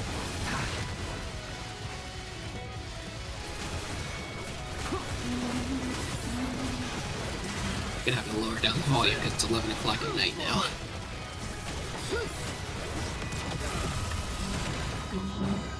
What's that goddamn railgun? Oh! That's not a railgun, that's a laser. Well, it charges up and shoots a beam at me, so therefore, never mind. I'll just trying to be smart. That's a about laser. it. Yeah, I was trying to be smart about it.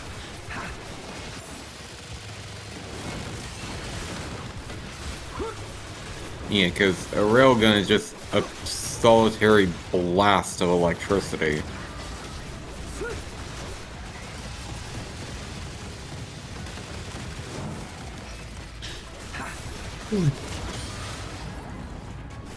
That was a railgun.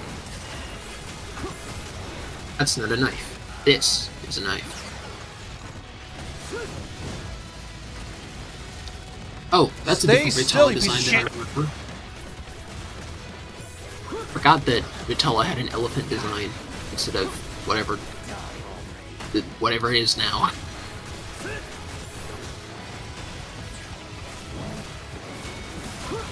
What do I do? I guess I'll fuse an Alp, get Kusith from the Compendium, and then fuse Ghoul somehow since I haven't unlocked the Death Social Link yet, which I actually forgot even existed in this game. So I guess, take, I've already lost my fusion chain of thought. Come on. Kusith, Fuck, I was right there! Ghoul. I was right there! I got greedy. I should have saved my Berserk slightly before I could hit it. I was on a... Oh, I was so aggressive.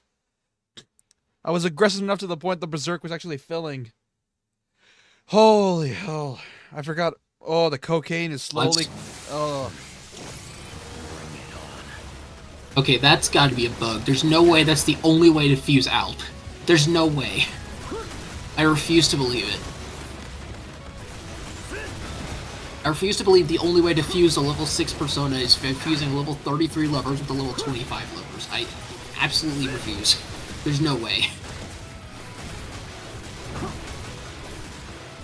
I guess you just have to pick it up in Yukiko's Palace. Which sucks because I'm not level 6 anymore, so I can't find it. Okay, well, I guess.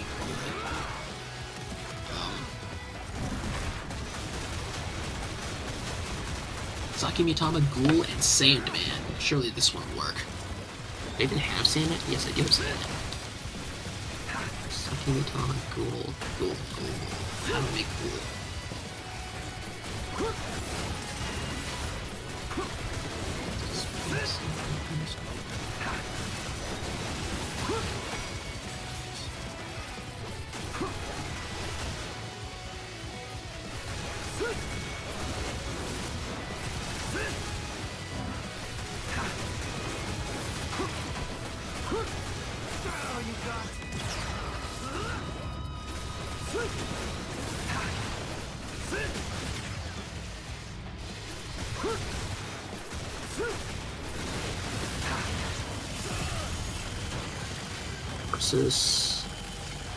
Oh, I don't have enough room, really? Really should save before trying to do this stuff. Oh my god, so many missiles. I can't hit, move! Oh my god.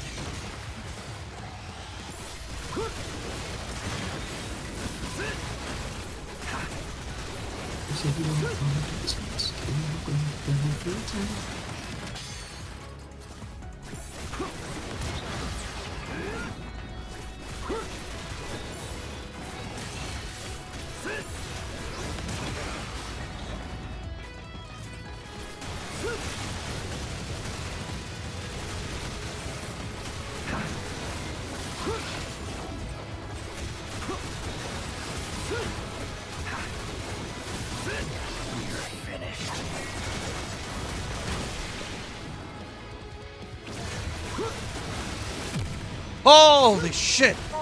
Oh. Also, if you think about it, like, oh, my hands are sweaty. Since Maria is basically the part of the whole goddess of Japan, does that mean the entirety of Japan is just into Tsunares? Well, that explains so much harems. How many times did I die? 11 times? Well, that's a record. A D rank. Low or high? Usually I die like 20 to 30 times per mission. Holy fuck, my brain's hurting. Ow! So many missiles. Oh, and I know how it So feels much like neon. so much neon, missiles, drills, spikes, everything. Ah! You did it all to yourself. And I love every single bit of it.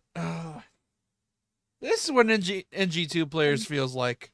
This is what it feels like playing that game on Master Ninja. Oh. Master Ninja. That's the hardest I forgot that difficulty was in the this name of the series. difficulty. That's the hardest difficulty in the series. Then until 3 came out and they named Ultimate Ninja, which is no, nope, fuck that. Consider it done. Oh man. What? Why are you turning into Saki Mitama now? Are you? Why? Why? Some sparring. Is it based on which order it has to be? Because if so, that's stupid. But no. They're no non-profit. Why is it turning into Saki Mitama? I do not understand. Word is they're making serious bank through weapon development and arms. Is it because my slime gained too many levels? Is that the issue? But that still doesn't explain why it would transform into a completely different Arcana persona that's fused here. In the grand scheme of things, they might actually be the good guys. But speed. don't let that stop you. Although our methods are different, we all want the same thing in the end. Show them how it's done, Yakumo. You know what? Plan on it. I've had enough. We're just gonna do a thing and we're gonna move on, alright? No need for all these super turbo complicated fusion paths. Hopefully this will work. Let's take you out. Found some new work, if you're interested. And remind me, does that work? That is Izanagi and Saki Mitama. And if this doesn't work, I'm gonna scream. Okay. Also, I should register everything first. The Dragon's Maw certainly lives up to its name. Danger around every corner. Yeah. There's no end to it. That's the usual NG way, yes. There's danger around every corner and every single spider wants to gank you. They can make it through all right. If they get in trouble, Spiders are cute and valid. Don't worry about them. Well, they are No, cute. they are not. Depends. If it's a jumping spider, that's just adorable. Tarantula, yeah, kill it with fire. Kill all I spiders. mean, it's still adorable. It'll just probably kill you. Well, I mean, have you seen certain tarantulas? Those fuckers, you could just be vibing on your own and they'll just bite you for like no reason. For the sake of just existing. Listen, I would have Beelzebub's fly form in my backyard. You are fucking crazy. But I mean, come on, how cool would that be? It would be fucking terrifying. The only reason I let the spiders here... Yeah, but no one would mess with me. Yeah, the only spiders here I let vibe in my room are the daddy long leg spiders, because those fuckers deal with the night bugs that try to get in my room through a gap in my AC. I let those fuckers vibe here because they eat their food. That's how they pay their rent to me. Yes, that's kind of how spiders have survived this long. Yes, they pay. They eat the bugs that annoy us, and that's their form of paying our rent, or paying the rent for us. But you get what I mean? They pay rent by eating our bugs. Until the dangerous ones It's actually also their bite natural you. food form, so... The dangerous ones? Oh, yes, Yeah. I know the dangerous ones. My entire backyard is full of black widows at night. It's terrifying every single time I go there.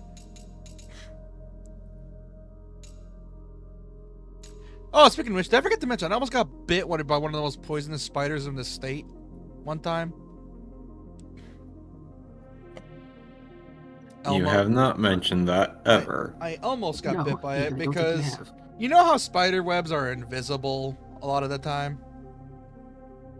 Yeah. No. So, my uncle was having a barbecue one time, and we were just chilling out, having a vibe.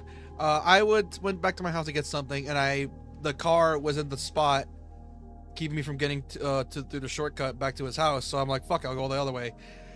And I go the other way, and then they see me coming through there, and they immediately yell for me to stop, don't move, and I walk through it, and I'm like, what happened? And then I'm like, and they're like, don't move, and I'm like, what? What happened? And then I just see them smack my shoulder, and I'm like, what the hell did you hit? And I was like, dude, that was like a really bad spider. I'm like, what do you mean?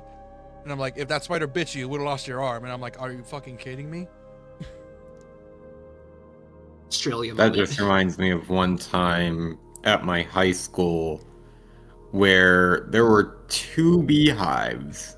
One was like a legitimate hive, and they just told us to stay as close to the wall opposite as possible. And the other was so small and like right on a corner where you wouldn't even realize it's there, and I just spotted it one time.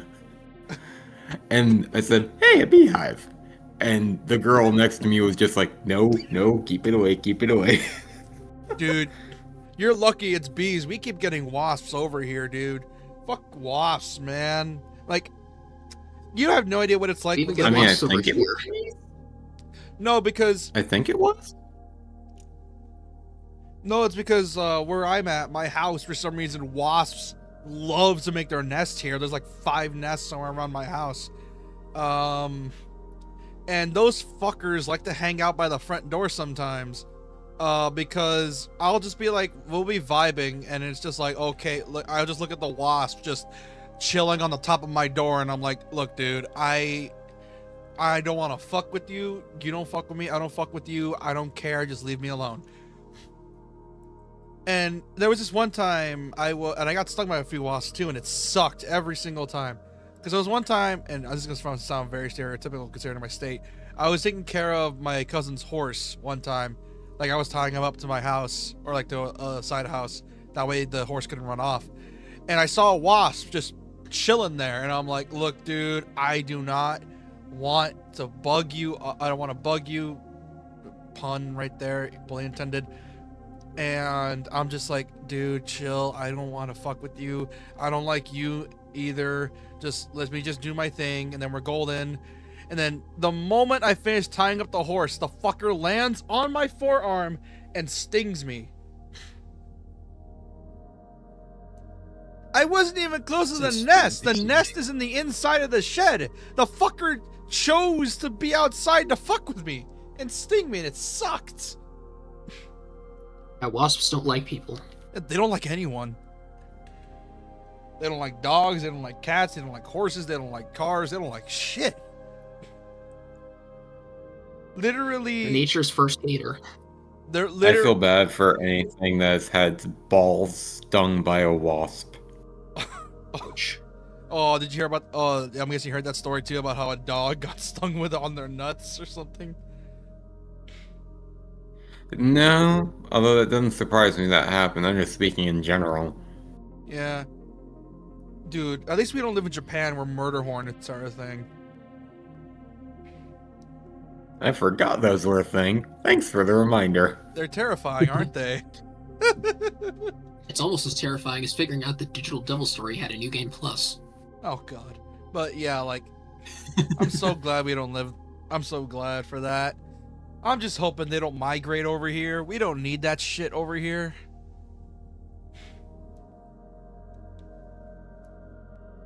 I don't care, God, if you said they can pollinate. I don't like them. They deserve to get killed off. They're like mosquitoes. They exist solely to be a nuisance.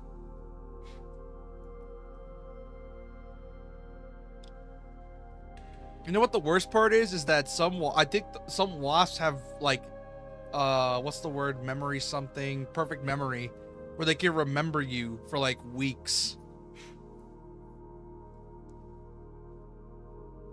Yes, perfect, quote-unquote, memory. Only lasts weeks. Yeah, here's the problem. It sucks if you live close by them, and you have to constantly walk by them every single time, which means every time you walk by them, they see your face again, and they immediately remember to sting you again. And by the time they forget, don't get hit. You end up walking back again. Yeah, here's the problem. Those fuckers like to chase you down. And kill them. You try. You realize how big a murder hornet is? Just use a net. Yeah, a net for a swarm. Just use a barbed wire net. Yeah, a really big net. I'm obviously trolling, but No, but like seriously, man, fuck wasps. I remember I found a video, showing off how a beekeeper from Japan deals with murder hornets, and the smartest thing I've seen someone do involving them is to just put rat traps all over the beehive, so when the fuckers try to get on it, they land on the rat traps, get stuck, can't get out. They start biting on the rat trap, get their little fucking mandibles stuck on it. They can't do shit, and then they end up getting stuck on them, and they end up dying of hunger. it's not going to be your turn, and then, ever, and then even just, if it means we have to stand here until the end of time. And then it's just rinse and repeat. And I find it kind of funny at the same time, fucked up as it is, but at the same time, they're mortar hornets, fuck them. And it's just so funny to think about that this fucking menace that can kill a person is stumbled and stopped by a rat trap.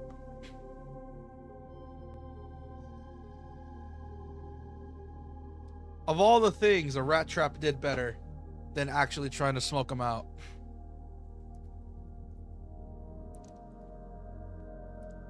Am I blind? Oh, here he is. I know I have a rough room, of course. Nothing is ever easy, I swear. I feel like I've been in this fusion room for an hour.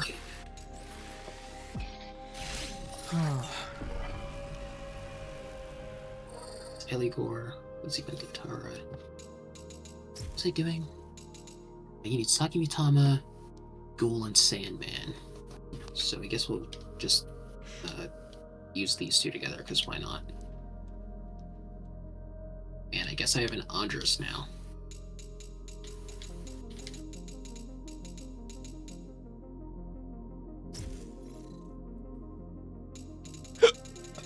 Wonder if the AI knows how to use wall skills. That'd be terrifying. Like, if you hack your party members and give them to them, do they know how to use them?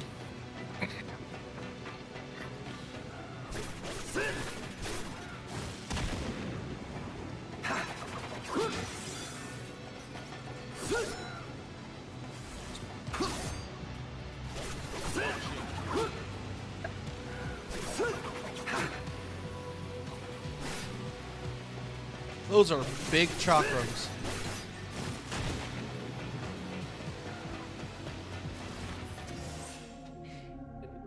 All right.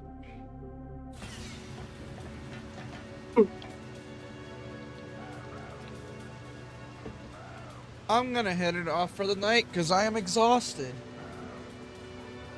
For those that are new, I appreciate subscribe if you're new, like the stream if you enjoyed it. And for those watching after the stream, subscribe if you're new, like the stream if you enjoyed it and want to see more stuff. I stream every Sunday, Tuesday, Thursday, and Saturday at 8:30 p.m. CST. Hope to see y'all there. We have a Discord. Go to the channel description. You can go join. We have fun here. Anyways, I'm gonna head off for the night. Mostly. Good night, guys and gals. Then we get cringe. Good night, guys and gals, or we're gonna call ourselves. Happy Halloween. Bye bye.